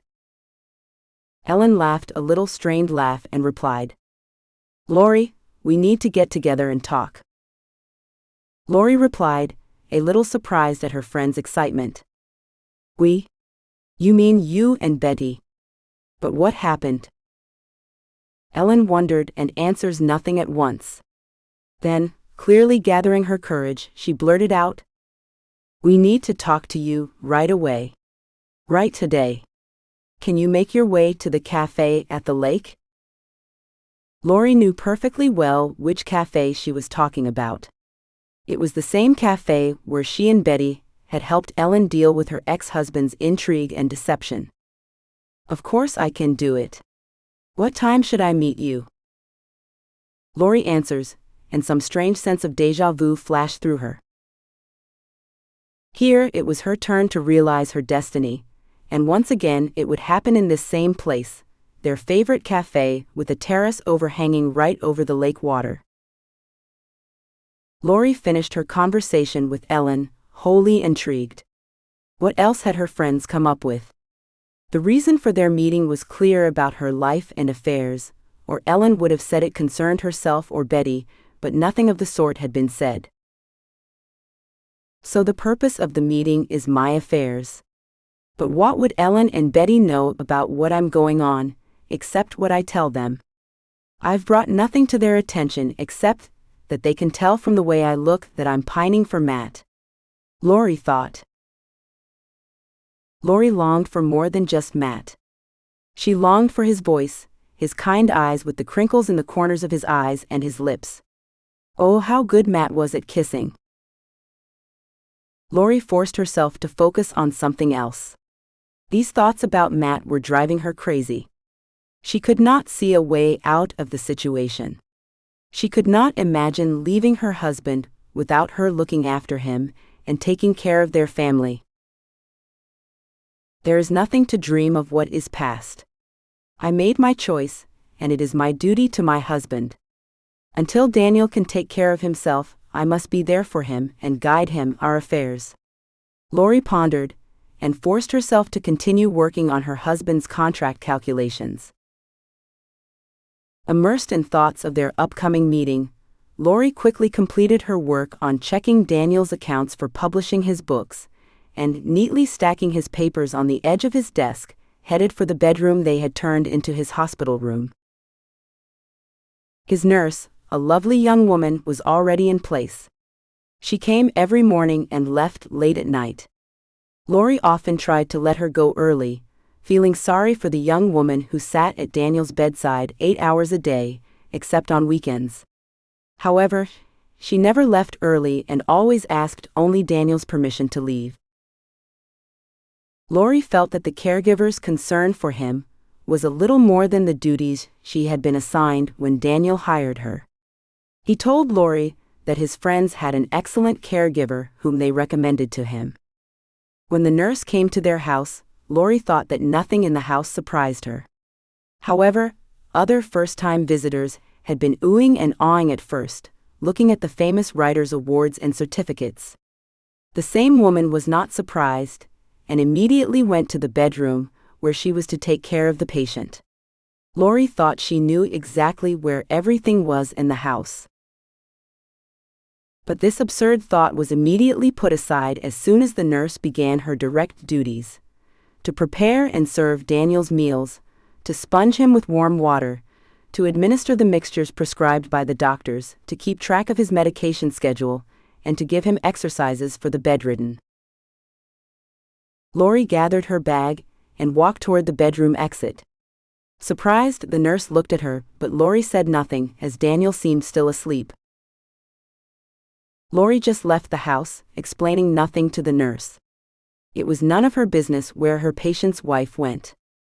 In front of Daniel, Lori could still explain where she was going, but not in front of the woman who, Lori felt like the caregiver, had somewhat taken over her duties. Although Lori was the wife, and was in her husband's home, that caregiver was more in touch with Daniel than Lori herself. Lori thought she was happy with this state of affairs. She no longer felt either negative or positive about being with her husband. Lori was just tired of being with him, that was all. And now, heading to the cafe in her husband's car, Lori suddenly felt a long-forgotten sense of freedom.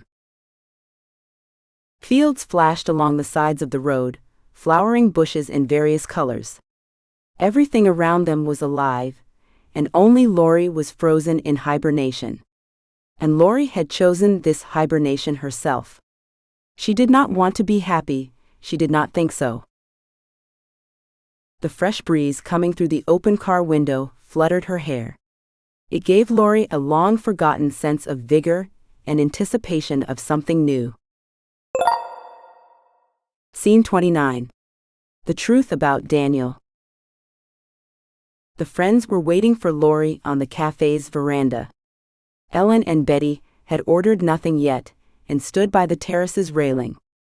Both of them realized that the way they would spend this very important for their friend's happy future, in their understanding of course, would determine what Lori would decide to do: to return to Matt or to continue living next to her husband, who no longer perceived her not only as a woman, but also as a person. When Lori appeared at the door of the cafe, Ellen came quickly to her, and with a caring arm around her shoulders, led her to the table they had reserved at the edge of the terrace, just above the lake. As usual, in the lake's clear water, already warmed by the sun's rays, the fry of some local fish was swimming right under the terrace. Not very dense algae, growing on the sandy bottom, gave us a good view of everything that was going on there in this world, almost inaccessible to us. Lori knew that the three of them loved to gather in this very place, share the happy moments of their lives and their problems, and find solutions to them together. After all, you don't have to get advice. Often it was enough to be listened to without interrupting, and the answer to a question would come to mind. Betty also approached Lori and hugged her friend warmly. The women said nothing until the waiter brought them the herbal tea and muffins they had ordered. Ellen finally started a conversation when everything was on the table. "Lori, dear, we have something important that concerns you." Lori, who basically already expected anything from her friends, was not surprised at all. "Yeah, well, there's a reason you called me in," she said slyly, but her voice had a definite note of concern. Lori still did not know the reason for the emergency meeting, and she was clearly nervous. "Yes, the matter directly concerns you," continued Ellen. Betty only nodded encouragingly in time with Ellen's words and remained silent. Lori realized this would be a grave subject, for Ellen had been the one to start the conversation for a reason. Betty was usually the chatterbox, but now she was silent, giving Ellen all the cards in her hands to start the conversation. Lori nodded her head encouragingly, asking Ellen to continue. "Well, what's the matter? Don't languish. Tell me," she exclaimed impatiently. Ellen took a deep breath and blurted out, "Your Daniel is having an affair with the nurse." Betty nodded, confirming Ellen's words. Lori closed her previously open mouth and shifted her gaze from Ellen to Betty and back again in surprise. "But that's impossible. I mean, she just came to us, that nurse. Besides, how can Daniel have an affair with anyone when he's bedridden?" Lori gave away all her objections. But in the back of her mind, there was a ray of light that, like a spotlight, illuminated the details of Daniel and the nurse. Lori was silent, and so were her friends. They realized that their information had fallen on already prepared ground. Lori herself had sensed something wrong about her husband's sudden illness, but she did not know what her doubts were. They were just feelings she could not deal with, or did she want to? Lori did not notice that she had talked to herself out loud. And why was Daniel so opposed to my independence? He didn't want me to develop and become an independent writer. He called me in to do his business just so he could. These thoughts aloud elicited a flurry of responses from Betty and Ellen. The friends shrieked almost simultaneously. "Of course, precisely because he wanted to use you," exclaimed Ellen. Betty continued, in the same indignant tone. "While he's enjoying his new crush, and definitely planning a new life with this caregiver, you're getting his financial affairs in order. And then he'll just throw you out like a piece of trash." Lori stared at them and at the horizon. The pine trees and the watery surface of the lake helped her focus. "But how do you know?" "What? Everyone around here is aware of his affairs too, and I'm the only one who knows nothing," whispered Lori. "No, I don't think anyone we know knows anything, at least not yet," replied Ellen. "But then, how did you know about his relationship?" Lori was surprised that she had not questioned her husband's infidelity. She felt he had not needed her as a woman for a long time, and now that he had entrusted her to take care of his affairs, Lori realized why he needed her. He was just used to and comfortable with her in the house, and he needed nothing else from her. Ellen said, lowering her voice. "We've heard for ourselves." Betty confirmed, nodding again. Ellen continued. We got a tape of him talking to his date, your nurse. And that's how we found out all about their relationship. In fact, we almost committed a crime by recording his conversation without your knowledge, but we wanted to find out what he really does when you're not around him. And so, got such an unexpected revelation of his secret relationship. Betty put her hand on Laurie's arm and said penetratingly, Laurie, we're so sorry. I made it all up. I'm so sorry to you. Laurie looked at her friends and did not know what to say. Had they recorded Daniel's conversation and found out about his relationship with the nurse? She did not care, though. One thought was rising in her soul. What about Matt? I pushed him away, and he broke our contract.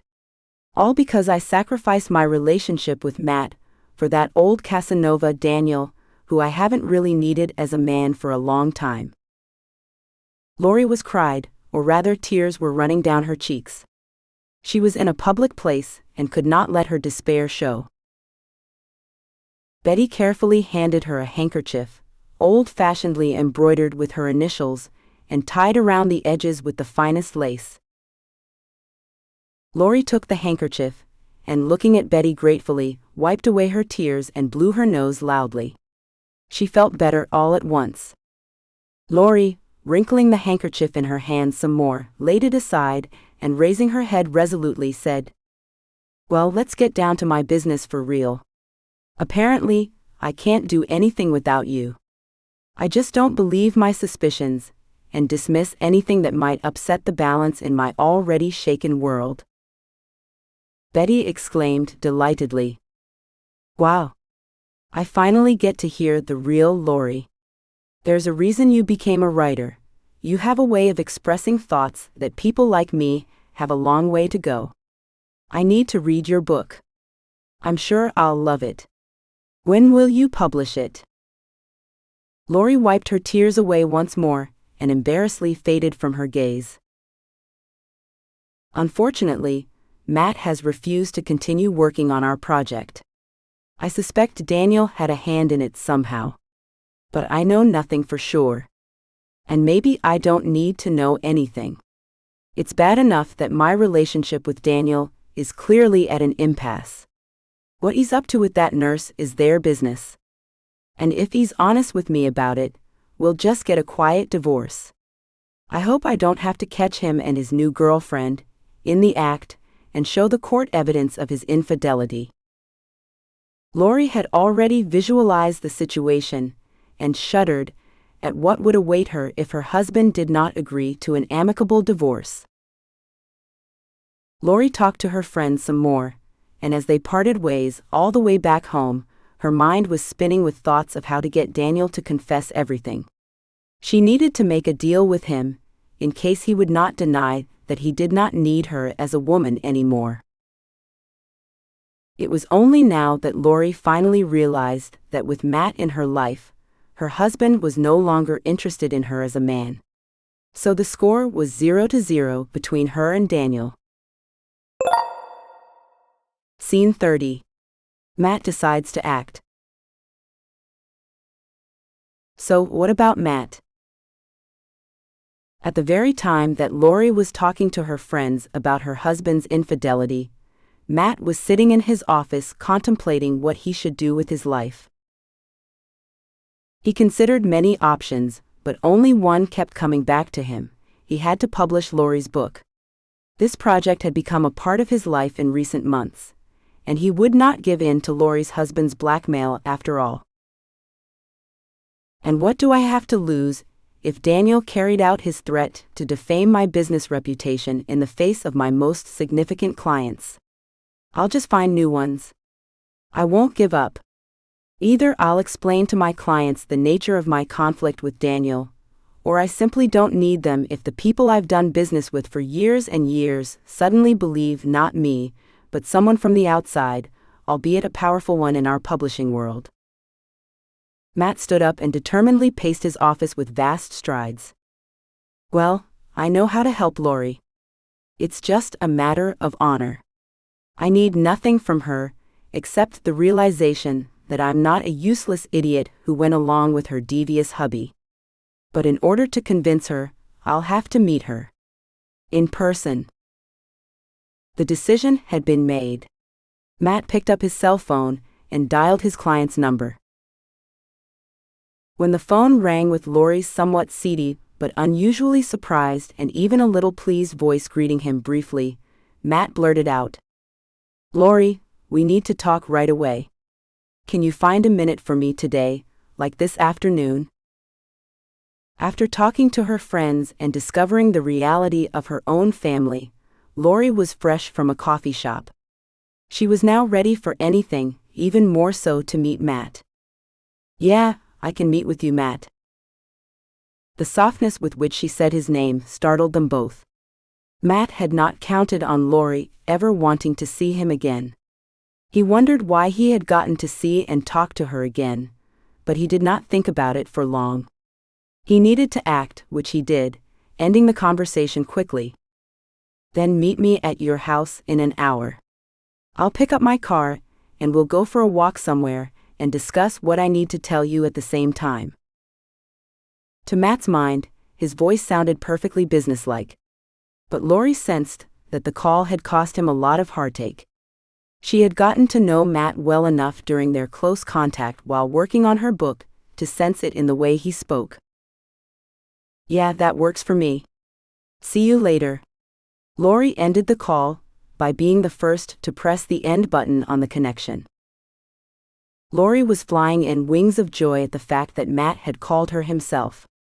She walked pensively around her bedroom in her and Daniel's house. She had her own bedroom now, made from the former guest room. Daniel was sick, and she would not sleep in the same bed with him. Besides, she did not want to feel his closeness at all after she realized how her body reacted to Matt's touch and kisses. Going back to how things were with her husband was not something Lori envisioned. Lori gathered her purse and prepared to leave the house. The nurse approached her as Lori was on her way out of the cottage door and asked politely, "Excuse me, when will you be back? Daniel is asking." Lori looked at the woman indifferently and in a neutral but firm tone replied, "I'm going out on my business. I won't be back till late. That's all my husband needs to know." After these words, Lori resolutely turned and walked out of the house, which from now on looked more like a dungeon to her. Scene 31. Lori and Matt talking. Matt pulled his limo up the driveway outside Lori and Daniel's house. He immediately saw Lori's figure standing just inside the gate. The woman was frantically clutching her purse and looking straight into his eyes. Despite the excitement in her hands, Lori's expression was calm. Matt exited his car, walked around his limo and approached Lori. The woman did not make a move toward him, but her voice sounded soft as she greeted him. "Hello, Matt." "Hello, Lori." Matt answered just as simply. Both felt as if, from that moment on, something had bound them tightly together again. Matt, gazing unflinchingly into Lori's eyes, stepped closer to her and stopped right in front of her when there was only one step between them. In times past, they would have kissed. But right now, Lori still made no move toward Matt, but she did not pull back either.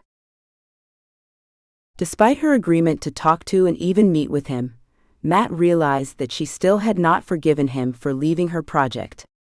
She had cut him out of her life, and he had not forgiven her for that either. And now Lori just wanted to know what business had brought him to her so urgently. Without another word, Matt gestured for Lori to get into the car and gallantly opened the backseat door of his limo for her. She was only his client now and did not need to sit next to him. And he was now only her agent who had continued working with her. That was all. They had plenty to talk about besides her business, but Matt had focused only on publishing Lori's book. The trip back to the town only took about 15 minutes. They were both silent the whole way. Finally, the car arrived at the Famine. Matt stopped the car at a lakefront promenade lined with patterns made of colorful tiles and decorated with exotic trees, including creeping pines and palms and tubs of lushly flowering plants.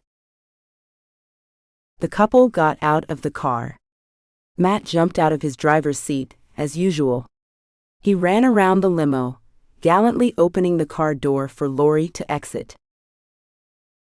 The fresh breeze ruffled Lori's hair, and she realized, shivering a little, that she should have brought a sweater or a warm coat. Matt noticed her movement immediately, and without thinking, he quickly took off his jacket and slipped it over her shoulders without asking Lori. Lori's first impulse was to throw the jacket off, but Matt's giant palms pressed it against Lori's shoulders and she stopped resisting.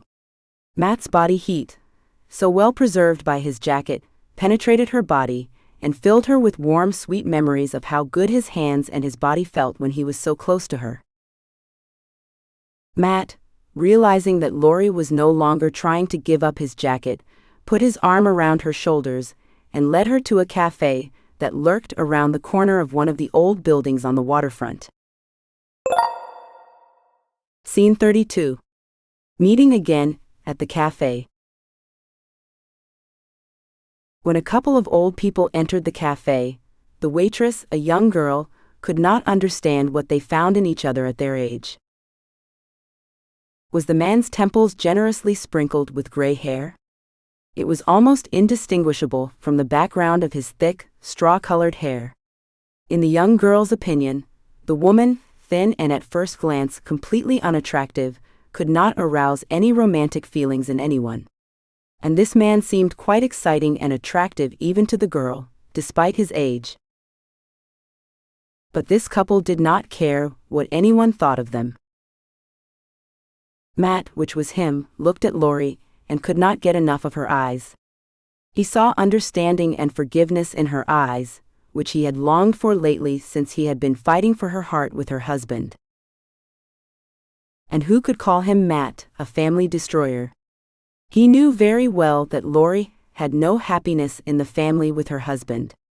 Of course, they had been doing great before. At least, that was what Lori thought. The little misunderstanding with her husband about her desire to express herself and publish her books was seen by her as a simple misunderstanding that was to be resolved when she and her husband passed their honeymoon, and then, when the children grew up.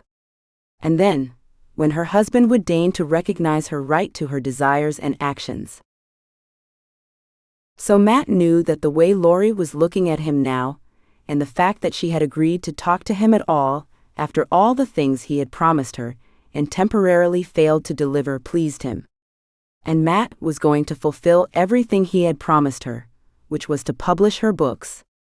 And the threats of her husband, who just wanted to own her like property, did not scare Matt anymore.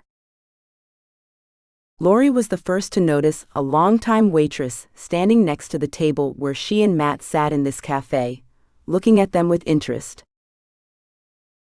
Lori apologized and looked at Matt expectantly. She wasn't used to ordering alone in cafes when a man was around. Matt understood her confusion, and in a confident voice ordered 2 cappuccinos and 2 croissants with jam and butter. It was his traditional coffee set. When the waitress had brought it all to them and left, once again looking around at the young but clearly in love couple with interest, Matt started the conversation. "Lori, you remember I promised you I would publish your book, right?" Lori looked up at him in surprise. "I remember that," she said. And then she added, "Like the fact that you ended your contract with me." Matt guessed that he would have to listen to her reproach, and took her barb against him calmly. Was not Lori right? Yes, he had let her down and when she needed his support. After all, her husband was ill and Lori needed to take care of him, which she did, as any woman who valued family values would do. Matt had even more respect for Lori, after she resolutely returned to her clearly unloved husband to care for him and run his business. Lori, meanwhile, waited to continue the conversation her companion had started about her book publishing business. Matt coughed a little, clearing his throat. Lori realized he needed help to get to the most important topic of their conversation. "So we'll publish your book, not only this one but all the others you write," he said, looking at Lori testily. She listened to him, with her eyelids closed, and looked at the table. Matt continued. "Tomorrow you will come to my office, and we will go over your book publishing business." Here, Lori could not take it any more and interrupted him. "But how do we publish them? After all, as far as I understand, you won't be able to use your usual publishing contacts for this. My husband has clarified this situation, and I understand how he has bound you with his demands." Matt appreciated Lori's delicacy in not calling her husband's actions blackmail or threats. Matt took a deep breath and blurted out, "We will publish your books independently of the publishers." Lori looked up at him in surprise, and she mumbled uncertainly, "But what's the meaning of that? Is this going to be independent book publishing, where no one does any marketing or distribution of the book? There's nothing to be gained from that." Matt immediately clarified, "You or we, as we decide to proceed, will formalize a contract with the biggest online stores that sell ebooks worldwide." Lori pitched forward and asked interestedly, "I've heard of this method, but Daniel and his friends were always so dismissive of those who tried to publish their books without being accepted by publishers." Matt laughed in relief. There was no denial in Lori's voice or in her answer. Then he could explain the rest of it to her. Authors now publish their books completely freely, and some even make good money from them. Nowadays, you don't have to be an official writer who only writes books. You can make a living doing other things, and additionally publish your books and find your readers. Matt gestured convincingly with his free hand, confirming his words. Lori was very interested.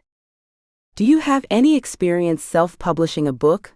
she asked, suddenly placing her palm on Matt's hand, which he was leaning on the table. "No, but I've looked into it all. I've been in social media groups where people discuss it. I've found examples of successful independent authors." "We won't be lost," he will confidently replied. He covered Lori's hand with his other hand, and Lori's cheeks flushed with pleasure. His touch in her hand meant more to her now than the publication of her books. Matt, however, without removing his hand from Lori's arm, also leaned forward over the table and continued. "So you agree?"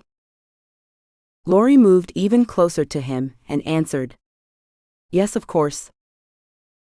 Their lips made contact and did not blur for quite some time. They each savored the feeling that nothing was lost between them, that all the feelings were there, and that they had a future tied not only to Lori's books, but to the fact that she had clearly forgiven Matt. The waitress looked at this couple of not young people kissing openly in her cafe, and nothing about them perplexed her. Now these people had peace and harmony. And what else do you need to have someone by your side? Love and understanding, and they had it all. The sun was already setting, and Matt and Lori were still talking at a table in the cafe. But they were no longer sitting across from each other, as they had been at the beginning. Matt moved closer to Lori on the couch and gestured vigorously, telling her what they needed to do to publish their first book as soon as possible. Lori listened to him passionately, but much still passed her ears as she looked more into Matt's eyes than listened to his words. Lori knew she would put her husband on notice today, saying that she intended to get a divorce from him. Daniel would no longer prevent her from finding her purpose in her later years when the children were grown, and the grandchildren were not yet here. Lori was also keenly aware that she had made this decision suddenly, just now, when Matt had kissed her right at that cafe table. Lori also realized that the divorce and property division would take a lot of work, but that did not bother her. Ellen, her friend, had been through it all before. Besides, Ellen's husband Ben, whom Ellen had met during her divorce and who was her classmate and childhood friend, was a divorce lawyer. So Lori knew she would get all the counseling from a trusted professional. Scene 33. The Hand and Heart Proposal and the Wedding. It has been 6 months. All their family and friends, including Daniel, the bride's now ex-husband, were invited to Matt and Lori's wedding. Having lost the battle for possession of his ex-wife, however, Daniel did not mind attending her wedding. And for Lori, inviting her ex-husband to her wedding was not out of the ordinary. She and her husband had already legally divided their assets, and there were no pitfalls in their divorce. After that, Daniel delved into his new relationship with his nurse, which Lori was pleased about. Although she was the official reason for Lori and Daniel's separation, she had come into their world when neither Lori nor Daniel loved each other anymore. Matt had been preparing in good faith to marry Lori. He knew that marriage at his age was a serious, fully realized step he was taking to have Lori by his side. Lori's company gave Matt a purpose in life. After all, he was passionate about protecting her from many adversities and making sure she had the best of their life together. Matt was not infinitely rich, but he was very wealthy. And that he had chosen this little bird, as he jokingly called Lori, out of all the girlfriends in his life, meant that he was determined to create the life he wanted. All those standard remarriages of his peers, who married women considerably younger than themselves, were understandable. But Matt was not driven so much by carnal desires, as by the hope of getting a life mate with whom he could find common ground and interests. And Lori was perfect as his future wife. She was not attracted to Matt's capital. She wanted him for himself as he was, a mocking, caring, and reliable man. He sometimes looked like a boy around her, but that did not bother Lori. She knew what a loyal friend he was. And she tried not to think about how much fun they had had alone. Lori felt that this time was a gift from fate, and tried to enjoy everything she and Matt had been given. Before the wedding, Lori gathered her friends and told them how Matt had proposed to her. When Betty and Ellen suddenly received invitations to Lori's wedding, they were delighted and angered by their friend's secrecy. Betty and Ellen came uninvited to Lori's cabin, and bluntly told her she simply had to say to her how and when Matt had proposed. Lori laughed and told the story as she poured her friends tea and placed the muffins she had recently baked on the dining table. Here was what happened. Lori was going on her usual business date with Matt, and waiting for him to tell her how they were going to publish her book. Although she had already figured out the whole self-publishing process, she still wanted Matt to walk her through it one more time. Matt appeared in the doorway of his sister's cafe, Matilda's, and headed straight for Lori's table. As usual, Lori showed up before Matt at their meetings, which made him a little uncomfortable. But this time Matt knew that his lateness would not be significant, as he had a good reason for it. He was buying a ring for Lori. Lori greeted him by rising slightly from her chair and holding her hand. Matt took her hand, but did not give it to her as he usually did when they met. Instead, he squeezed it gently in his palm, leaned over, and kissed the back of her hand in an old-fashioned way. Lori laughed embarrassedly, looking around, but there was no one in the cafe this early morning except Matilda, who was off to the side making a place for another cat. Matt, still holding Lori's hand, suddenly got down on one knee in front of her, put his hand to his heart, and said in a low, hoarse voice, "Dear Lori, marry me." With his other hand, he awkwardly pulled a box from the pocket of his jeans, snapped off its closure with one finger, and a ring with some extraordinary blue stone shone in front of Lori, its facets casting sparks on Lori and Matt's faces. Lori collapsed back into her chair and did not realize what was happening. Her heart suddenly felt so warm that she cried with excitement. Lori had just finished one family story when she divorced Daniel. Suddenly, Matt suggests she start all over again. Lori did not know what to say back. She looked through her tears at Matt, who was still on one knee before her, and thought about how she did not have the strength to refuse him.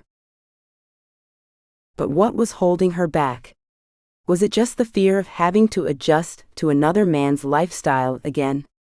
Did she have to take care of the house and cook for Matt, not just for herself and the cat? Or that she did not know what his daily habits were? Would they annoy her, or would she be forced to accept something she did not like? Lori did not know any of this.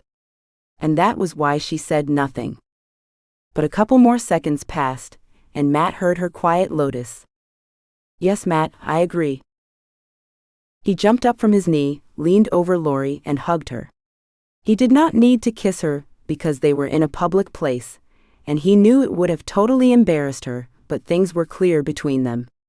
From that moment on, Matt knew he had a friend with whom he could share the joys and the hardships.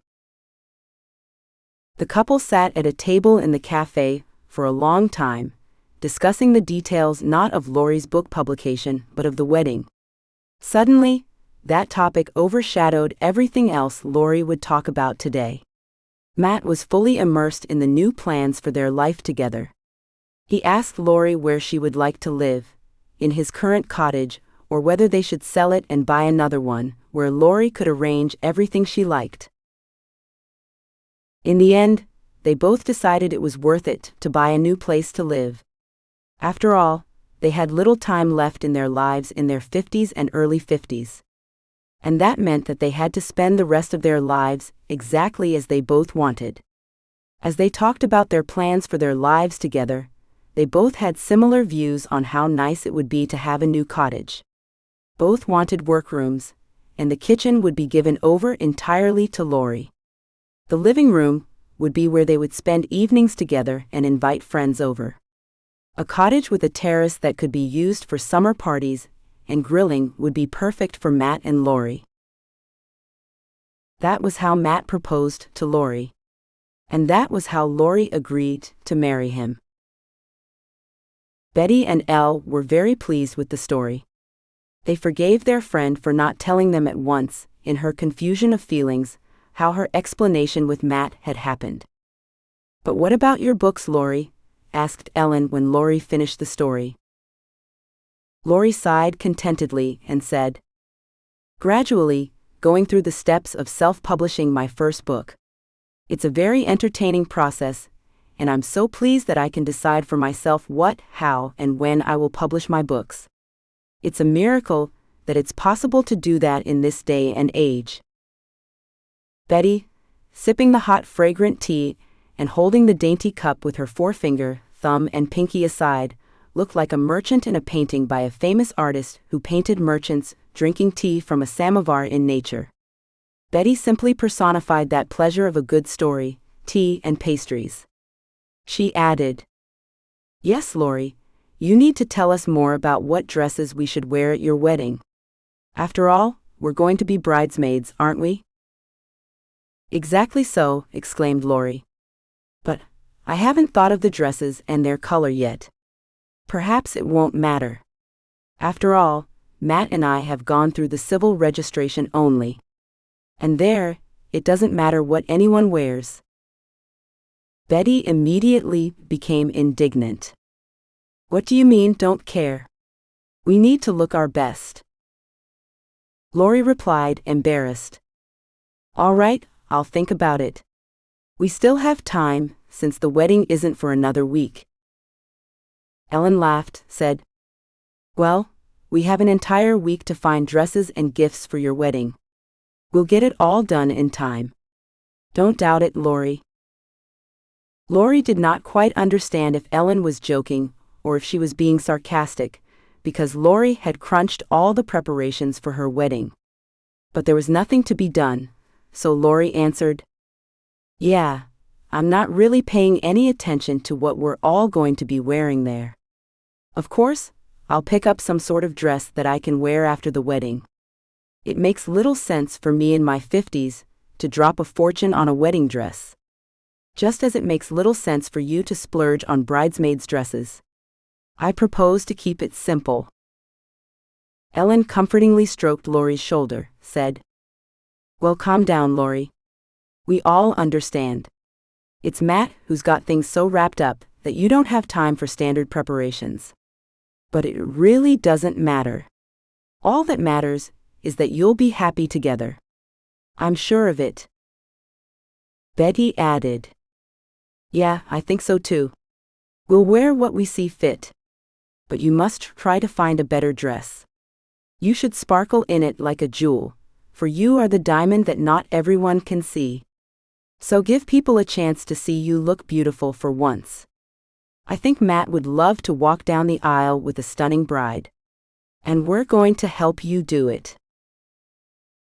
The friends then agreed one day to go shopping for the wedding, including the bride's outfit. A week later, Lori and Matt's wedding took place. The bride wore a stunning dress made by one of the best tailors in the country. The light pink dress with flounces around the shoulders perfectly depicts Lori's delicate beauty. The flowing fabric flowed smoothly down the curves of her body, giving Lori's figure the appearance of a porcelain statue. Lori held a small bouquet of violets in her hands, harmonizing perfectly with her appearance. She wore a ring with an unusual blue stone on her ring finger. Matt wore a light gray suit, and his tie was pink like his fiancée's dress. The only piece of jewelry in his suit was a beautiful tie clip. He had taken off and left the watch at home. He did not need it at his own wedding. Why would he look at his watch when his entire future depended on how Lori looked at him? The civil ceremony went quickly to the magistrate's office in their town. Then the guests arrived at the café, the area which Matilda had to enlarge by renting tables and chairs from neighboring establishments and arranging tables right outside.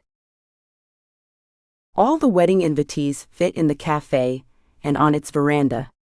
The noisy company did not disturb anyone in this neighborhood, where everyone knew Matilda well. Bro, the wedding party sang and danced until midnight. Thank goodness no one had too much with hot drinks, and all the guests went home normally. Matt and Lori were alone in the café. They did not want to go to their room before all the guests had left. When Lori asked Matt where they would go now, his place or hers, Matt replied, "Now there's going to be a surprise." He pulled 2 tickets out of his jacket pocket and held them out to Lori. She opened the ticket envelope and said, "Oh my God, this is what I've dreamed of all my life." Matt was taking her on a cruise ship on a wedding trip. But immediately Lori asked him concernedly, "But what about Kiss? I didn't plan with anyone to have him for the time I was away." Matt squinted slyly, answered, "And he'll be traveling with us. There's plenty of room in the deluxe cabin for both of us." Lori laughed in relief and walked over to her husband and hugged him gently around the neck. Matt kissed her in return and hugged her too. They did not have to hold back their feelings now. They belonged to each other, and the rest of their lives depended on each other. The end.